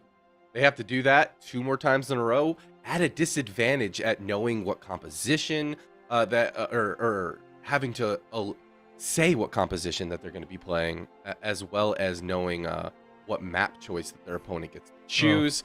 So, I mean, it's still a long road ahead for them if they want to actually qualify or even get a chance to qualify in that 3rd place playoff match that keep alluding to.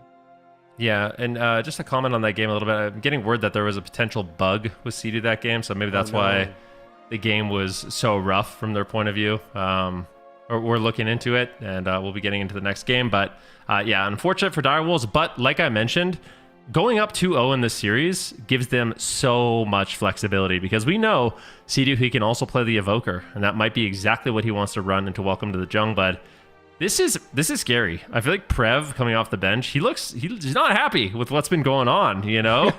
Like their team's been losing, and Prev is an absolute monster of this game. Like him and Drake together are a completely different beast, and we'll see. Drake on Feral as well. I mean, Drake started off as a Windwalker monk. We've seen him play Warrior. We've seen him play Rogue.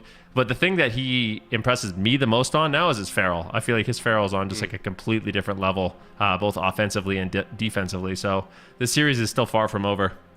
Yeah, and those 2 classes together especially, I mean, we talk about LSD in the past. We talk about like just Druid and Shaman in particular are 2 classes that have just so much versatility, not only offensively, but defensively. We were talking about the other day, there was a Rogue Mage, and they just could not punch through the wall that was, you know, the Feral Druid's bear form, but also the Elemental Shaman's grounding, the shears, the CC chains that are needed for these setup-oriented compositions to get the cooldowns out of the way that they need to are just so much harder when you have a composition like Druid Shaman that are so disruptive. I mean, you got 2 range kicks, you got grounding totem, you got shear, but also their defensives are fairly good. I mean, Shaman, believe it or not, does have a shield, and the Feral Druid has bear form. So 2 potential kill targets that are difficult to punch through at the best of times. So Direwolves, they're going to need to show us a level of gameplay that we've seen them do at least in the first 2 games of this series. But an unfortunate situation for them in game number 3, but they really, even more so, need to shake that off. It can be so frustrating when things are possibly out of even your hands, but you know, you got to roll with the punches when you're in these type of situations. Live competition, anything can happen on game day, and you just kind of got to roll with the cards that have been dealt. Yep. I think for Direwolves, like I said, they're still in a great spot for the series. Welcome to the Jungle. They're looking good, though. They're heating up. Rogue Mage definitely wasn't working out. Looks like we're going to be going to Maldraxxus Coliseum. So for me, Direwolves, even though the Void Weaver didn't look good, if Cedu was dealing with some sort of bug, maybe the matchup looks entirely different, and maybe they lock it in again. Welcome to the Jung, feeling confident in the Feral Ellie. They're going to be playing that. And for Direwolves, now the question is Cedu going to play the Evoker? Or are they going to play some sort of like cleave setup? Because that's a possibility too. You know, we did see in Europe some Unholy Death Knight. We know Direwolves have the Unholy Death Knight. Is that something that they could run? Maybe. I kind of doubt it, but it would be nice to see Mez tagged in. I just don't think that's what they're going to do. Lord Mez being tagged in would be the most exciting thing that for me ever. But I would, again, Coach D Machine hat, Don't recommend it. Sorry, Bez. Like, their rogue mage just looks so strong, and I don't know. To me, we really got to write that game off, and I think they agree. They're gonna stick with the same composition, the rogue mage priest. But Ven, I noticed one change on Trill, and was he playing subtlety last game, or was he outlaw? I'm gonna double check that right now. Trill was playing outlaw last game, so he's gonna be playing sub. So sub, to me, not as tanky, but a lot more controlled burst. And I wanted to, like, are we seeing the Void Weaver? Because, like, I'm not gonna lie. Oh, okay. I have a love-hate relationship with Void Weaver. I've hated it until I started playing it, and now I love it. So it's like... You've also converted me to the dark side of the Void Weaver as well. I'm having a lot of fun playing it as well. Yeah, it's a lot of fun. It really is. It feels like you're actually just a DPS that is the healer role. So for Sea-Doo, if he is playing Void Weaver again, it's going to give them a lot of offensive pressure. They can just go on to anybody. And I mean, it looked bad in the last game, but if there was some big bug, then it's not going to, you know what I mean? It's not going to look the same in game number 4. So we'll have to see what they do. If they decide to just go with the Oracle once again, that's been looking good. But I feel like the Direwolves, their RMP has looked super solid so far. I'm a little surprised to see Sea-Doo not log on the Evoker for this one, but I guess they're feeling confident in this. Yeah, I really hope he's playing Void Weaver. I know that it was an unfortunate last game, but I really do want to see some high-level Void Weaver play. I see so many Reddit threads talking about, I hate it when my Soul Shuffle hears Void Weaver or whatever, but it genuinely does have potential. In the hands of someone like Sea-Doo, sparks could fly. That would be quite a treat to see here. Yeah, but also it's a high-risk, high-reward maneuver. Like, if you fall behind on Void Weaver, you are not having a good time. I'll tell you that right now. It's like, it's so sketchy, and when your healer is a Void Weaver too, like, you don't feel as safe. Like, you have to play in a different way, where it's like, instead of like Sam I Am being the one that pushes in and is getting all the crowd control and all the damage and just kind of relying on Sea-Doo to keep him alive, he has to almost enable Sea-Doo to play aggressive. Right. He needs to start polymorphing very defensively instead of offensively. Like, really let the damage start building up of essentially playing 3 DPS in this matchup. But I'm still not even sure they'll run it. I think I like it, but we'll have to wait and see. And I wonder if Subtlety Rogue is going to be better with that as an option. You kind of you touched on it a little bit, but like, you need, for the specialization like that to work, you really need to have like your team enable you. I mean, we talked about how like Bank in the past basically has just compositions that would just like work for him, like compositions that would enable him. But maybe for this specialization for Sea-Doo, that's what he needs from his own teammates. And if there is a team to synergize, to back each other up, that have been playing together for such a long time, it's Direwolves. They could make it work if they so choose to. But here we go. The gates have opened. Possible elimination game for Welcome to the Jungle. Never thought I was going to say that in the Grand Finals of AWC, but Drake and Trill right next to each other in stealth. That was so close. Shanghai caught into the follow-up sap. Drake finds Trill! Huge opener, Ven. Oh no, he gets a Cyclone too. Just gets a Cyclone here onto Trill. Rakes down into a Cyclone, and now they are pushing. What are they going to do? CD, what specialization are you playing? Goes for a Fear here onto Drake. Some heals going out onto Trill. Do they have the damage? Who are they opening up on? Large damage here onto Drake. Mind Blast from Sea-Doo, and he is playing the Void Weaver. So the damage is going to be high. This is going to be a quick game. It unraveled quickly for Direwolves in game number 4, but let's see what Sea-Doo is going to be able to get done, because he is going to put out a ton of burst. I'm just staring at this guy's cast bar. Sam I Am, though, he's got to be careful. Remember, he's got to get backed up here. Ultimate Penance will get locked out by Prev at the very last second. Sam I Am jukes a kick and gets an Aura Mastery Polymorph out onto Prev. There's the Dragon's Breath follow-up. Huge CC chain going out onto Zhang Bahai. Drake pre-bears forms this, but a Trinket Cocoon, regardless, is going to be procced. A huge button going to be forced into another Fear follow-up. Drake's got to be careful. They switch the damage over onto Prev. He's getting lit up as well by this triple DPS composition of Direwolves. Anyone can die at any given time, but Trill's dipping down to low. He's going to use that Cloak of Shadows. Can Sea-Doo pick him up with this DPS spec? It looks like he will for now, but in just 10 short seconds, then we are going to have another Fear available for Sea-Doo, potentially another go for Direwolves. This is very stressful. I mean, I'm just watching Sea-Doo's character. He's really having a difficult time. Shadowward Pains are getting dispelled. He's getting line of sighted. He's getting wind sheared. He's getting stunned. And Direwolves are falling further and further behind. A big setup here onto Zheng Bahai, though. Oh, he connects a huge heal. Sam low on health, though. Sea-Doo needs to play catch-up. Can he find the damage? What is he going to be able to do here? Mind Blast. It will connect. Smite after smite. And this damage should be high here onto Drake. Sea-Doo gets stunned up, though, but I think Sea-Doo should be able to stabilize with this. Popping the Evangelism. That should be enough to stay alive. 1-2 flash heals come in, but we haven't seen too crazy a burst from Sea-Doo in this game so far. Playing that Void Weaver, I don't know if it's working out. Sam's low, Trill's low. Prev is just trying to take him down. Sea-Doo charging out in the middle of the map, potentially looking for a fear here. Can they get it? They find the fear. Zhang Bahai's in trouble. He's stunned up. Do they have the burst to take him down? But Sam, oh my gosh, goes into Ice Block at 1% health.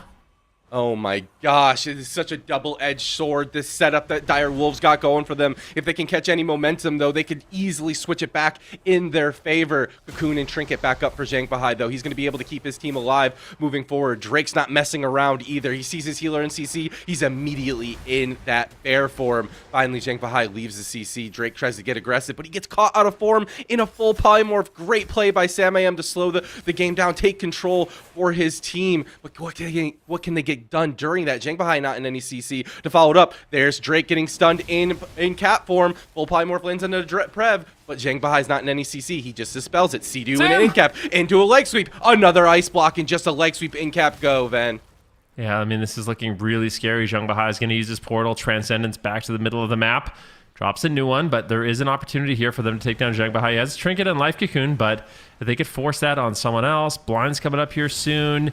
Maybe there's a window here for Dire Wolves, but I feel like Welcome to the Jungle, they're playing against the Void Weaver so incredibly well. Seed's really struggling to heal. He's in a maim stun. SamIM's getting low on health. Here comes the Evangelism. Here comes the damage. Can they take down Prev? We'll have to wait and see. All three members of Welcome to the Jungle run into the smoke bomb. This is such a close call. Zhang Bahai might just go down here. Huge amounts of damage. Drake shuts it down with a disorienting roar, but now Sam and Trill are so much danger. Seed is really going to struggle to keep them alive. He grips SamIM back to the pillar. Looks like he will survive. Oh no, Prev is looking to shut it down. He pushes in. This is do or die for the Dire Wolves, but everyone from Welcome to the Jungle is full health. They are pushing in for the win. SamIM goes for the ice barrier, but it is not enough. Welcome to the Jungle.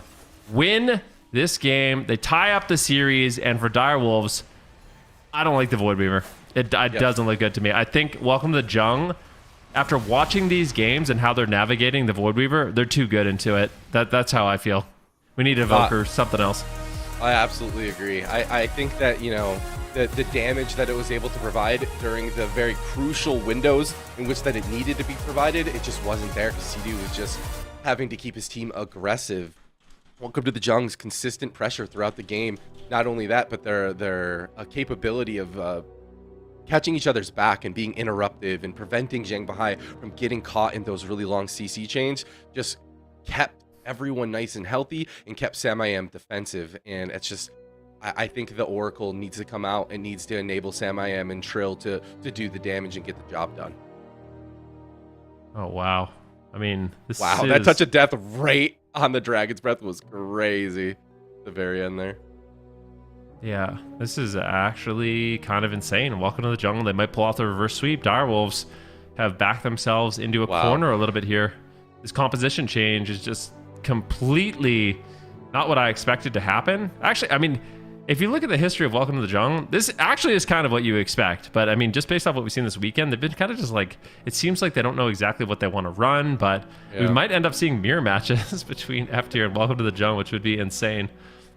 It would be insane, but wow, what an insane final game for us to be going into here. We're going into the very last game of one of these teams' BlizzCon tournament lives. All the aspirations of this midnight competitive year comes down to this final game for one of these two teams. This is insane. What a Sunday to behold.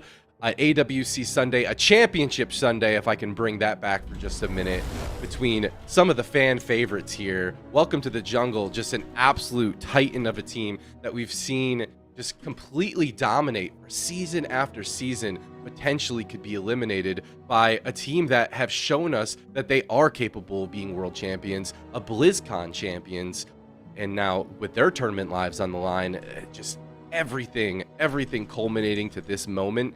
I'm stressed out. My heart rate is like, my watch keeps telling me like, hey, by the way, are you working out right now? We can start like tracking these steps or what have you. And I'm like, no, I'm just casting some WoW Arena. It's not a big deal. This is not what I expected. Like, first of all, Direwolves going up 2-0. I didn't expect that. And now the potential reverse sweep from Welcome to the Jung. It's got to be heartbreaking to me for Direwolves. Are they going to play the same thing? I don't know. I don't know if it's worth it. Sea-Doo is also, he's playing very unconventional gear for Void Weaver.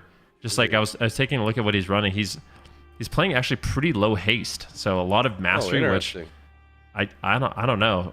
It's very unconventional. I'll just say that. It's like, it's not a standard. Normally you play as much haste as possible because it lowers the cooldown on your Mind Blast, and it's quite strong. But I almost want to see Direwolves just like play the Evoker.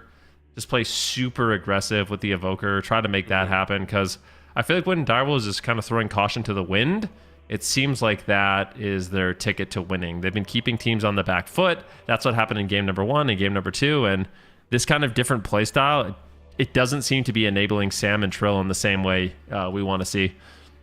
Oh, Mistweaver Monk actually is going to be locked in instead. I'm not sure how I feel about the Mistweaver Monk. I mean, you got the low cooldown on the Cocoon. Something else that I saw Zhang Bahai deploy a few times last game is that you can Revival, which is a big AoE heal, while stunned. So if you're about to get stunned and you're going into like a CC chain and your DPS are already a little bit low, you can pop that right before, you know, the follow-up polymorph and potentially negate having to use, you know, one of the bigger cooldowns like Ice Block. So Sea-Doo going on to the Mistweaver Monk instead of the Evoker. Not as much CC opportunities, I would say. I mean, don't get me wrong. You still have the Incap. You still have the Song of Chi-Ji. It's just not nearly as reliable as, you know, that casting while moving Preservation Evoker Sleepwalk. Yeah. I think I kind of wonder who they're going to go after in this game, but one thing I really want to see from Sea-Doo is making sure he crosses. So it's like, if Trill gets a cheap shot on, let's say, Zhang Bahai, and Sam IM goes for a polymorph, then Sea-Doo needs to be in-capping and using Song of Chi-Ji on Prev. Like, I think I want to see them use, like, 3 versus 1 situations, really take advantage of cheap shot and incapacitate at the same time to just isolate one target. And I think that could be a potential game-winning strategy here. And, of course, the Mistweaver Monk, we talked about it. You bring, one of the great utilities of a Mistweaver Monk is that you bring not only the Mystic Touch for more physical damage, but the Zen Spheres. So should be more damage overall coming in from the side of Direwolves. Not necessarily compared to the Void Weaver, but I think the game will just feel way more stable, allowing Sam IM and Trill a little bit more freedom in the game, which I think is important. Such a big game here. You know, we're theory crafting. We're trying to predict what's going to happen with looking at these two different compositions on paper. But there is no going back from this last game of this series. So much on the line. 2 powerhouse teams about to end their BlizzCon run right here and right now. To predict, to try to like guess how these different like mechanics are going to interact with one another, whether or not they're going to be able to synergize. Like you were saying, that cross CC, the importance of the cross CC. When you're at this echelon of gameplay, there isn't like opportunities for you to be like, oh, I could get this off if someone else isn't cross CC. You know, how many times have you gotten like a cheeky sleepwalk on your Prez, or, you know, overextended probably a little too far to get that fear on your priest and got away with it? At this level of play, it's very difficult, if impossible, to get away with stuff like that. So it just makes that cross CC that much more important, which means being synergized with your team that much more important, which means hopefully Sea-Doo's got reps with his teammates on this comp specifically. And we were talking about all the different iterations of Rogue Mage. Like, I know he's been playing that Evoker. Just so many question marks that are about to be answered in just a short period of time. I have like the biggest butterflies in my stomach right now, as if I'm about to like go into a job interview and I'm not even competing right now. It's heartbreaking for one of these teams. I mean, that's for sure. It's like you played the entire season. I mean, it's heartbreaking for different reasons too, right? Like Direwolves had said, like, this is gonna be their last tournament. You know, they don't do well here. Yeah. This might be the last tournament that they play in. Welcome to the Jung. It would also be heartbreaking because they've been so dominant in North America, and we haven't had BlizzCon in a long time. And finally, BlizzCon's here. This is your chance to be that dominant team, you know, show what you got against the best in the world. And you'd hate to see them miss it. You'd hate to see both these teams miss it, but ultimately one of them will, and it comes down to Empyrean Domain, Direwolves locking in the Mistweaver Rogue Mage. Welcome to the Jung. They're going to be playing that Feral Elite Mistweaver, taking a page from F tier. I don't know who's going to win this. This is too close to call, D. Dude, this new composition that we've seen from F tier and Welcome to the Jungle looks so good. Like, the more and more I think about it, the more I kind of want to go try this comp. Like, it just seems like they have the setup with the maim stuns and the rake stuns from Drake, but also the consistent pressure. Not to mention the burst from the Elemental Shaman. Lots of great defensive tools to rotate that are good against just about every other class. It just seems like if they're able to back each other up, it could be everything. But here we go. Cheap shot opener on a prep into the double disorient from Samayam following it up. Leg sweep out goes out onto Zhangbahai. Sidu's trying to get active. He's trying to get in there. The kidney shot and Blade's going to be committed out onto Drake, forcing him into that bear form, forcing that bark skin. But now the incarnation cat form comes out. He's trying to get aggressive for now. Samayam already on the run, however. Trill caught into a leg sweep. The switch onto Trill. Huge damage goes out onto him. And yet will force the Cloak of Shadows. I'm sick watching these games. Like, I'm sick to my stomach. I don't know, man. This is so stressful. Trill, Sidu, and Sam all taking high damage right now. Down to half. They've had a decent opener in terms of crowd control and setups, but the damage just isn't there so far. Zhangbahai has already traded out his trinket. He gets polymorphed on it. Nicely done there by Sam. They're getting some pressure onto Zhangbahai. Making a swap onto the healer. I like that. He has no trinket and it just used his portal. So there's another opportunity here for Sam and Trill. If they can isolate Zhangbahai, they might be able to take him down. He is playing an Orc. Samayam's getting low on health. He's got the ice block. Will he use it? What are they going to do? Sidu just Restoral is going to be the only option. And Sidu, I'm not sure exactly what he trinketed, but goes for the damage here. Gets crowd control onto Prev. Looking like Drake going to be taking some damage. Big setup on Zhangbahai once again. He's got the Restoral if he needs it. Is he going to pop it? He does. And that will keep him alive. Greedy plays, but they're slowly but surely getting cooldowns out of the way here on Zhangbahai. And I really like that they're punishing this monk. Yeah, I absolutely agree. I think those swaps onto Zhangbahai have proven, but a nice double leg sweep from Zhangbahai to stop Trill and Samayam's onslaught. No CC to follow it up onto Sidu just yet. Sidu, though, keeping his team very healthy, very aggressive. As soon as the diminishing returns come back up for Dire Wolves, Zhangbahai's got to be careful. He's got to get away from his port as well, so when he does port back, they can't just reconnect immediately. And here's the follow-up go. He ports, but it's right next to him. Trill's right on top of him. As soon as he ports, another Shadow Step into another Shadow Step. Zhangbahai cannot get away, but the damage just wasn't there. They switch the damage over onto Samayam. A bomb does get dropped, but a cocoon right before it is going to keep Samayam okay. Now Drake is the one who's got to be careful. Huge damage goes out onto him for just a brief moment there, but it does get deflected by Zhangbahai's big heals, but he gets caught into a polymorph. He's clean. He gets cheap shotted. This is another go onto him over and over and over again, and Prev sees it. He just spams that off healing onto Zhangbahai, backing up his healer, keeping him alive. Yet another go from Direwolves. Yeah, really nicely done. And now Zhangbahai feeling confident. He's got Trinket, he's got Life Cocoon. Trill and Sam getting low. Everything on the line. Elimination game. One of these teams is out of the tournament. Who is it going to be? Pressure is high right now. Zhangbahai's been targeted a lot, but I feel like he's been doing a great job navigating those scary waters, not overlapping his cooldowns, playing it calm. Full blind now onto Zhangbahai. They're opening onto Drake. Can they take him down? Huge pressure on Drake. He's in bear form. Gouge on Zhangbahai. Is there anything to follow it up? Potential sleep. Stop. No. Beautifully done there by Drake. Interrupting the Song of Chi-Ji. Not allowing Cedar to get the crowd control. Sam, no! Sam, I am so low on health, and they're going offensive, Trill. but Direwolves is falling behind. They're all just dying. Sidu can't keep them alive. He's really struggling right now. Trill and Sam are just rotting down low. Trill not getting topped off. They're doing a counter setup, though, onto Drake, giving Sidu a moment to breathe. Double leg sweep comes in, and Direwolves, they are unafraid. They're continuing to push the pace here.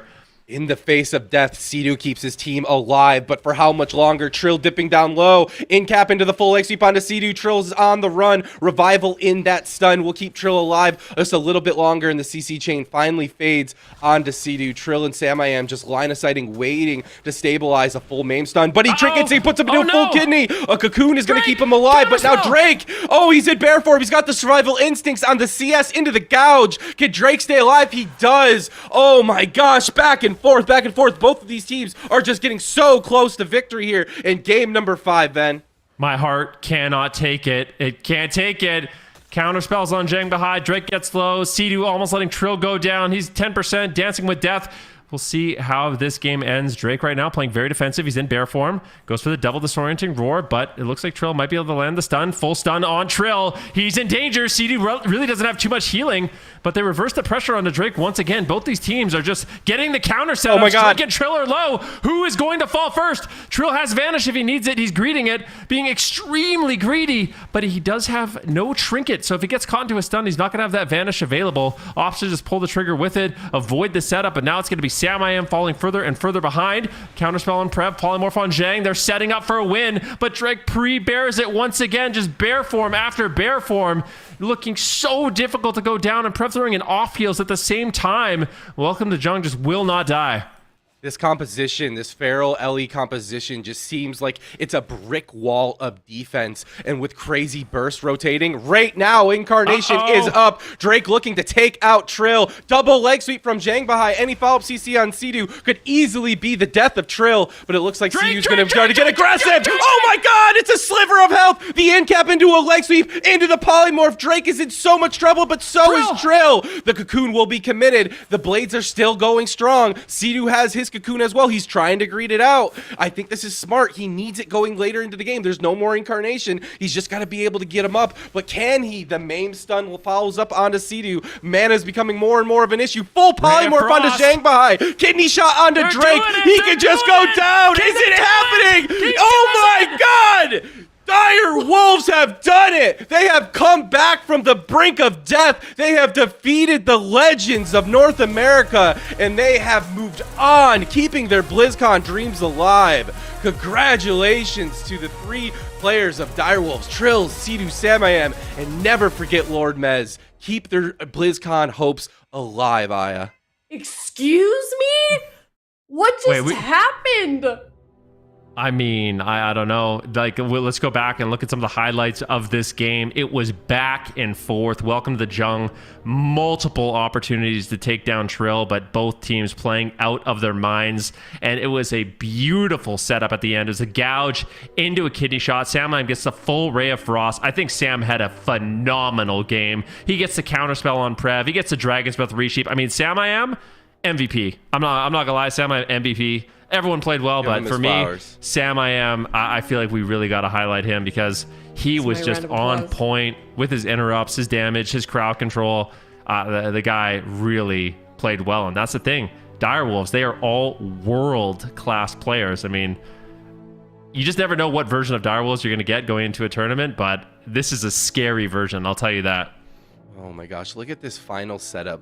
We're talking about cross CC, the lockout onto Prev, the polymorph into the DB on Sam I Am. Sam I Am's now like, yeah, you guys go have fun killing that Feral Druid. I'm going to just control the rest of the team for you. Don't worry about it. Seriously. Oh, and the sliver of health that we've seen Trill drop down to time and time again. Sea-Doo not overreacting, even with everything on the line, to pop that cocoon when Trill was at like, what, 28% health here? Because he knew Incarnation was faded. He knew they didn't have the throughput anymore, and he knew he was going to need it, and he absolutely did. It was that cocoon that Sea-Doo was able to commit to keep his team aggressive and to push that throughput through that bear form, through it all. And they do it. Unreal. Dire Wolves had to tank regardless of the punches being thrown their way. They move forward, and that to me is the sign of a true champion. That to me is the sign that maybe Dire Wolves have returned to form. Maybe they could go the whole way, all the way to Anaheim, California.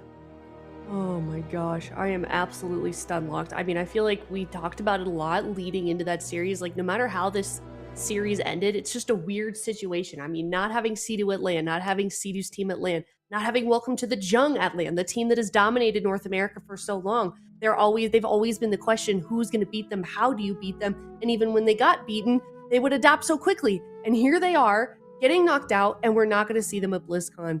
But it's Dire Wolves that have taken that spot. I'm so excited. I'm so excited. This is great. I hope we get to talk to them. I'm working on it behind the scenes. Please, Sam, if you get a DM from production, let us interview you. I want to talk to you guys so bad. It's not over yet. It's not I know, but I got to pick their brains. They're busy. Maybe we'll see them at the end of today. But you are absolutely right, David. That is not the end of the day for them. As JT said yesterday, the job isn't done, David. Job's not done. Not even close. I mean, they just went against that Feral Druid Elemental Shaman, and now there's another one directly in front of them. F tier is a team that is the team that knocked Welcome to the Jungle down to the lower bracket. F tier just seems to be a completely different team. They seem like they are just ready to be able to compete on that BlizzCon stage. Dire Wolves, you know, out of the pan and into the fire. They are not done being tested today. They have a long road ahead of them. His chair is nervous. Cedar's chair is like, oh my god.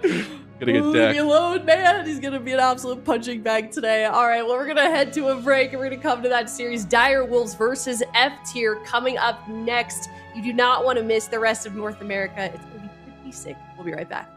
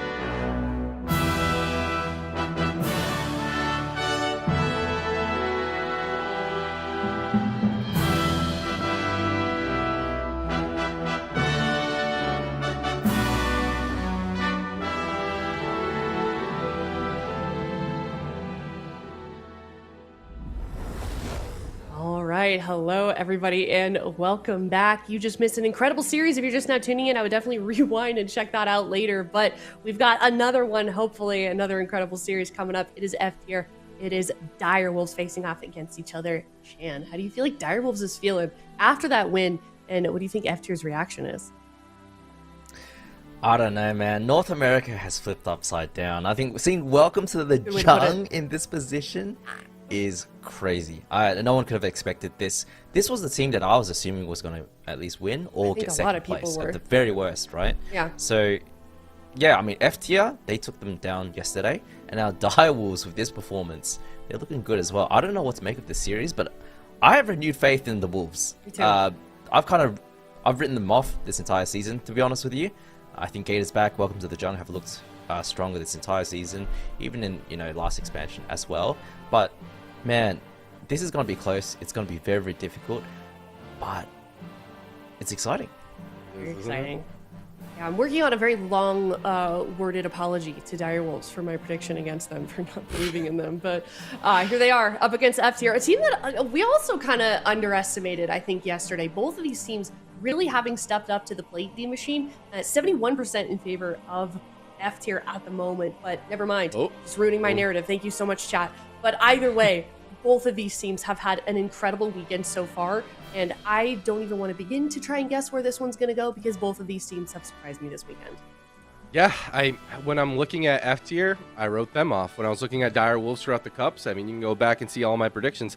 I wrote them off every single time, and now all of a sudden we are in the top 3 match of the entire region, and they are both performing well beyond. I mean, they both have beat Welcome to the Jungle, as we've said time and time again, the favorites of the region. I mean, Zhang Bahai to me is one of the best healers I think to ever touch the game, and to be eliminated and not even being able to go to BlizzCon, this is unreal. Everything doesn't make sense. I feel like I'm in crazy land, and to me, this prediction being so split down the middle just makes absolute total sense, because I also have no idea what I'm about to predict, and I have to do that in front of you guys soon. Yeah, sorry, we are not in crazy land. We are just in North America. These guys are playing out of their mind, so perhaps that is a good way to put it. But that being said, D Machine, you want to start us off with predictions? Oh yeah, thanks. You're so welcome. My pleasure.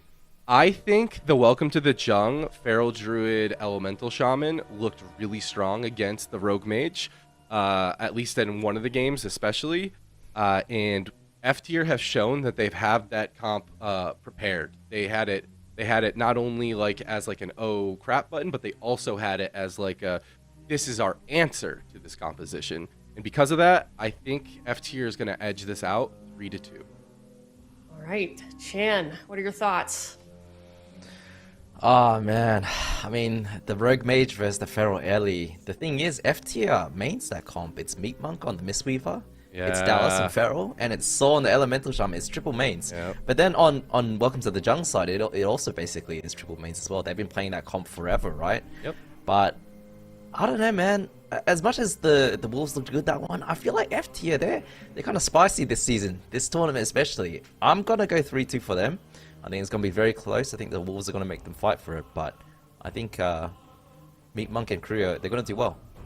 Me and Chan, the guest predictors, shaking hands and putting our differences aside for this one. Love it. I was saying at the beginning of the day that you guys need like your own leaderboard, Chan and D Machine against each other. Yeah, that'd probably be. I don't want to embarrass Chan, make him go so far down there. But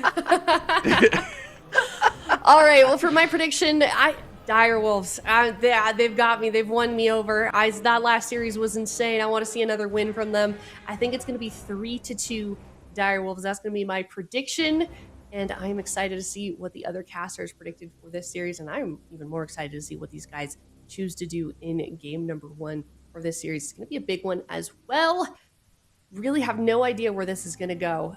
Both of these teams, like we've stressed so much, have continued to surprise us. And I can't imagine that they're going to stop anytime soon with this series. And then, of course, Chan, the winner of this one is into the Grand Finals, and they're going to have to play against Gators back. Yeah, absolutely. And Gators back is going to be watching this one closely, right? If Direwolves can pull out a win with the Rogue Mage, I mean, that's good for Gators back, I feel like, because I don't feel like they want to face F tier. I've been saying this for a long time, but F tier is hard to practice against, man. They're playing always these weird off-meta comps with a Shaman, Enhance, Ellie, or some Cleave, and it's very difficult to practice against. I feel like everyone's gravitating towards a Mage in this expansion, but of course, F tier, they don't have the Mage on their roster. They've been playing this Feral Ellie, as well as some other comps, so Gators back, man. They're going to be watching this, and Direwolves, they're going to have to put up a really big fight, I think, to take down F tier. Yeah, they certainly are. And I mean, D Machine, do you think that Direwolves are experienced enough in a tournament environment, in a high pressure environment, to kind of put that, you know, the all the stress of the last series behind them and focus on this one? You know, absolutely. But with that being said, there's a little bit extra stress. There's a little bit extra stress that is, if this really truly is the last time that they're going to push for qualification to BlizzCon, that's a new type of stress. That's something that they haven't faced before. I mean, don't get me wrong, they've considered retirement time and time again, but there's something real that feels about it this time. Not only in like how they're acting, you know, publicly, but also with their performance right now. This feels like a gritty, this feels like a high pressure, high aggressive performance that I'd see from Direwolves if it really is their last hurrah. But F tier, on the other side of things, Aya, is the young guns. We got players that are hungry, players that haven't seen lands like their opponents, players that are looking for the opportunity to prove themselves. So to me, the narrative of this series is the young guns versus the old guard. Absolutely. Who is going to be the next alpha? Game number 1, F tier versus Direwolves, kicking off right now, Chan.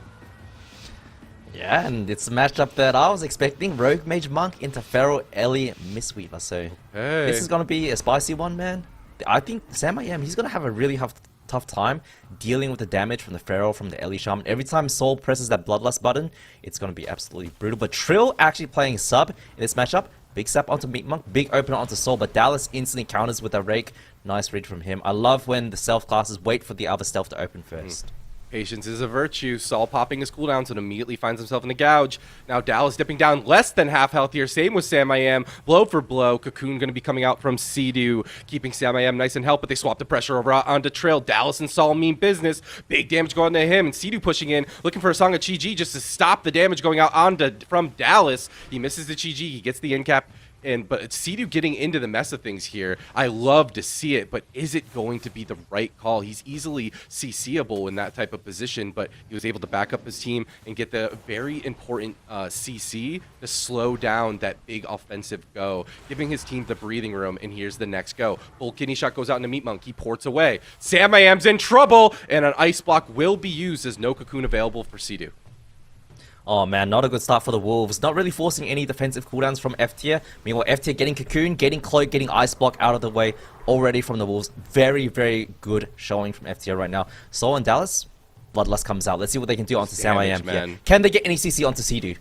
Leg sweep onto Meat Monk. He can't follow it up with a Song of Chi-Ji because Sam I Am is in trouble. Sea-Doo pushing in, trying to follow his mage around the corner, but so is Dallas and Meat Monk on top of him. But in the back line, Trill's trying to set something up onto Saul, trying to switch the momentum over in their favor. Big damage on the Sam I Am. He cannot help Trill out, or he's going to be lit up by Saul as well. Both teams just trying to find an opportunity to get in there and get aggressive without just randomly falling. But Incap into a full Song of Chi-Ji onto Meat Monk by Sea-Doo. Dallas. Kidney shot, or cheap shot onto Saul. The cross CC is crazy. Saul is completely alone there for just a short while. A smoke bomb also gets committed. Direwolves catching a little bit of momentum here, but it doesn't seem like they were able to get the buttons that they truly needed, Chan.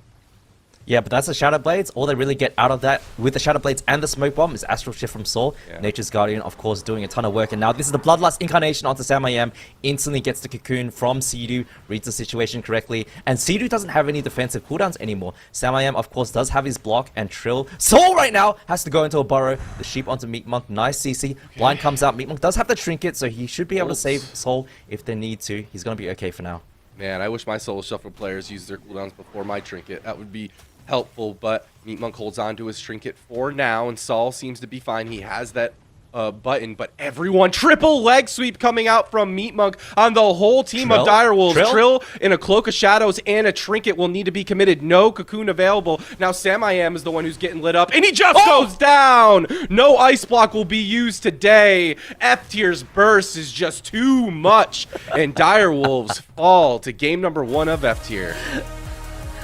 Yeah, I feel like half the matches I cast, man, when there's a mage in the game, they die pre-block. I told you he's cursing I mean, them. I think that was Sam I Am's fault there.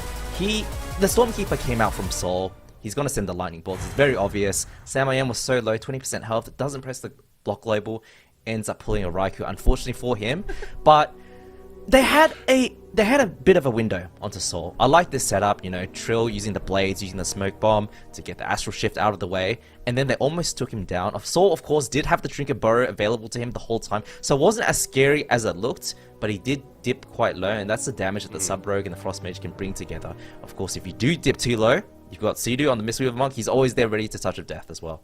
Yep. Something else I just want to point out. This is the exact same composition we just saw from the previous at the end of the previous series, and I just think the onslaught of F Tier's damage just seems to be on a completely another level. Like, yeah, don't get me wrong, Dire Wolves, they had the aggressive positioning, they were in the face of F Tier, they were looking to get the setups, they're looking to punch through, and the cooldowns just never really came. You were talking about like triple mains. I'm feeling it right now. Sol and Dallas are no joke. Yeah, and when you watched F Tier play against Welcome to the Jung yesterday, what were they doing the entire game? Running relentlessly at Nick on that Frost Mage. Yep. Whereas Welcome to the Jung, they didn't have this kind of offensive pressure, and they have been, you know, historically a team that is a bit more defensively orientated. They prefer the dampening games. They're not really killers as much as F Tier are. These guys, man, they're playing with full confidence, and you see it, right? Soul doesn't panic with the Burrow, doesn't overlap his Trinket. Meat Monk doesn't Trinket the Cocoon and overlap any defensive cooldowns. They're very clean with the communication. They must be, because they're rotating their defensive so well, and they're pressuring Sam I Am and Trill both just so hard, and it's difficult to play in that situation. Yeah, no doubt. I mean, look at the healing difference between Sea-Doo and Meat Monk. 4 million healing more. And they're pressuring Sam I Am and Trill both just so hard, and it's difficult to play in that situation. Yeah, no doubt. I mean, look at the healing difference between Sea-Doo and Meat Monk. 4 million healing more from Sea-Doo to keep his team aggressive and alive, and when you have that type of onslaught of damage from your Feral Druid Elemental Shaman backing you up, it gives that monk a little bit more breathing room. But Meat Monk doing a great job positioning himself extremely defensively, making it so if Sea-Doo does want to go get that in-cap Song of Chi-Ji follow-up, he's going to have to cross the barren straits of the arena to get there. But Meat Monk also, when needed, jumps in to get a triple leg sweep. Huge plays coming out from him.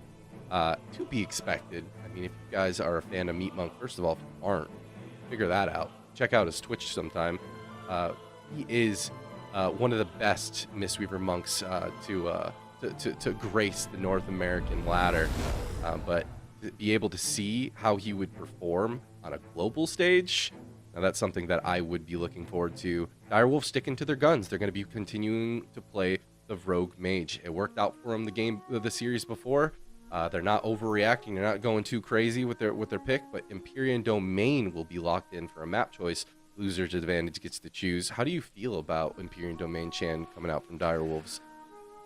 Well, the good thing about Empyrean Domain is the pillars are really small, right? But it is a very, very big map. It's not Tolvaron big, not Maldraxxus big, but it is a pretty big map. But of course, with how thin that pillar is, it makes it easier to get CC. It makes it easier to get swaps onto Meat Monk. And that's really the goal when you're playing this matchup. I don't think you're going to win the long game playing Sub-Frost into Feral Ellie. You're just going to get out damaged big time. It's horrible. Incarnation, Bloodlust Ascendance, and Damp, you're screwed. Right? So Direwolves want to close out the game pretty early. They want to play pretty aggressively. But what I worry for them is that that's a double-edged sword, right? The toothpick pillars means that Sam I Am doesn't really have anywhere to run. It's so easy to catch up to him. And with how Meat Monk is playing, and I love the style of his where he's just constantly running at the enemy team. And when the enemy healer runs at you and is supporting their DPS, it's suffocating. Sam I Am doesn't have space. What Direwolves really needs to do in these kinds of situations is counter go. Find opportunities where Meat Monk is exposed when he's pushing in and do a go of their own. Take advantage of the positioning. force some defensive cooldowns, and that's going to create an opening where they can potentially get a kill or some major defensive cooldowns. Because last game, man, apart from that one go on Soul, they were losing the whole game. Right. And I'm expecting the same thing from Soul and Dallas. The Incarnation and Bloodlust is just very difficult for CD to deal with.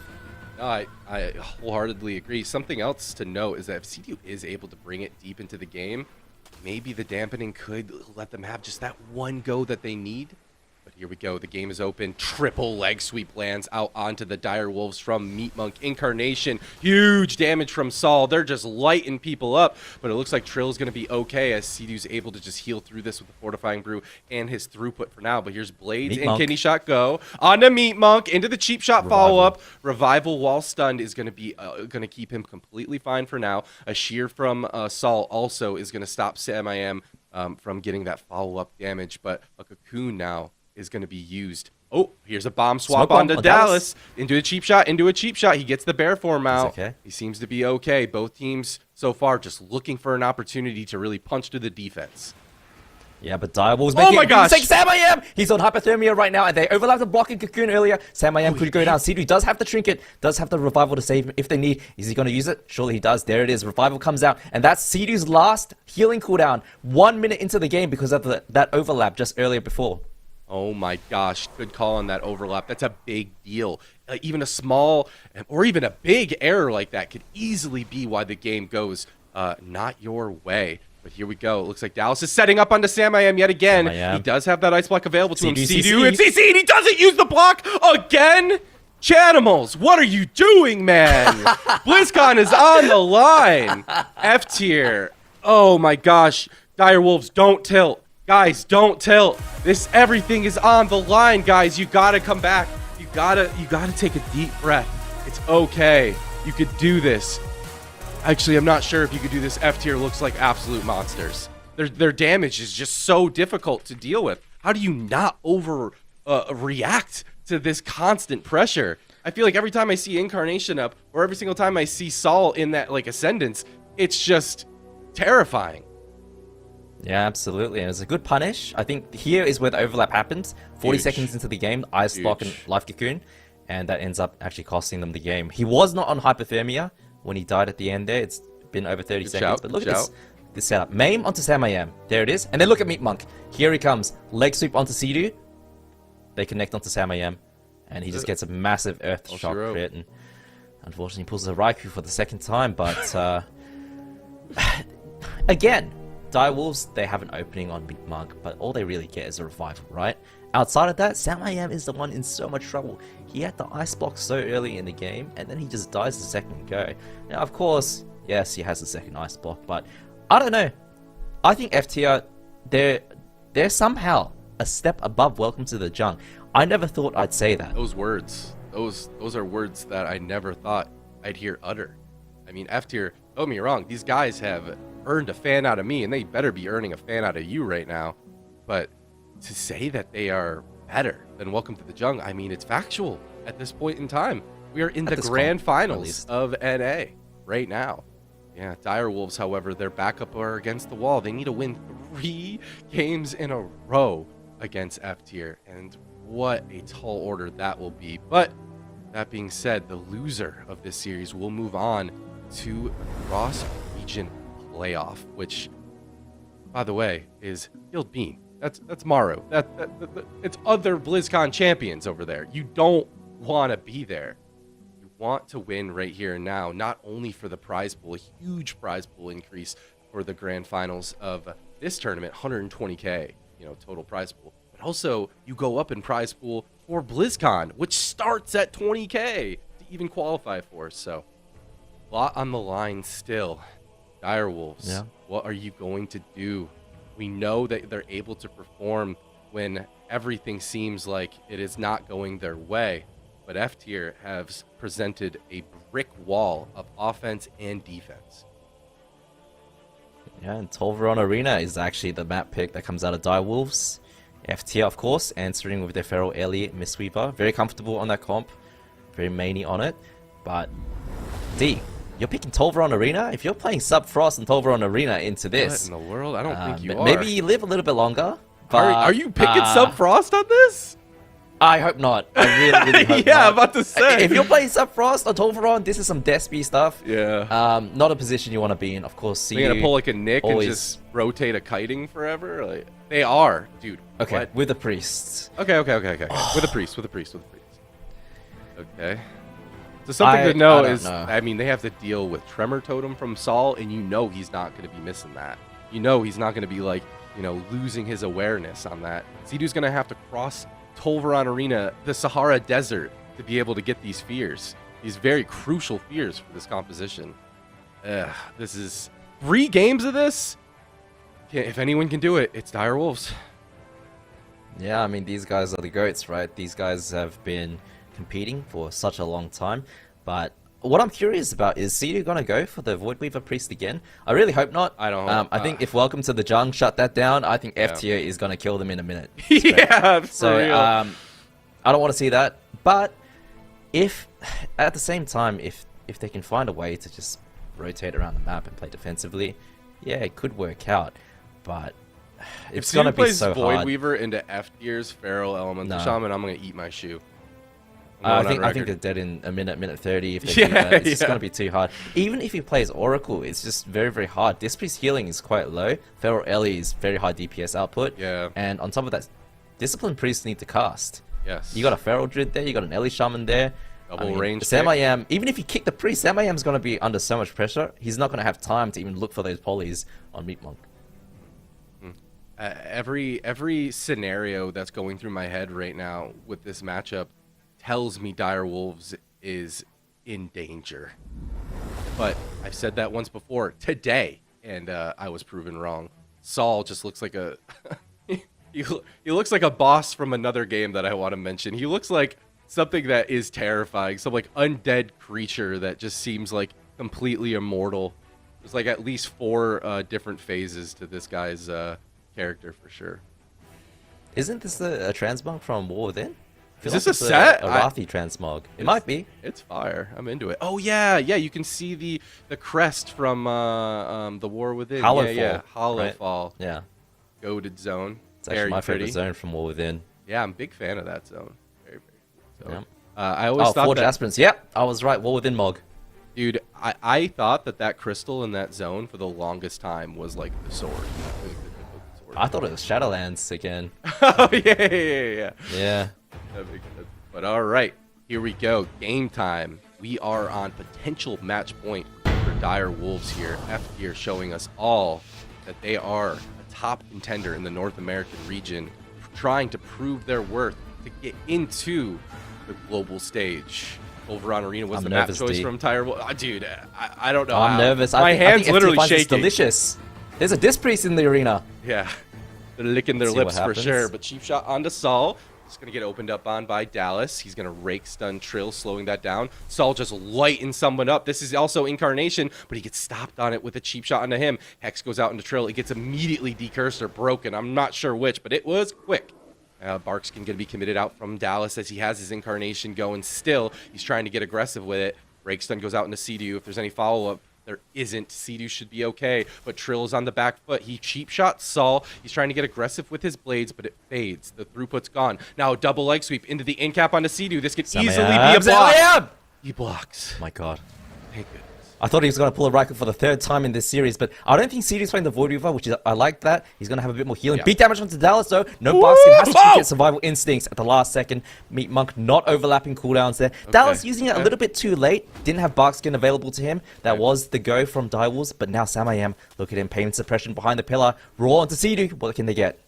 All right, that was the pain suppression and the barrier onto Sam. He's going to stabilize. Dallas is going to pull back. He sees the momentum is lost. He's going to wait for the diminishing returns. He's going to wait for the team, and they're going to do the triangle formation, jumping right back on top of Sam I Am, and he knows it. Ring of Peace gets dropped by Meat Monk, disrupting the positioning of all of Dire Wolf. Sam I Am a bit isolated right here, but a nice fear. Polymorph cross CC. Dallas is in trouble. The Barkskin will be committed. The sap follow-up on the Meat Monk, but no one overreacts. And now F tier can continue their onslaught. Incarnation, even Sidhu is taking a bit of this pressure. The spread pressure is going to continue to build. Ultimate Penance gets sheared. Nice stop by Saul, making sure that the throughput continues to go in their favor. Sea-Doo still has his trinket, still has pain suppression. He still has the buttons to give his team what they need to stay aggressive, but they need to be able to get something done with it. Double leg sweep from Meat Monk, another hero play from the Mistweaver Monk. Cheap shot goes out into him onto Trill.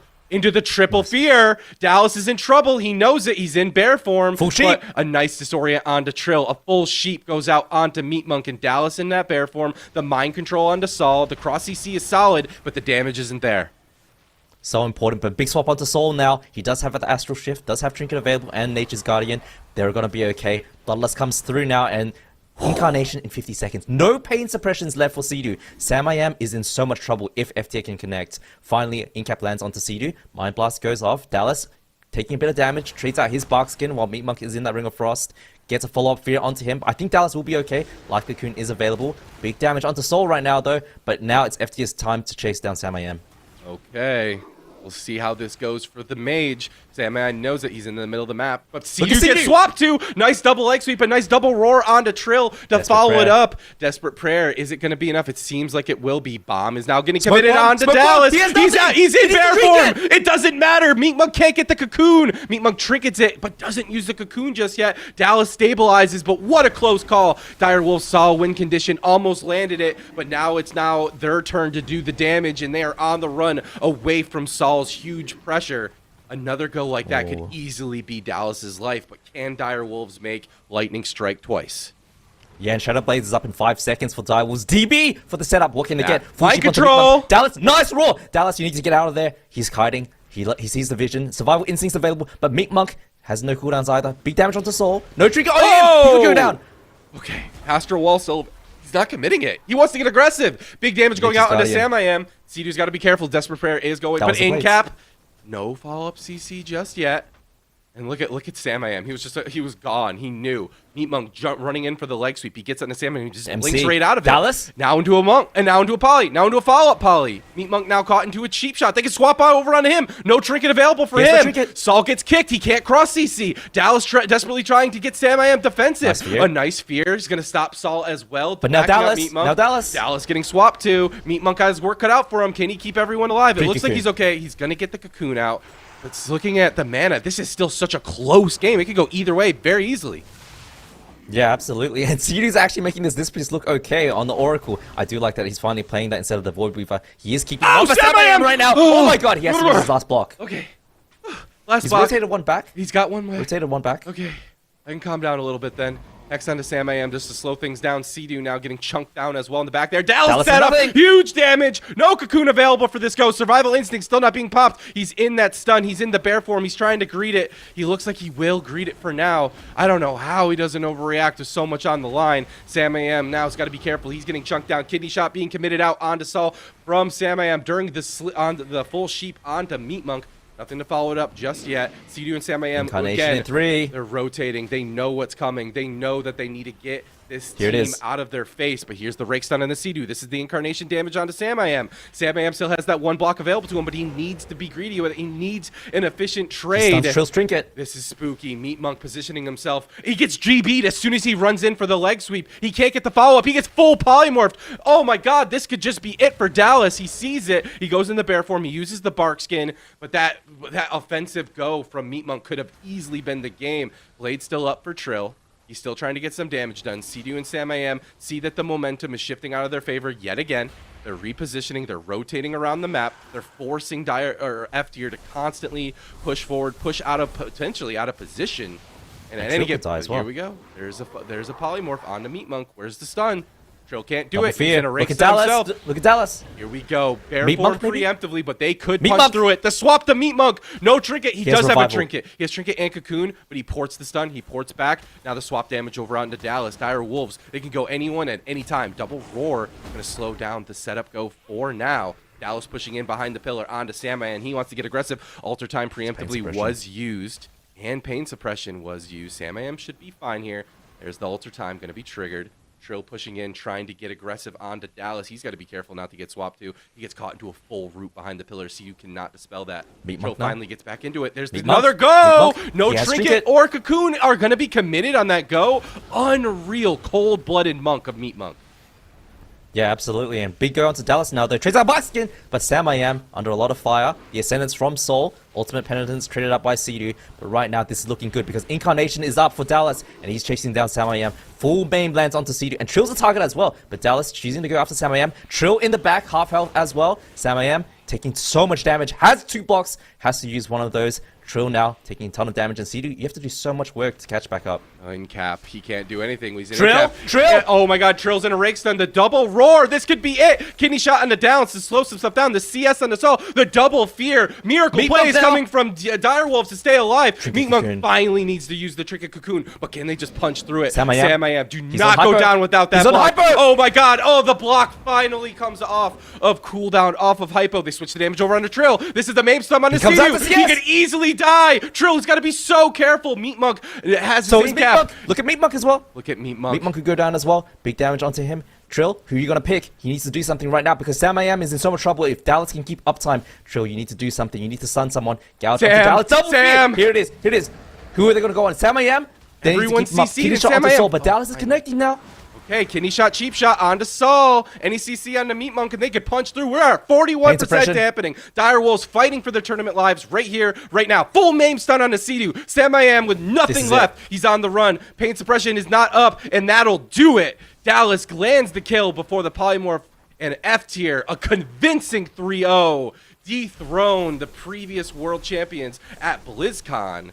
Direwolves will be eliminated. We will be seeing them yet again later. More coming soon on that. But F tier, the stories about F tier. This team came out of nowhere. We didn't see them, even being able to break that top 4 for the first couple cups. And now we see them making it all the way, Aya, in the grand finals. Oh, it's been so cool to see their run and how much they've improved over the course of the season and this weekend as well. And we are seeing the final moments here of game number 3, Chan, if you want to break it all down. What happened here? Oh man, I mean, this is the problem. Feral Ellie Shaman in dampening is just so brutal to deal with damage-wise compared to Sub Frost, and it became too much for Sea-Doo to deal with at the end. You saw when Trill and Sam both 50%, Sea-Doo just can't keep up on this priest, and Trill could have gone down here as well. Bit of a miracle work from Trill to live here. This entire game, it was F tier driving the game the entire time. There was one moment where it was a bit sus, where Dallas had to trinket, Meat Monk had to, save him as well. That was actually Meat Monk's fault. Dallas had no trinket on the smoke bomb. Meat Monk did have trinket. He should be playing on top of Dallas at that point so that he can trinket to cocoon Dallas in that kind of situation. But they recovered. Their cooldowns rotated back up. They kept their cool. They didn't choke under the pressure of this game, and they pulled out the dub. Excellent performance from F tier. Very impressed, especially by Soul and Dallas and Meat Monk. Just in general, they owned. Yeah, I'm owing a lot of heartfelt apologies with my predictions here. Didn't believe in Direwolves, didn't believe in F tier for this one, but they pulled it off very convincingly. So nice 3-0. I cannot wait to see these guys continue to rise up, because now they're rising up in the bracket. They're rising up in their seeding. They're going to BlizzCon as well. They've locked in their spot, and it's Gators back versus F tier for the final series of the day, David. Wow, I could not have predicted that. Gators back makes sense. You look at that roster, we got up-and-comers like Calvish, we got Cubsy, the legend, but F tier, the new blood, the fresh blood, they are making it happen, and when it counts, they have qualified to BlizzCon. They will be going to Anaheim, California, and we will be seeing them on the big stage. But the tournament's not over just yet. There's still so much money on the line, and also, honestly, Aya, most importantly for the competitors, a big seeding opportunity. If you get first place in this tournament, you get a bye. That's a big deal. That is a big deal, and I feel like that's also pretty important for your headspace, just like leading in off of a win, off of a cup #1 win going into BlizzCon. But we definitely have to ask the players themselves about that. But congratulations to them. Direwolves, we're now going to be seeing them in the cross-region tournament against Gildeen. Chan, how do you feel about their chances there? Oh man, I mean, that's gonna. I don't know. I don't know who's gonna take that. I mean, it's nobody knows, right? It's such a hard matchup to say. I'm expecting Gildeen probably is going to try to play the Windwalker Mage again. Of course, Direwolves has the Rogue Mage. They could even play the Windwalker Mage as well and mirror them. It's going to be difficult because when you're playing these Mage comps, these especially Rogue Mage, Windwalker Mage setups, it's all about the setups. The CC on the healer, the stun on the DPS, and bursting in those windows. And how the cross-region tournament is going to work is you need to beat the other team and be up 2 rounds, 2 matches, right? In order to actually win the third spot to BlizzCon. Right. And when you're playing Mage with high ping, the setup comps of high ping, it's going to be very difficult for both sides. Yeah. It could be anyone's game, but it's going to be close. And I can't believe that it's going to be between Direwolves and Guild Bean going to BlizzCon. The level of competition is crazy. I think F tier coming in to this tournament especially, biggest upsets, man. Upsetting Welcome to the Jung. And then, you know, Direwolves have a bit of an inconsistent season, but they smashed them here. Yep. They definitely did. If you want to watch that series, that's going to be after MDI on Friday. They've got their finals next weekend, MDI, so definitely go check that out. A lot of fun over there, a lot of amazing teams that are competing in MDI as well. So, you know, show up a little early, support those teams as well, and then you can see the cross-region tournament between Direwolves and Guild Bean and find out which team from those two will be joining the rest of them to BlizzCon, as well as the Chinese team.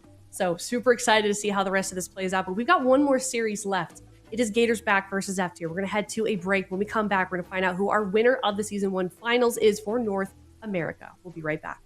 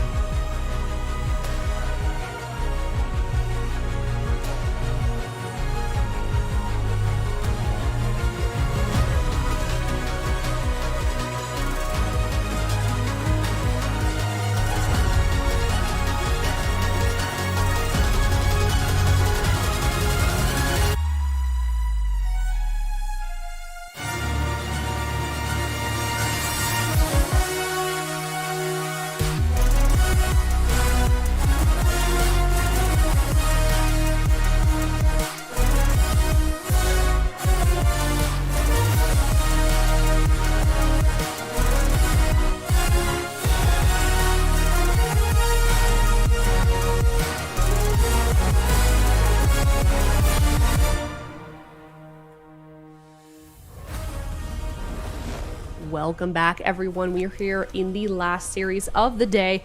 Gators back versus F tier. They just 3-0'd Direwolves. Gators back have been waiting for quite some time, Ven, to find an opponent for this match, and now the time has come. Yeah, and then just so happens to be a team that they've already beaten as well. So Gators back did take down F tier. Yeah, I mean, turns out they beat most of the teams in North America. That's why they're in this position. But F tier looks locked in. Like, I was watching the games upstairs, and F tier is looking like an entirely different monster. I think they're ready for this grand finals. They've got something to prove, and they're going to be fired up that they just qualified for BlizzCon as well. Yeah, very true. 3-0 win, qualified for BlizzCon. Got a nice chunk of prize pool already just from that win alone, and they're looking to make that even more. So, Supatees, Gators back F tier. I want to hear your predictions. My thoughts on this series right now, I feel like F tier, honestly, we're looking better and better. And I think if they had employed the strategy that they were in the later stages of their series yesterday, they might have actually beat them yesterday. So, and given how well they're performing today and the consistency of this composition that we're seeing from them, I do legitimately think this could be their tournament. They could actually go into BlizzCon as the #1 seed, which is wild because it feels like it was just like yesterday. Maybe that's because I'm getting old and time's moving faster, but it feels like it was just yesterday that F tier were like at the bottom of a gauntlet as just a ladder grinding team, little turbo that could trying to make it through the gauntlet into the top 4, and they managed to, but couldn't go any further than that. And now they're here in the grand finals for North America with a solid composition, just smashing out the competition, and they came the closest of anybody, I think, against Gators back. And I think with their new strategy and their new confidence and motivation off of that last series, that they could win this. And the more that I keep predicting them, the less people are betting, which is good. You guys are smart. Anytime I'm picking a team, it's probably good to bet against it. Yeah, only 6%. Come on, Chad. I feel like they deserve a little bit more than that. All right, Ven. Wait, did you give an actual number? I was about to move on. Oh, do I need to give a number? Yeah. Let's hear your actual number. You know what? I think F tier will win. I think it's going to be 4-3. I think it's a game 7 no matter what. Okay. Ven, what about you? I'm kind of annoyed that Supatees took that pick because yesterday I was going in favor of F tier, and I think I'm going to do it once again. Like, I think their Elemental Shaman Feral Druid Mistweaver looks really good. The games were close yesterday, and if they play as well today as they did, well, if they play this finals as well as they played that last series, I feel like they have a really good shot. So I think it's going to be a 4-2. 4-2 for F tier. You know, I thought I would be going against the grain here a little bit with my prediction, but I think I'm going to be aligned with you guys. F tier has got me convinced. I've been underestimating them all weekend, really, and I'm not going to do that anymore. I'm not making that mistake anymore. I'm going to go 4-1 in favor of F tier. And let us see what the other casters have predicted. But Gators back. Wow. I mean, what's that? No, it's just crazy. I mean, we're all going with F tier. We're believing the hype, I guess. I feel like Zico, D Machine, and Chan are all. Oh my gosh! Ooh, what? How is this even possible? F-tier tournament? I'm surprised. I thought I would be like not on my own. Chan and D Machine agree. Dude, That never happens. Okay, all right. Chan and D Machine never agree. You know, they were D-Machine is always conspiring. Go ahead. I feel like D Machine quite often is going with the underdog. He's always going with the power of teamwork and friendship, and wanting the little guy to win, but not this time. So you think that D Machine is going with his brain here, and you're going with your heart, Ven?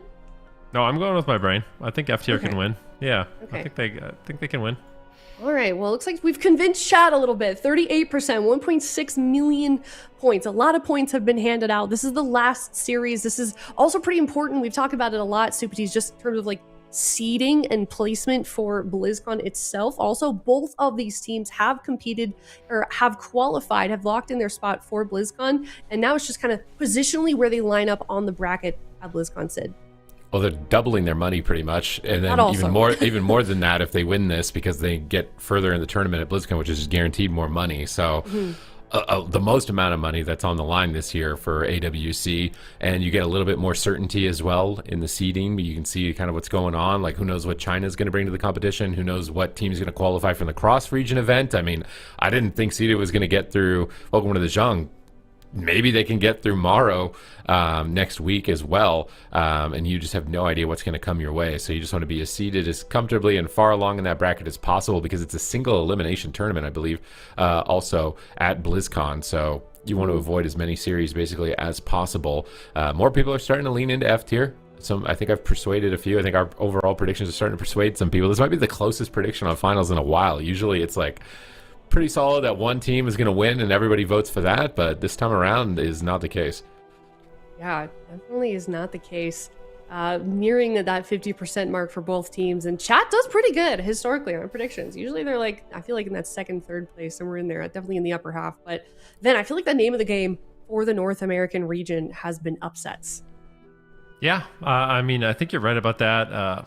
I'm surprised at what happened earlier today, to be honest with you. Direwolves locking in third place. F-tier, though, really kind of showcasing that, you know, they're a top team in the region. They made it really difficult for Direwolves, and now they've earned their position in the finals, and this could be another upset. You know, we just saw Gators back yesterday beat F-tier, send them to the lower bracket, and they were the first team in North America to qualify for BlizzCon, but this is the rematch I'm very much looking forward to. We'll see if F-tier can do it.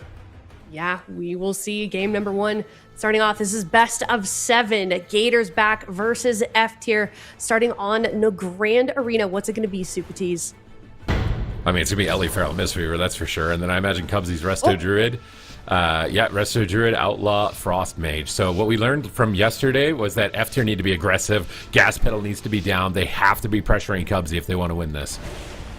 Yeah, we'll see if they do it. I really want to see just F-tier throw caution to the wind, and I feel like they're not afraid to do so. And also, like, one thing to just remember here is I think BlizzCon was the biggest obstacle for these teams. So in this finals, they can afford to play a little bit aggressive, a little bit crazy.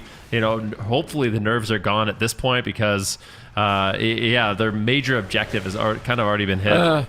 I mean, they're pretty young, man. Doubling your money, like I feel like that's a lot of money for me. I'm not 18 saying it's years nothing, old. Like, but hey, that's quite a bit of pressure right now, man. Like, okay, cheap shots onto Dallas. They catch him out of form. Oh no, and Meep gets caught in a polymorph, and Saul's in a cyclone. So Dallas is all alone right now. He interrupts the follow-up polymorph with a skull bash into an in-cap roar. And I really like Dallas's disruption on this feral druid. Usually you run the mighty bash, but he plays that incapacitating roar, and it's just a guaranteed peel against the rogue mage. It's been one of the reasons they're able to succeed against this composition. So they tried to swap Cubsy here, but they are taking a lot of damage in exchange for that. They're leaving Calvish open, and he's finding polymorphs, and he's putting on the pressure. They're getting more and more aggressive. Dallas is low on health. Bark skinning, trying to recover. Meep's finally free. He has to overlap the life cocoon with the bark skin. They see that. They swap onto Saul. They stun him with the maim stun. Cubsy's getting aggressive. They knock back the Ray with a thunderstorm and lob out some lava burst, but the burrow has been forced. So many defensive cooldowns are just going one by one like dominoes down on the side of F-tier.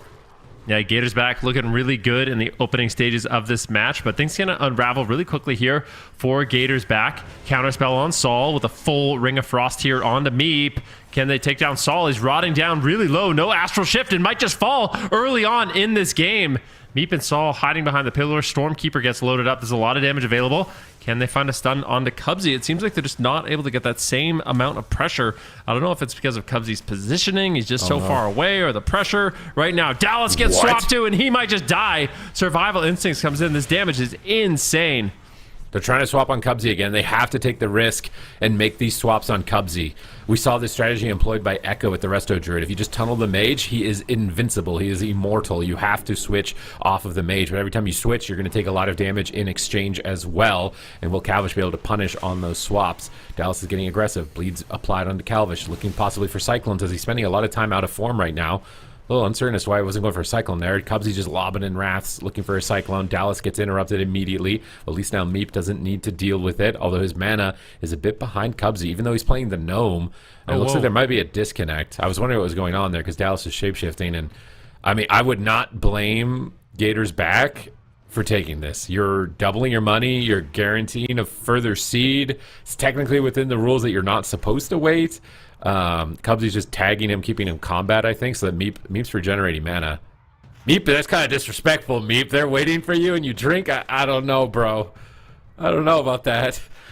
Yeah, well, we'll see. Cubsy's regenerating mana. Yeah, Cubsy, as well. I guess he's regenerating mana too from doing this, and he's honestly doing a lot of damage, but they want to respect this, I guess, but this super sucks. Unfortunate, yeah.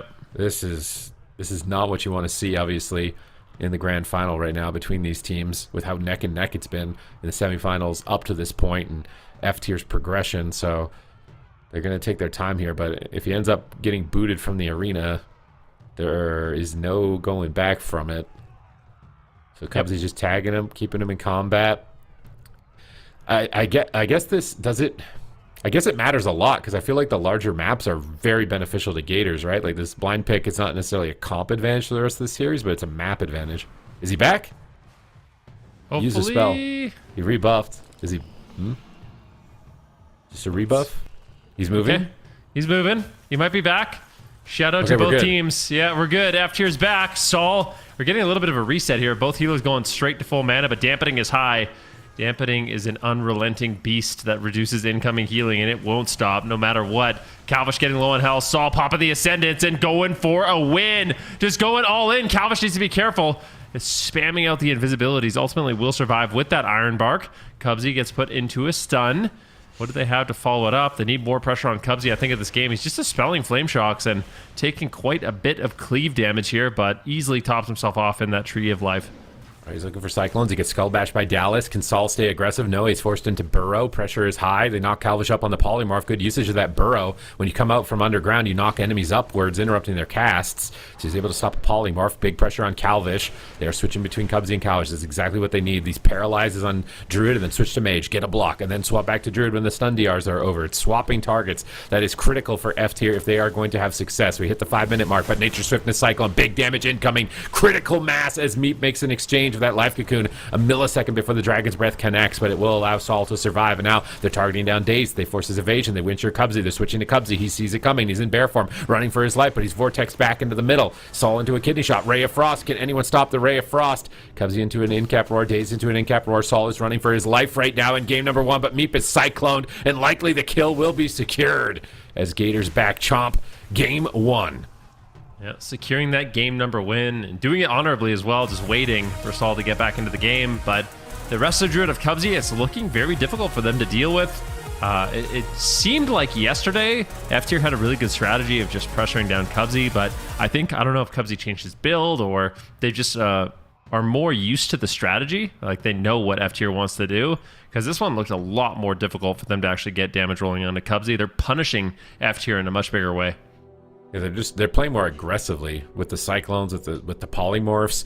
Likely, I think Calvish is playing the Shimmer. I'd have to double check here, but I think his Shimmer against the Monk is kind of an adaptation, so he can get these Rays off and he can get the Polymorphs off, and they're just playing more aggressive in the matchup, even with the Outlaw and the Resto Druid, and it's really tough. It seems like F tier have to burn through so many cooldowns time and time again, and Cubsy's just doing so much damage too. Look at that, like 3.5 million by the end of that, like half of a DPS on his Restoration Druid here. So I think that's an extra element of pressure that maybe wasn't present yesterday. I don't remember if Cubsy was doing that much damage in the later stages of this match. Obviously with the disconnect, Sol might have lost some of his UI, although I think if he's playing no add-ons, your UI might still be good. I don't know what his UI looks like baseline, but that Ghost Wolf with the Spirit Wolf talent, so he takes reduced damage as he spends time in Ghost Wolf. But even with that reduced damage, not enough to survive right there. And I think Cubsy, Calvish, and Dazed are all playing on another level, I think, for this series right here. But I think Cubsy in particular. Yeah, Cubsy's insane. He's a real threat. There's no doubt about that. He's the real deal on healer. Definitely someone you want to have backing you up. But, I mean, so is Meat Monk. So we've got world-class players in this game. Gators back, win the first one. And keep in mind, they won yesterday against F tier as well. So F tier, they have a lot of catching up to do here. What are they going to do? Is it going to be the same composition? I would say probably more than likely. Maybe they have something that they could run into the Restoration Druid of Cubsy, but if not, I mean, it seems like Gators back just kind of has their number. Look at that F tier spike when they disconnected right from the 2.5 minute mark, and when they came back, it just instantly 150 Ascendance off cooldown. just pop everything off right there and win there. Cubsy's doing so much damage just overall and so much pressure whilst not compromising his positioning, I think, is the thing. Whereas before, it was maybe more passive and he's trying to play safe, just making sure he wasn't making himself a target, but now he's finding opportunities to get into the mix, and Gators back look even better than they did yesterday. So FTR are going to take it to Dalaran Sewers, a small map. It's got a Z-axis as well for the thunderstorms, which can be beneficial as well as the typhoons. So they can get some good control here, stack them up, try and cleave down multiple targets. That's exactly what they need into the Restoration Druid. So I think this is well set up by F tier for game number 2. If Gators back win here, though, D-Machine's prediction might be pretty spot on, I think, with the 4-0 from Gators back. Yeah, it could be dangerous. F tier, they're going to a small map, so that's the real advantage that they're going to have here. It's going to be much easier to actually connect to Cubsy and hopefully bounce around on different targets. I mean, for the Elemental Shaman that Saul is playing and the Pharaoh Druid that Dallas is playing, you do have really good cleave pressure, and that is normally pretty effective into the Restoration Druid, but with the amount of control we're seeing from Gators back, they're just really limiting that offensive pressure. You're seeing Dallas stuck in a bear form quite often in the game, making it really difficult. And I mean, Gators back. To me, it's still interesting how close it was in the chat prediction, and also the casters all going in terms or in favor of F tier with how well Gators back has been doing. They have not dropped a series so far in this finals, and in this grand finals, they're looking great. Yeah, Gators back, solid roster here, and they've got WizK on the bench too. And so if it ever, like, Shadow Priest meta comes into play, Warlock Boomkin, they've got him as a fourth. So this is a solid roster to move into BlizzCon. But right now the Rogue Mage Druid is menacing. Can F tier manage to overcome this in game number 2 as the pipes open and they get blasted into the arena match? There will be no going back here in this best of 7 grand finals, and Calvish is immediately charging in. He doesn't even care about getting a sap. He does get met by a rake stump, and now he's met by an in-cap roar from Cubsy. So the Calvish was baiting Dallas to open so that Cubsy could open on Dallas, and then they isolate Saul and they force Astral Shift. So it looked reckless from Calvish, but it was all a bait. But now they find Cubsy in the middle of the map, and they are roasting him through Barkskin right now. He has to Iron Bark as well. A massive swell of damage. I think an appropriate response, but they immediately switch on Dazed, and this is exactly what they need. Just constant target switches. Yeah, I really like to see that. And I mean, they got a lot out of the way, but Cubsy luckily managed to hold on to his trinket, so he will have that available. Saul now taking some damage. Calvish gets knocked off the side. He's got no trinket. This could easily be an ice block. Don't greedy Calvish. Oh my gosh, he's just so incredibly greedy on that mage, and Saul might just go down. I mean, down to 10% health. It is back and forth between these two teams, but I mean, Calvish playing the Shimmer. He's sitting in stuns, down to 10% health. I can't believe he was able to greed that. At the same time, though, they strike back. Saul's under fire, and this game is just so back and forth.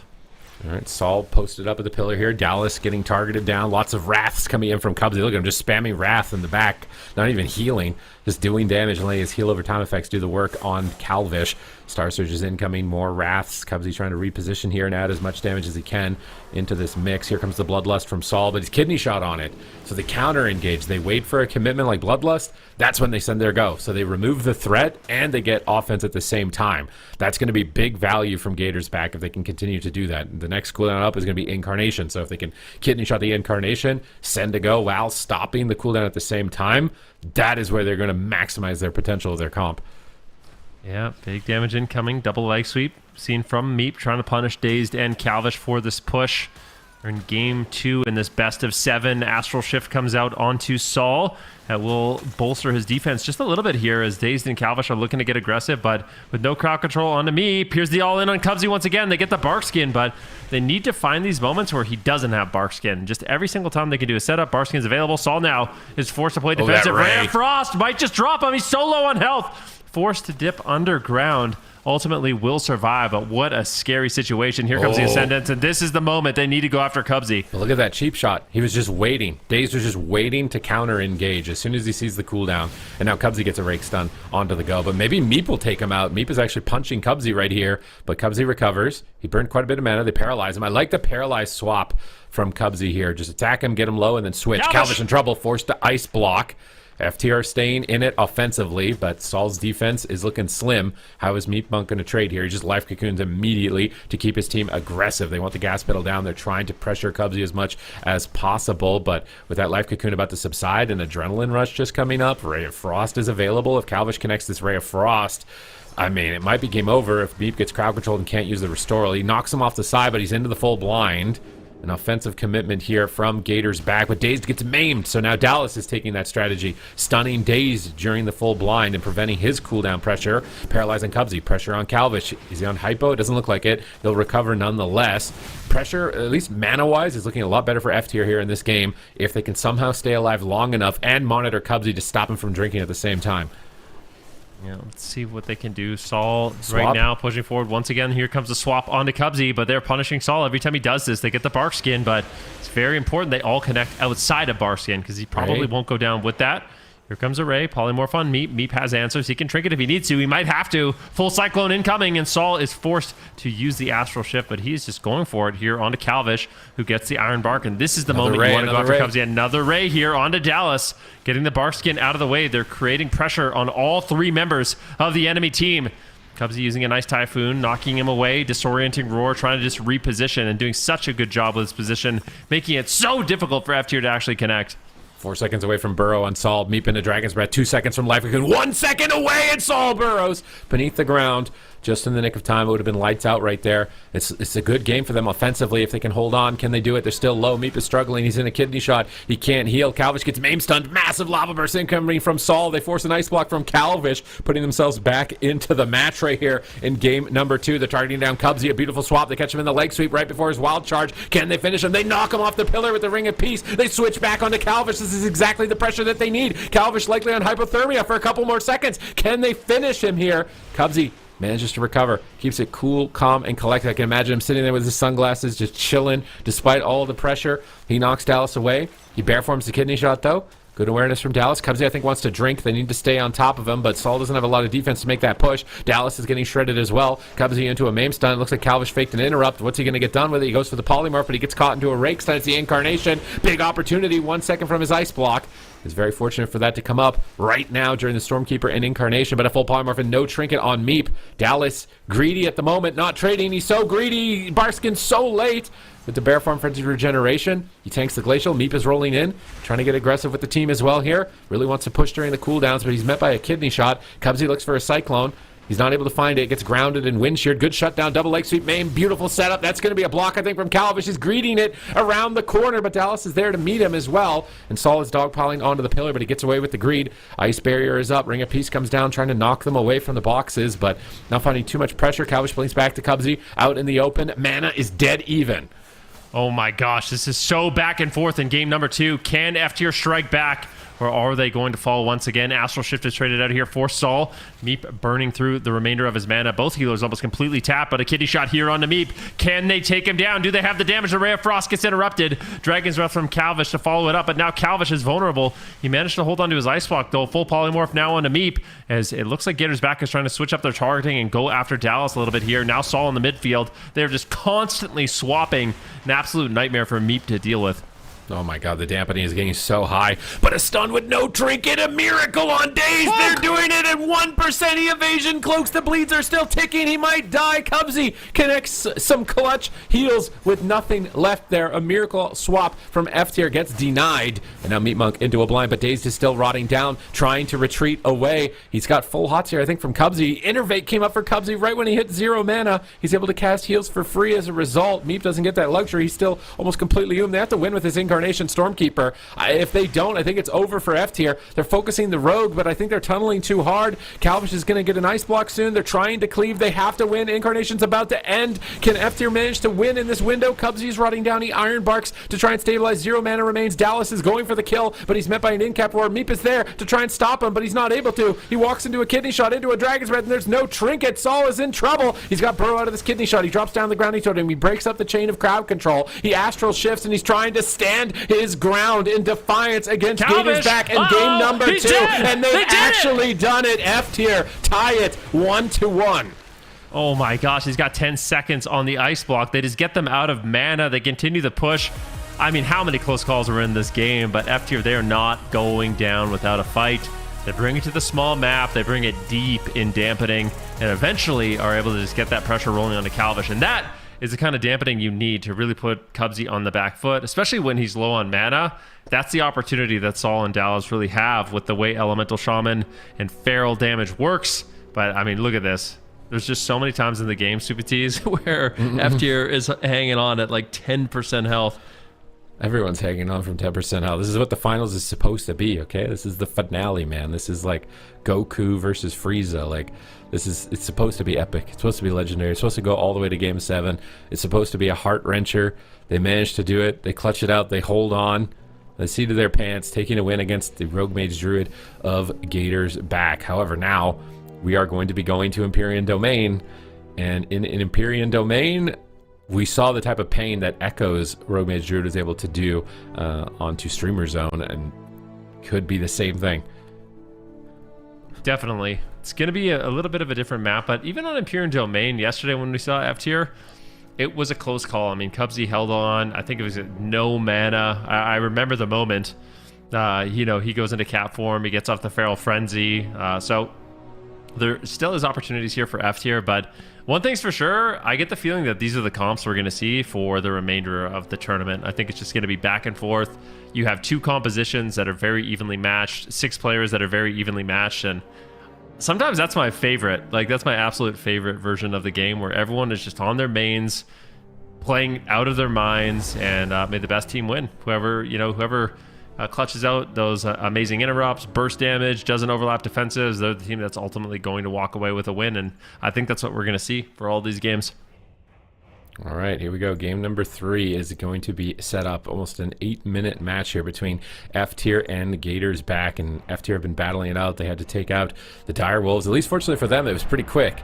More like a warm-up for them there in that earlier series, so they could get into this. So they're not too dampened at that point, but it can be quite a marathon. And with so much on the line, this is the highest stakes series. Probably either team. Maybe Cubsy's been in some situations that are higher stakes than this, but definitely for F tier and most of Gators back, this is the highest stakes they've ever played for. Intensity is at its highest. There's a lot of young players on this team. Meep is only 18 years old, coming in onto this roster as the new healer. Dallas coming into this, just a lot of new names and fresh faces, taking out the old guard, right? Welcome to the JUNG was a dynasty in North America for like 5 years. They dispensed of Welcome to the JUNG. Direwolves just absolutely smashed them, so they've just eliminated the 2 previous dynasties, and now they're facing Gators back, looking to establish themselves here in the North American region, all the way from being that lowly bottom-feeding gauntlet team just a few years ago to this, now in the Grand Finals. They have just ran the gauntlet here. They stuck to it for years to get into this position. Can they actually finish it? If they can win here, they can win this series. This is the hardest map for F tier. Yeah, getting the swing match in your favor as well, I think would obviously pay huge favor to F tier. Let's see what they decide to do. Dragon's Breath down on Meep. Gouge on Sol. Where is Gators back going to open? What cooldowns can they get out of the way? And remember, there's a lot of times in the game where Kalish is getting down to 10% health, and we've seen mages fall without using their ice block. Not trying to curse him, but it just goes to show that sometimes, you know, you can make these greedy plays, but that does not always pay off. And Sol and Dallas, they do have a lot of burst damage available. Stun now onto Calvish. He's got no trinket. Here comes the boom. But it looks like Cubsy easily heals through it. He's in the back line, throwing in Wraths, throwing in Star Surges, and he seems unafraid at the moment. All right, Cubsy's just got amazing positioning. This is why this map is so hard. Look how far away Cubsy is. He actually jumps into the fight.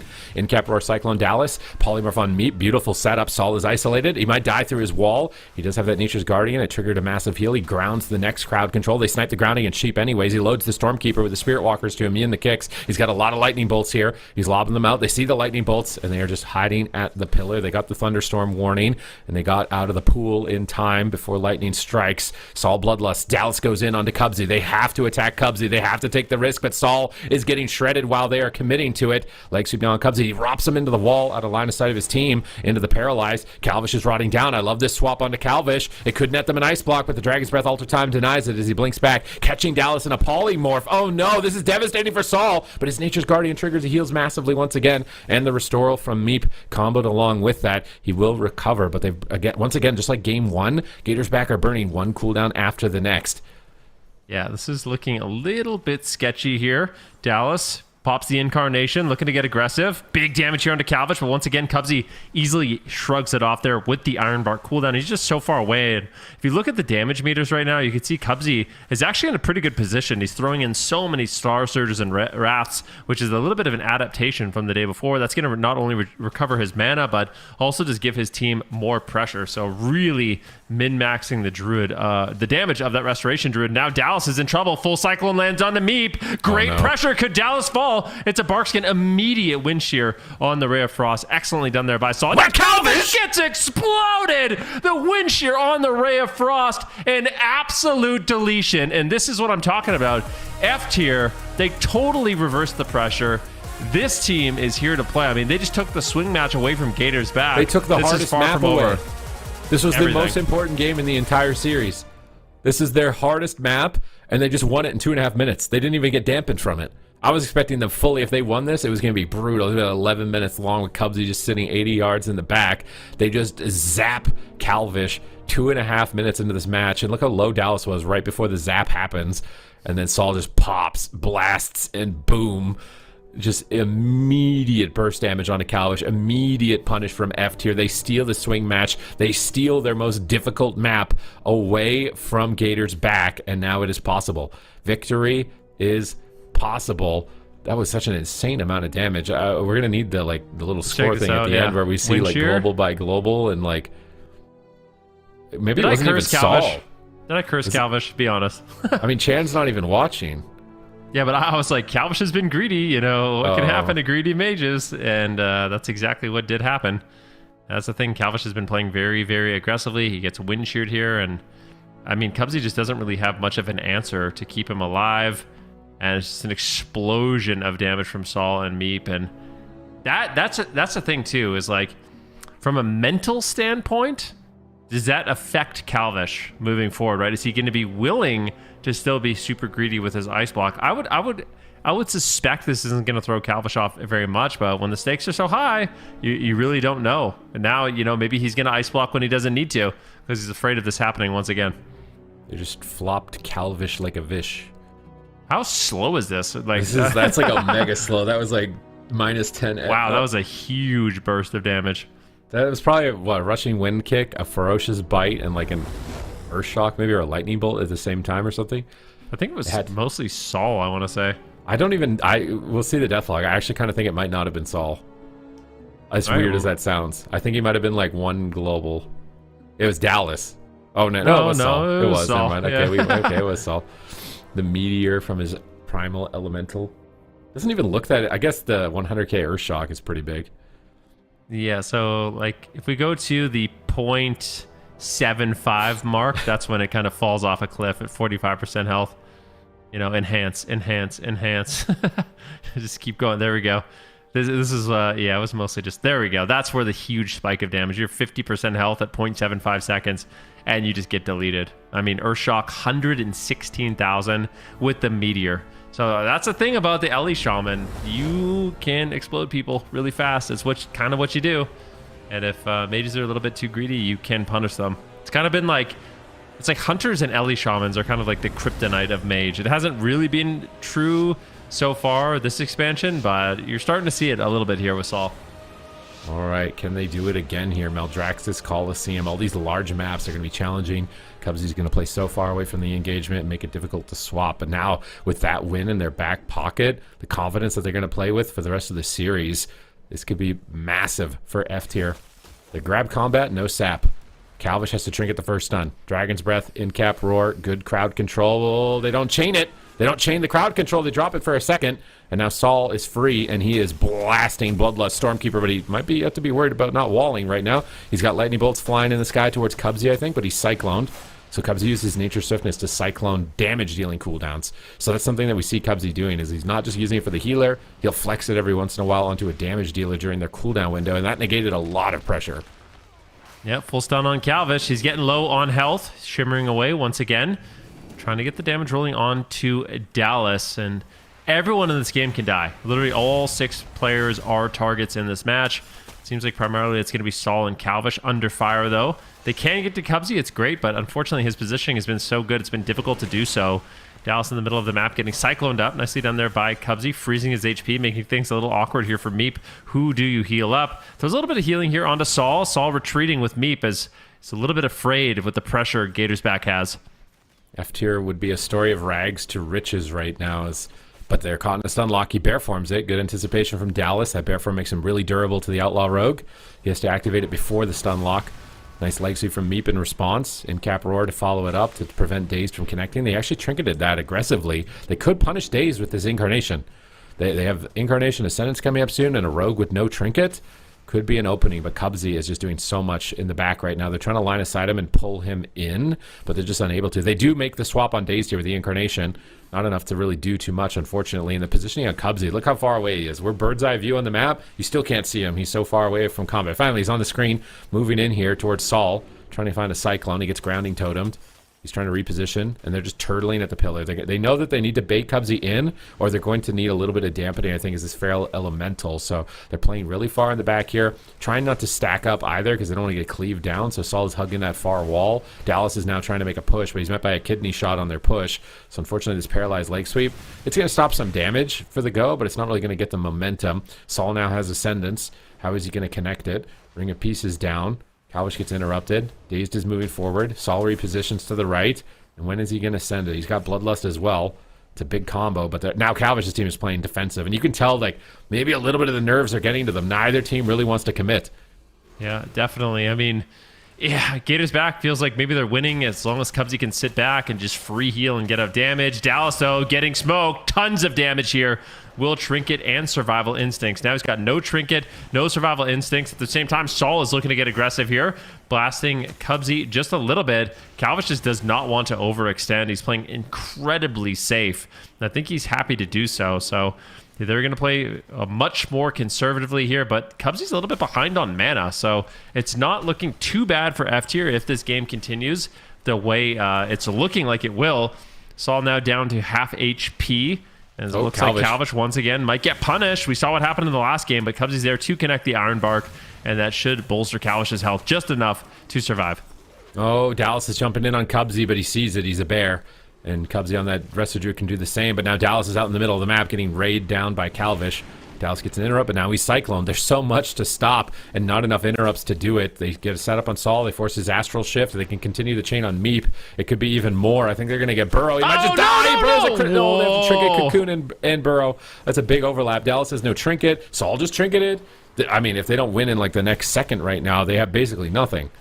Yeah, this is looking like a really scary situation for F tier to be in, but you know, they can reverse the pressure potentially here. What are they going to do? One clean setup from Gators back could close out the game. They do have the Ray of Frost, and I anticipate F tier to play very afraid in these upcoming moments. Try to just blast down Calvish the best they can. Double Dragon's Breath, full kitty shot on Saul. He has to stop the and this could easily be the game. Dallas has to be the hero. Disoriented Roar comes in, but Meep has the heals, and now they're reversing the pressure. Beautifully done here. Cubsy's forced to use the Bark Skin, a great counter push by F tier. That was so smart by Dallas to go into stealth. He had no Trinket, so he just went into a corner and re-stealthed so that he could peel when Gator's back open, and he stopped all of the damage. Oh, but he can't do it again. Saul's in trouble. Meep comes out into a rake stun from Cubsy. This might be... It's game over. Saul is going to get smoked. Gator's back. Tie it up 2-2. Oh, my gosh. We're going to game 7. There's just no doubt in my mind. 7. Yeah, I believe you. I told you, man. I believe you. Yeah, I think you're right. I don't know. You saw something. Gators back, claim victory in game number 4 for the North American Grand Finals. I mean, this is about as close as it can get. F tier, I feel like there's just a moment in the game where they just fell behind so badly. The cooldown overlap here with the Burrow, Meat Monk having to Trinket, use the Life Cocoon, Saul trinketing right after that. It was just using way too much defense in a small window of time. Because then you find yourself in this situation where you basically have nothing you can really rotate through. There's good peels here, but ultimately it just wasn't enough at the end of the game. They just didn't have anything to keep Saul alive. And now we're likely going to a small map. What do you think? Hook Point? Ruins of Lordaeron? Like, what are you feeling here? What would be ideal for F tier? Is there anything we're not thinking of? Maybe Cage. I think Cage. They picked Cage before. Okay. It's a chaotic map. It's grown on me a lot. I'm going to be honest. I like that map. I like that map too. Unless I'm playing... Well, this is one class I played where I was like, I hate this. But every other class I've liked it a lot. I think it was a Warlock. I didn't like it very much. But regardless here, we're tied up 2-2. It's game 5 in a best of 7. So they still need to win 2 more games on either side if they want to be North America's champion. If they want the best seat in the house at BlizzCon with a bye on their first round, which is just they don't have to play an entire series.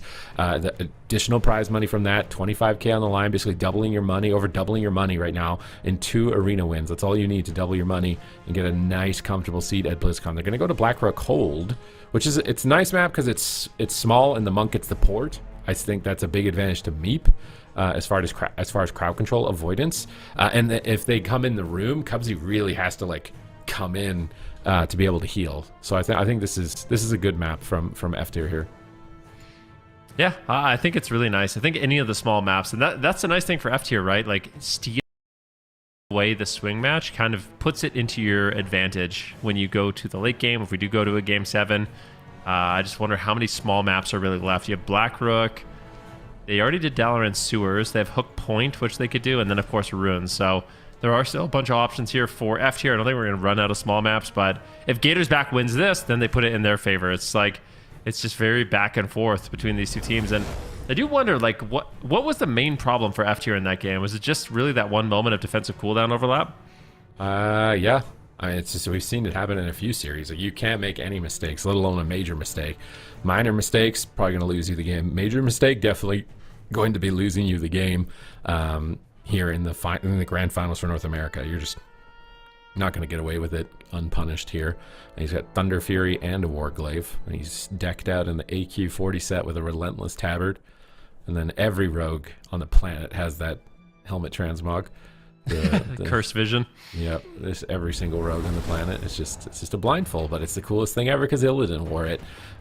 Game 5 here, Blackrook Hold Arena. We got the same matchup. I don't think either team is going to back down on composition for the rest of the series. This is just going to be the matchup that we see through and through. So can F tier bait Cubsy into their clutches for these swaps and create the momentum that they got on Dalaran Sewers? Maybe Saul just gets a big one-shot. That is entirely possible. Or maybe Calvish gets a Ray of Frost off and just absolutely decimates them. The gates are open. They're charging forward. Combat immediately. They don't even try to get a sap anymore. Oh, but Saul got stunned on his Stormkeeper.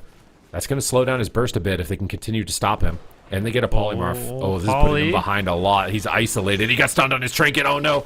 He pops his Astral Shift. But now Meep is cheap shot. He's dying through the Astral Shift. Oh, They're nice stun clone. dazed. They're trying to turn it around, but he still needs to get his Stormkeeper off. He hasn't recovered. He's going to have to use the Spirit Walker's Grace, which kind of sucks in the opener because you want to use that on your next go. You want to pop Ascendance and Stormkeeper. Oh, what is that damage on Calvish? I need to just pause for a hold for a second. He's just going to block. He's just like, yeah, that's you what know I'm what? talking I'm not about. losing here. Block.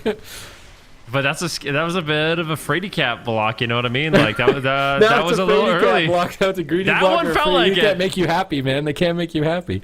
That just felt like it was a little early. So Calvish definitely doesn't want to go down without using the Ice Block. He respects the damage. And honestly, using an Ice Block that early isn't really that big of a deal as a Frost Mage because you're just going to rotate up to your third block more than likely with how these games have been going. Saul now isolated. Good setup here by Gators Back. And F tier's in trouble. Saul is forced to burrow and try to run, but he gets out. Still cycling on Meep. It's Calvish, dangerous, though. Saul could just die. Calvish got a little bit low in that exchange, but I'm still mostly worried for Saul here. Finally, Meep connects some heals and is able to top him off, rolling in, potentially looking for a setup here onto Cubsy. Saul, though, denying the Ray of Frost. Excellently done there. Immediate win shear on that. Calvish gets no value.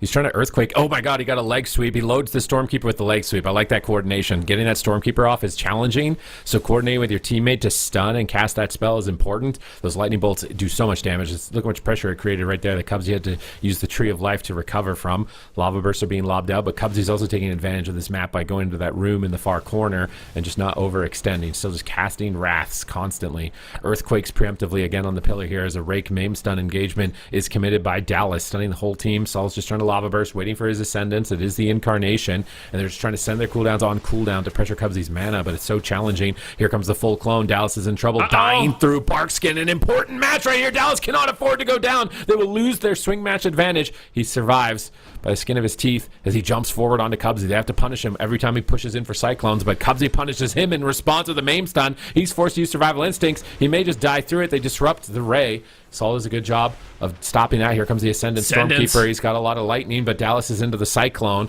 and unable to connect. He tries to jump over the ring, and he actually gets over it. Typhoonium behind the pillar and stunning him. Ring a piece around the corner. Alley-oop set up on Calvish right now between Dallas and Meep is rolling in to try and get aggressive, but that barrier from Calvish absorbs so much. They purge it off. They're cleaving two targets. They're swapping on Cubsy. This is exactly what they need if they can connect here for a few seconds. They stun dazed with no trinket. Cubsy is starting to struggle. Will he be able to keep his team alive through this pressure with no Tree of Life? His Iron Bark just came off cooldown. Saul Bloodlusts trying to amplify his team's damage. Big Earth Shocks incoming in a moment when that Maelstrom bar is going up. Cubsy Iron Bark stays, uses evasion. Good allocation of defensives here by Gators Back, and they recover as a result. Yeah, but Cubsy is still under fire. F tier have all the momentum right now, and they are just going for it. Really pressuring Cubsy here. His mana bar is not looking good.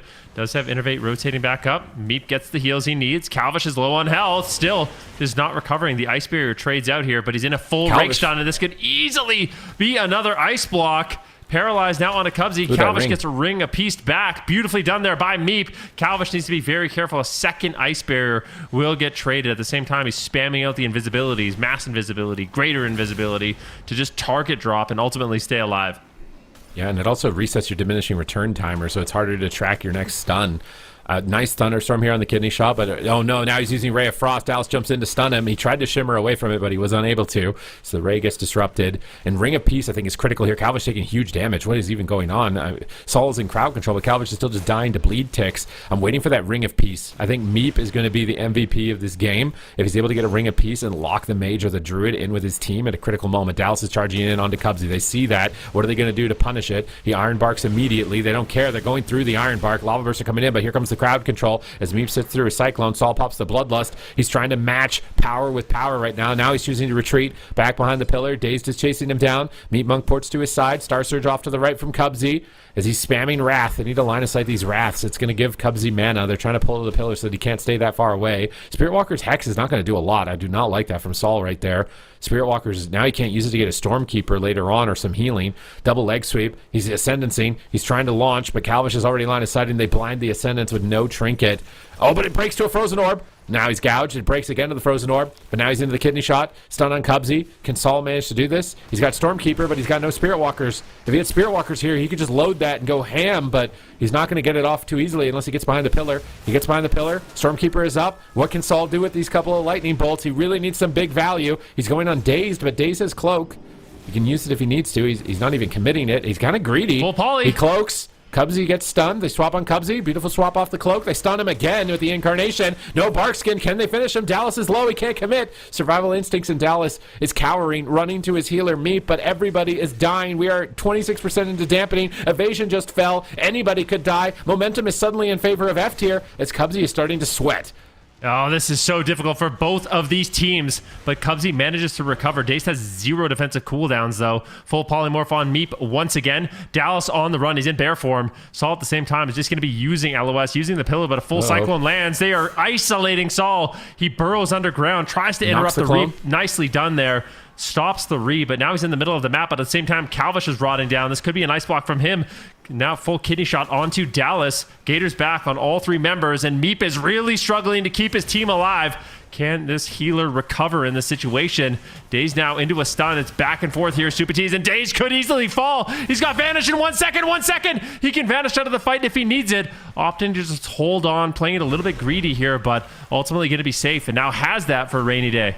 He retreats back to the pillar, recovers. Another Cyclone comes in on Meep. Saul is isolated. This is the swing match. F tier cannot afford to lose this game. They will lose their advantage in the final game 7 should it swing back and forth. Saul jumps back to the pillar, repositioning, but Cubsy's still aggressive, spamming out Wraths in tree form, doing damage and regenerating mana. He's min-maxed his Resto Druid, but Meep is actually beating him on damage overall in this position. If Meep can keep that lead, they might be able to overwhelm. Double leg sweep. Ironbark comes right before the paralyzed. Daze is running into the room. Cubsy trinkets to recover. They need to swap to Calvish. He's overextended. Calvish is on top of the pillar and in enemy territory. He shimmers through the ring, but he gets blasted into the ice block. Kidney Shot comes in from Dazed, but Calvish has to cancel the block early to do damage. Is he going to regret canceling the ice block? Saul does not have enough damage, it seems, to punish. Calvish is blinking back to Cubsy, but they're stacking up for Meep. Meep is going in for the win. He wants to close here with the touch of death, but he walks into a Cyclone as Cubsy punishes him. Dazed gets stunned. Dallas is rotting. Saul is rotting, but they have cooldowns. They just need to press them and push in. This is where they need to commit. F tier need to make the final commitment of this game, and if they're too hesitant, they will lose.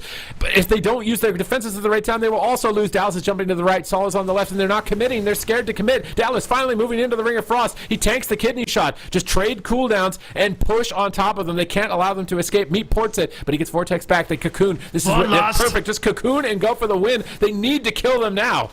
Yeah, Calvish is on the run, though. He's playing incredibly defensive right now. He does have an ice block, and Saul may have overstayed his welcome. He's pushing in, but is it going to pay off? Dallas! Oh my gosh, just unhealable damage coming in. Meep just cannot handle the pressure, and Gators back. Reverse it with the adrenaline rush. Dropping Dallas. I can't believe the game ended like that, but just dampening is so high. Healers are burning through the resources. Saul and Meep are still just going for it, but I don't think they're going to be able to secure a win here. Saul ultimately will fall, but man, what an intense final moment in that game. They hesitated, they wanted to, but they didn't. And then when they did, Adrenaline Rush came back up and was overwhelming for them. And they've used too many cooldowns prior to that. It's such a tough call in those final moments. Like, you don't want to be the team that commits because you're at a positional disadvantage, but do you just let them reset at that point? Like right here, they could just let them reset in the room and not push. Or maybe this is a little bit, I think this is a bit earlier than it. I think we need to wait a bit before we get to that because I want to see exactly what this, we're not even going to get to see it. So the Life Cocoon just was misaligned because Dallas went in by himself, and then the Life Cocoon got misaligned with the Adrenaline Rush. Damn, he just killed him so fast. Got completely toasted there with no cooldowns to trade. It's one of those things where you can push in when you have the cooldown, but then once the cooldown is gone, you can't really keep going. Yeah. It's a tough call to make. I mean, I guess Saul doesn't really want to push in because he doesn't have his walls. I feel like this is before I feel like point. they want to push in, but they're just snared and like, I don't know. It's tough. I mean, there was a Ring of Frost on one side. Dallas tried to go for it, but man, these final moments, Daze just shreds Dallas. Like, that is insane. I mean, right now, Cubsy's just in a stun. I think Calvish actually got a little bit of damage off there, too. I wonder who ended up doing more. I think it's got to be the Adrenaline Rush, but Meep literally just could not deal with the damage in those final moments. Saul actually got interrupted on his burst. It's like at that point of the game, you're almost wanting to just slow down damage more than you really care about healing when everyone's just out of mana. You have to avoid the pressure as much as possible, but we can take a look at it once again. This is where Dallas is feeling very confident, making the push, but look, Adrenaline Rush off cooldown. Daze just pulls the trigger, and Dallas just dies immediately. Unfortunate here for F tier. They lose their swing match advantage, which means they get one more advantage here, but in Game 7, it's a big boy map. And I don't know if they're going to get lucky like they did that one time on Empyrean Domain with the fat crits that they were able to get in that game. I think it's going to be tough, so... the stonks of Gators back go up a lot. They're going to the cage. They want that open field where they can target Cubsy a bit easier. I feel. Do you think that map was good or bad for F tier, or just like didn't matter? It felt like it was not bad, but I mean, Cubsy just played so far back. You know, it's like if you're just stuck at that center pillar, there is a positioning where Cubsy's still just 50, 60 yards away, and he can heal his team pretty easily, and he could pull back when he needs to. There's a lot of rooms that you can use to avoid damage, which is what you saw, and I think Gators back did an excellent job of their positioning, just pulling away when they needed to, right? It feels like as a unit they can kind of pull away, get the kidney shot on whoever. If Meat Monk casts, maybe he gets counterspelled, he's in the open, he's getting polymorphed, he's getting NS cloned. Like, it's tough. This map is a lot more open. You can see even within the Twitch predictions, it was very close between F tier and Gators back. And in those final moments, it was a mix of both Calvish and Daze. It was just so much pressure that they could not handle. All right, are they going to be able to survive, make the commitment at the right time, right allocation to be able to close out the game? Gators back are so slippery. If you slip up against an alligator, you're probably going to lose a limb. We're moving into Game 6 in North America's Grand Finals. Gators back up against F tier. Rogue Mage Druid on the left and Elemental Feral Druid Mistweaver on the right. Gates are about to open and the cage will be launching them into this match, which is a hectic map to say the least. It's going to be a chaotic game here. Can F tier keep up their momentum from earlier on? Dazed moves in, kicks the Stormkeeper from stealth. Oh, actually, he just faked him out and cast the Stormkeeper again. That was well done. Now he's ascendancing. He needs to trinket the stun if he's going to trinket, but he's not. Maybe he should. Calvish is just dead. He barriers. He trinkets. They swap on Cubsy. They punish the aggression. They almost close it out in the first 30 seconds. Cubsy manages to reposition. Get his heal over time effects going, and now he's in tree, unlikely to go down. They switch their attention to Dallas, building up pressure. Calvish fakes an interrupt. Dallas shadow melds the Ray of Frost to prevent its channel, but now they're still cleaving Saul. Cubsy gets a Nature Swiftness clone, but they Earth Ellie stun the Rogue, and they Maim stun the Mage, so double stun to prevent them from advancing in that position. Dallas is trying to get aggressive here, realizing that Saul is going to probably be the target of this next attack, so he's spending a lot of time in Cat, building up combo points, getting bleeds, and making sure that his damage is as high as possible to win this match. Now he's behind the pillar trying to re-stealth, I think. He vortexes. Saul is in trouble. He's trying to Cyclone Daze with a vortex. Good peeling from Dallas there, realizing that they were doing their setup. He repositions away from the interrupts. He gets a Cyclone on the Rogue. Now he's repositioning to the pillar, trying to line of sight any potential incoming Cyclones while also keeping up his bleeds. Now they're trying to swap on Cubsy, I think, as he's in a paralyze into a leg sweep. Maybe not swapping to him. He gets Ring of Peace off the side. They swap on Daze with evasion and cloak as well. That was an excellent swap on Daze. They catch Cubsy a bit too far out of position, but they're still getting cleaved in response. Kidney shot, Cyclone, big setup. A Dallas Bear forms it. Cubsy's and Cat generating combo points for a Maim stun on the Kidney, but not going to be able to finish him, so they Cyclone him at low health. They swap on Sol with the Star Surge. Meep now into a Polymorph. Sol, Burrow available, but he's trying to line of sight and Ghost Wolf with that extra damage reduction. He's going to Astral Shift out of respect for the Adrenaline Rush. I think it's fair in this position, given how fast we saw Dallas go down in the previous round. Yeah, I mean, this is not looking too good, though. I mean, F tier, they had a really explosive opener, but after that, Gators back seems to be in the driver's seat for this game. Full kidney shot now onto Dallas. He's in the open, taking a huge hit of damage, but Meat Monk not in any crowd control, looking like he should be able to keep him nice and stable. Interrupt on Sol. Daze is getting low on health, and maybe just going after the Rogue a lot more in this game is an adaptation we're going to start seeing here from F tier, but with no real crowd control onto Cubsy, finally Dallas is going to be moving forward, putting the pressure out. Calvish is getting low. Huge explosion of damage, and Calvish is doing what he can to survive. He's just line of sighting, but at the same time, Cubsy's in danger. Beautiful Typhoon there by Dallas, and Calvish is potentially isolated, but I love the way Calvish played that. It really seems like what they want to do is every time Sol has Ascendance, he's just going to solo Calvish as both Dallas and Meat Monk go on a mission to Cubsy. But Calvish played it cool. He just line-of-sighted Sol, and they just weren't able to get the pressure that you would expect. Switch on Daze. They don't get a lot. Cubsy's in cat form. I think he's drinking with the Shadow Meld. So this drink right here is key for the late game. He gets basically full mana right there. He's into Tree of Life immediately. Sol's trying to retreat, baiting Calvish into the open for the Stormkeeper, and Calvish barriers at low health. Almost in touch of death range. He's greeting it. He gets knocked around the corner. He's still greeting it. Manages to get away with it. Now Sol low on health. No Astral Shift. Here comes the kidney shot. Big setup, big push on Sol. Dazed. They need to crowd control him. What do they have? They Maim stun him. Dallas repositions to try and Cyclone. He gets counterspelled. Does he have an Incap Roar or something here? He lands an Interrupt on the Ring of Frost, but they can't stop the follow-up Sheep. So now Sol is forced to stay at the pillar here.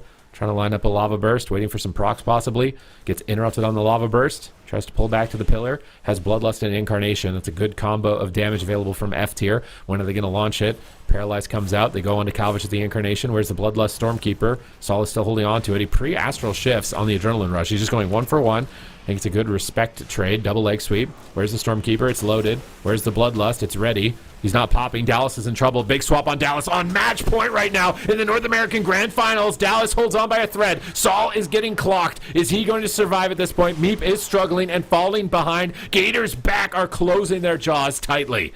Yeah, Cubsy still has so many cooldowns to keep his team enabled here as well. Stun on Calvish, stun on Dazed, Paralyze on Cubsy. It looks like Dazed is going to be that main target. He's got the Cloak of Shadows. Will he make the trade? It seems like he's going to be completely fine. Double Disorienting Roar coming in from Dallas with the Polymorph onto Meep, just trying to slow down the offense here of Gators back, but F tier is really struggling to find that pressure that you would expect. However, we do have the Stormkeeper rotating back up. We have Ascendance ready to go here. Are they going to use it? When is Sol going to pull the trigger? It's going to be Dallas who's in trouble. Ray of Frost being channeled out. Dallas is in danger. It's just tanking that Frozen Orb right now. Full Polymorph lands on a Meep once again, but they're just going for it. F tier is throwing caution to the wind, and they're getting aggressive here onto Calvish. Oh, they got an ice block with that. That's exactly what they need. They need momentum on Cubsy. Now they're trying to get it by switching to him, but they're not getting his bark skin. Meep knocks him into the wall behind the pillar. Meep is trying to prevent Cubsy from getting back to the fight, but Sol is getting cleaved. Maim stun on Cubsy. They need momentum here. They're not getting his bark skin. They need to get his bark skin here. They Incap Roar him. Cubsy's trying to greet it. Sol gets low and has to burrow during the Ring of Frost. So here comes Incarnation. Rake stun onto Dazed. Dallas is trying to ramp and carry the game. Dallas needs to play aggressive here. He has a lot of defensives. He needs to bait them to go him as the target. So he's targeting down the mage, staying on top of him. Cubsy repositions to the opposite side of the bridge. Sol is still getting cleaved. He's trying to jump into the mix, but is it the right time to go? Cubsy gets caught, but he rake stuns Dallas in return. He's out in the open. Dallas is chasing him down. He gets the full Maim stun. He bark skins behind the pillar, but Sol is still dying to Dazed on match point. They're trying to commit. They Cyclone Cubsy at low health. Can Sol stay alive with the Astral Shift at this point in time? Stormkeeper Cubsy! But no, an Incap Roar. Stormkeeper is loaded. Lightning bolts are launching, but Cubsy looks like he should be. Maybe not. Big Shock. He nature swiftnesses. Sol gets life cocooned, and Cubsy could fall. Dallas goes for the kill. He gets Dragon's Breath on the corner of the edge of the map as Cubsy repositions. He gets cycloned at low health onto the life cocoon. He's trying to survive right here with no bark skin, repositioning his Heart of the Wild. Sol could be in trouble. There's basically nothing left on match point. Restoral. It's desperation time for Meep. Dampening is too high. Meep is struggling too much. Calvish gets knocked off to the corner, but he's going to be able to blink back up. He might have to ice block. Oh, they get an ice block. This game is coming down to the wire. Anybody can take it. No more ice blocks for Calvish. He is definitely going to be an open target here for F tier. I love the aggression here on to Cubsy, but at the same time, things are unstable for F tier. Dallas is getting low on health. The adrenaline rush is not available for days. That's how the game ended. The last game ended. Gators back. If they win this, they are the champs. F tier just looking to stay alive and tie up the series. Can they do it? Full polymorph on Meep. Saul is isolated. Can they take him down? Daze is going for the win, and Saul is barely holding on. Ascendant trades out. Can they take down Daze? It's a race, and it looks like Daze might fall too. We could come down to a cross kill. He's on the run. He's done this. He holds on. He's so low and out. Beautifully done. They're trying to do it. Meep is trying to close out the game. How is he alive? No, they're desperation trying to go down to the 2 versus 2, but Daze somehow hangs on. And Gators back is looking like they're going to do it, eliminating F tier and winning the finals of North America. They want to play it out, but he's full health at this point. They're going to try 2 versus 3 here. Daze grapples to the high ground. They Cyclone Cubsy. If they win 2 versus 3 at this point, it would be the most insane comeback of all time, but I think it's very unlikely. When they lost that window of Touch of Death, I think Meep is tapping out there on the bottom of the map. Oh my F-tier gosh. tap out. Gators back are your North American champions. I can't believe it. I mean, dude, we are talking about literally a global on Touch of Death, and that goes down to a 2 versus 2. And that's a 2 versus 2 I think F tier actually wins as well. So I don't know. We can talk about that all day, but ultimately, Gators back. They are the champions, and they're going to be that first place seed moving into BlizzCon from North America. Beautifully done and well-deserved. Just really excellently done here by their team. This is so back and forth. I mean, Saul at this moment, he's got the ascendance. If he just lived for an extra second, if Meep had any gas in the tank for this moment, I mean, that would have been absolutely beautiful. I mean, look at Daze. He's just so close. They hit the stun on Meep into the polymorph. Ultimately hold on, but Gators back was definitely sweating in that moment. Take a breath. Take a breath. All right, man. What, could Saul have done anything? Not really. Like, he has nothing. He just has to go for it, right? Like, did he hit Calvish? Actually, can we watch that right there again? Did he attack Calvish instead of Daze? Daze was cloaked. He had Cloak of Shadows. Oh, okay. He couldn't hit him. Okay. I think he got the Cloak of Shadows, and then he just put whatever he could on Calvish at the time. The fact that Dazed has the presence of mind to kidney shot Meep instead of the Feral, right? Because, like, usually it's like, oh, you want to stop the damage, right? Like, but he knew Touch of Death was the only thing that could kill him. So kidney shotting Meep instead of the Feral Druid, that one decision, I think is what ultimately kept him alive. Oh, yeah, so he cloaked here, and he switches mage, and he just died. He's so sad about the cloak. If that cloak wasn't there, he'd be dead. But look at this kidney shot. Like, how does he not kidney shot Dallas right now? Like, he's so low. But he gambles it to kidney shot the Touch of Death instead. No shot. Like, how do you make that decision when the Feral's already on you and you're at 5% health? You have the presence of mind to hold the kidney shot for the monk instead. Insane. And Cubsy almost died here too, that Dragon's Breath. Oh, Meep is doing everything he can, man. He's got his fist weaving up. He's line of sighting the sheep, relays his portal while also healing at 33% dampening with every global that he's got with no cooldowns. And, like, right here, how do you not kidney shot the Feral? I just don't understand. Wait, did he vanish cheap shot and did Dallas shadow meld the cheap shot? Wait, I think I'm seeing, like, all these insane micro plays. Like, wait a minute, I want to see that again. I swear Dallas shadow melded the cheap shot. Let's see. I swear he did. I swear I'm not trolling. Look at his shadow meld on Dallas. It just came off cooldown. And I saw Dazed use cheap shot, but it didn't hit anything. Right here, I think he shadow melds his cheap shot. He shadow melded his cheap shot. He should have won the game. He should have won the game. I think he shadow melded to re-stealth. Yeah, but it immuned the cheap shot. I swear, look at globals from Dazed. He uses cheap shot and it immunes it. Yeah, but I think it was like one of the. I think it was one of those plays not to happenstance because he wanted to stun. Yeah, I think so. I think he was going for the rake stun. And imagine if he shadow meld. Like, I don't even know. I don't even know. It's so close. It's so close. Yeah, I kind of wonder too. Like, I mean, we could look at this all day long. Slow it down. Like, there's also Meep had a global, and his global was rushing wind kick, and I wonder if he held his global. If he could have actually Touch of Death, like, instead, you know, because he's one global before the kidney shot landed. I mean, he was also out of range though, and he's probably Yeah, he thinking was like, out I of need as range, much yeah. damage as I can, or you know. Oh well, let's celebrate Gators back. Yeah, well done. Gators back. Awesome job. They qualified for BlizzCon yesterday, and now they have become the Season 1 champions, and F-Tier is going to be playing alongside them as well for BlizzCon. But both of these teams, I mean, we talked about it a lot before going into this series. Or weekend, we expected Gators back to be here, but F-Tier, what a tremendous season. I feel like I cannot wait to see how much more they continue to develop Super Ts between now and the next time we see them, considering how much they stepped up this weekend alone. Yeah, I mean, this was. I feel like every team stepped Every up a team. lot. Maybe JUNG a little bit, kind of fell off a little bit, but every other team, I think, has stepped up massively as far as competitive play. Most improved. Who would you give that award to? Of all the teams? I don't know. I want to say Direwolves, but then they got farmed by F-Tier. Like, they looked really insane against JUNG, but was that because JUNG was weak? I don't know. I think it's probably F-Tier throughout the entire season, right? Like, I don't think they... It is. Did they get Just a... by data alone, I feel like I agree. Yeah. I want to give it to F-Tier, I think. Okay, Ben? I think I would say the same thing. Although Gators back also just kind of stepped up to a new level. I feel like in the last season, it was very much like felt like a 2-horse race between Welcome to the Jungle and Gators back. But Gators back, I feel like have kind of taken a definitive lead as like the echo of North America. You know, it's like it seems so hard to beat them. Yeah, definitely it does. So it's been incredible to watch North America. We've got 2 teams that qualified over in EU as well, and that was just as exciting to watch. Definitely go rewind the VOD if you missed that, because we had some amazing series over there. So that means that we've only got one more team to qualify for BlizzCon, and I am stressed about this one. It's Guild Bean and it is Direwolves Ben facing off against each other, and I'm not going to make us predict. I think that'd be too cruel. But I mean, what's your take on that series? Well, you have Guild Bean, an incredible team with some of the best players in Europe, absolute veterans, right?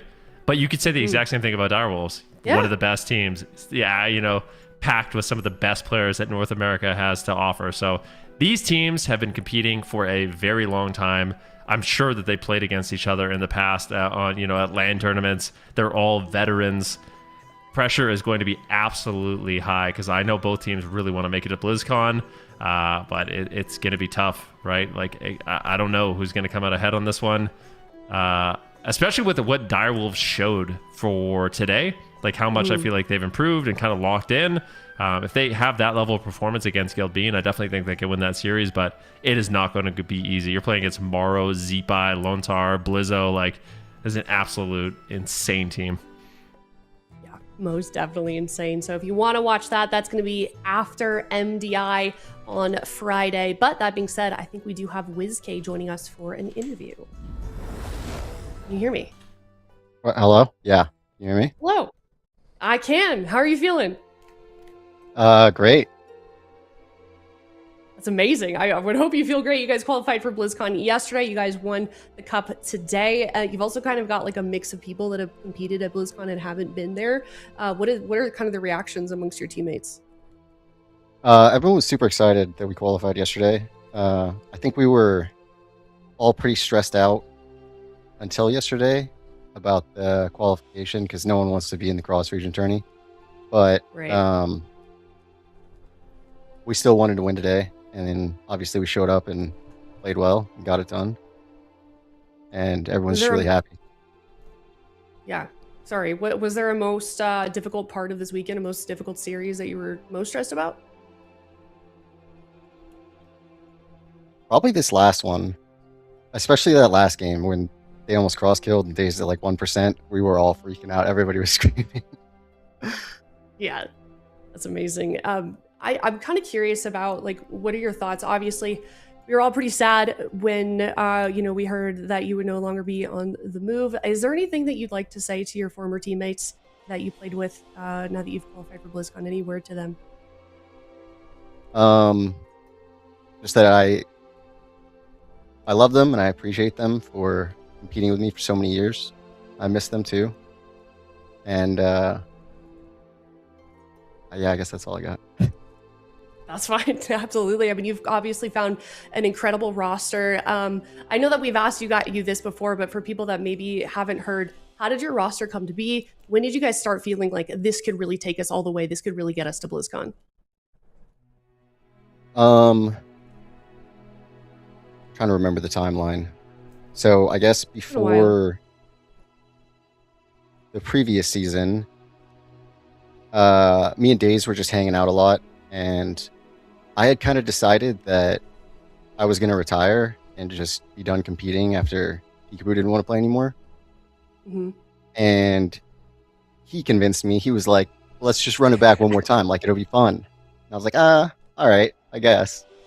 And the original plan was it was going to be me, him, and Cubsy with Cubsy DPSing. Mm-hmm. And I can't remember who else we were supposed to get, but it fell through. And Cubsy eventually was like, all right, I'll try healing. Why not? And we picked up Calvish. And I feel like straight from the rip, we were just very in sync, felt like a very cohesive team and good. And we just built from there. Did you think that you would get this far at the time, or was it just mostly casual, it sounds like? At the very start, I didn't really have any kind of expectations, but probably like 1 or 2 cups into our first season, I was like, yeah, we can win it all with this team. Love that. That's amazing. So you mentioned the cross-region tournament. There's Direwolves versus Guild Bean that are going to be facing off against each other next weekend. Do you have a take on that? Any team that you think is going to win?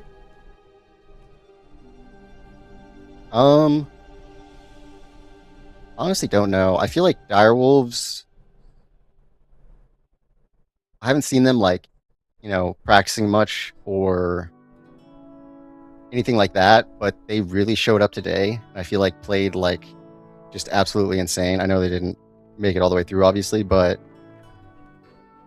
if they can keep that level, I think they have a good chance. All right, interesting. Well, I'm going to spring a surprise on you. We also have Meep Monk to be joining us for this interview as well. Hello, Meep. Can you hear us? Yeah, I can hear you guys. Okay, my first question is something I'm always curious. Are you sitting on the floor? No, my bed's like a little bit higher up. It's kind of like think of it like a half bunk bed, and then my chair is like kind of bad. I'll show you. My gosh. This the is the immersion chair. is broken. I see. Okay. So yeah, I just had to get that out of the way. I was really curious. Yeah. All right. Well, how are we feeling? BlizzCon qualifications. Feeling amazing. I'm really happy with my team. I feel like we've improved like a whole lot over the past few cups, and we just keep getting better and better. So I'm really happy. Yeah, that was going to kind of be my next question for you guys. Is it seemed like you stepped up, especially this weekend. Can you speak to that at all?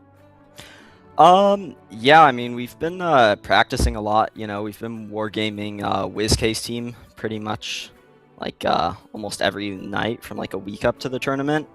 We're always practicing on ladder.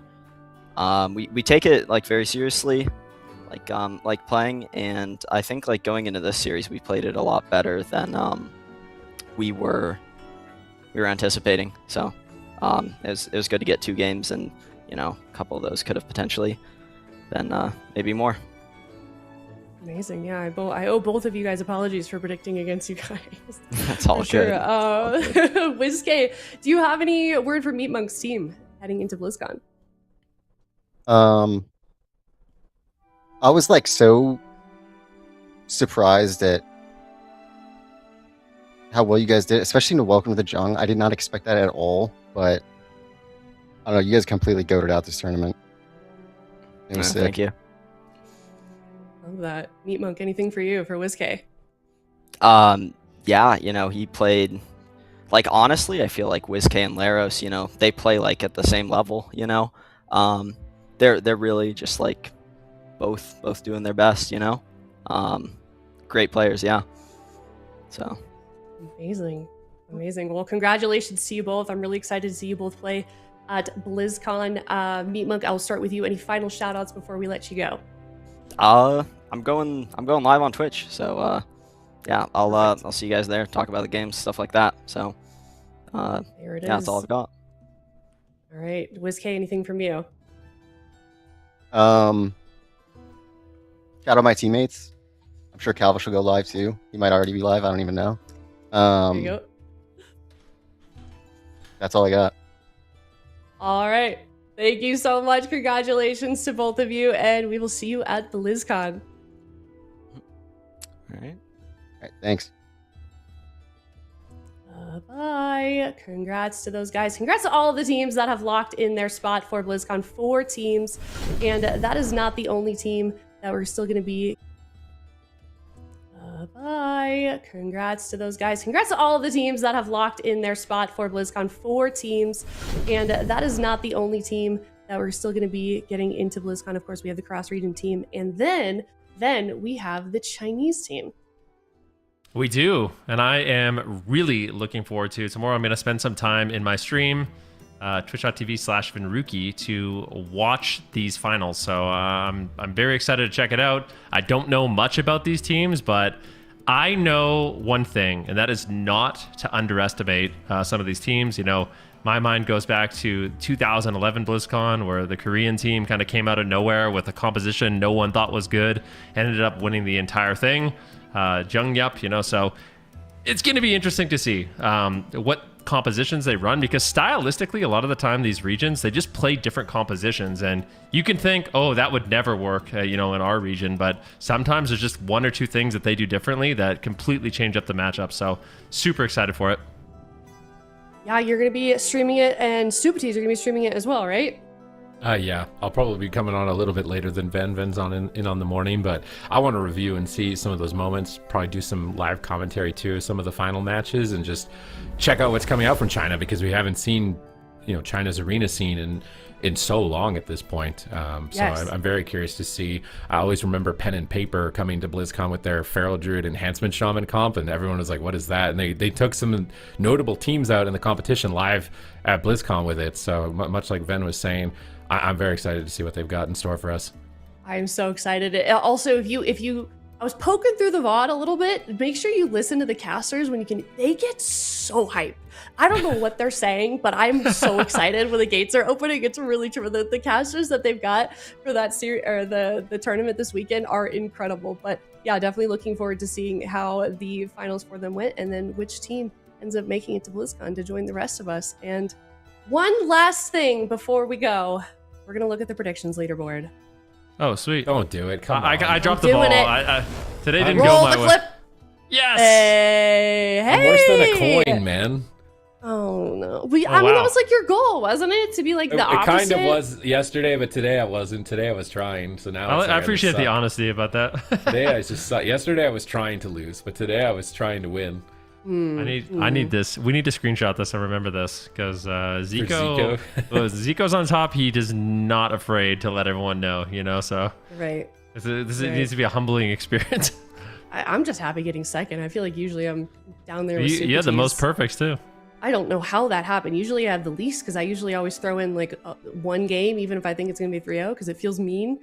3-0. I have a lot of feelings.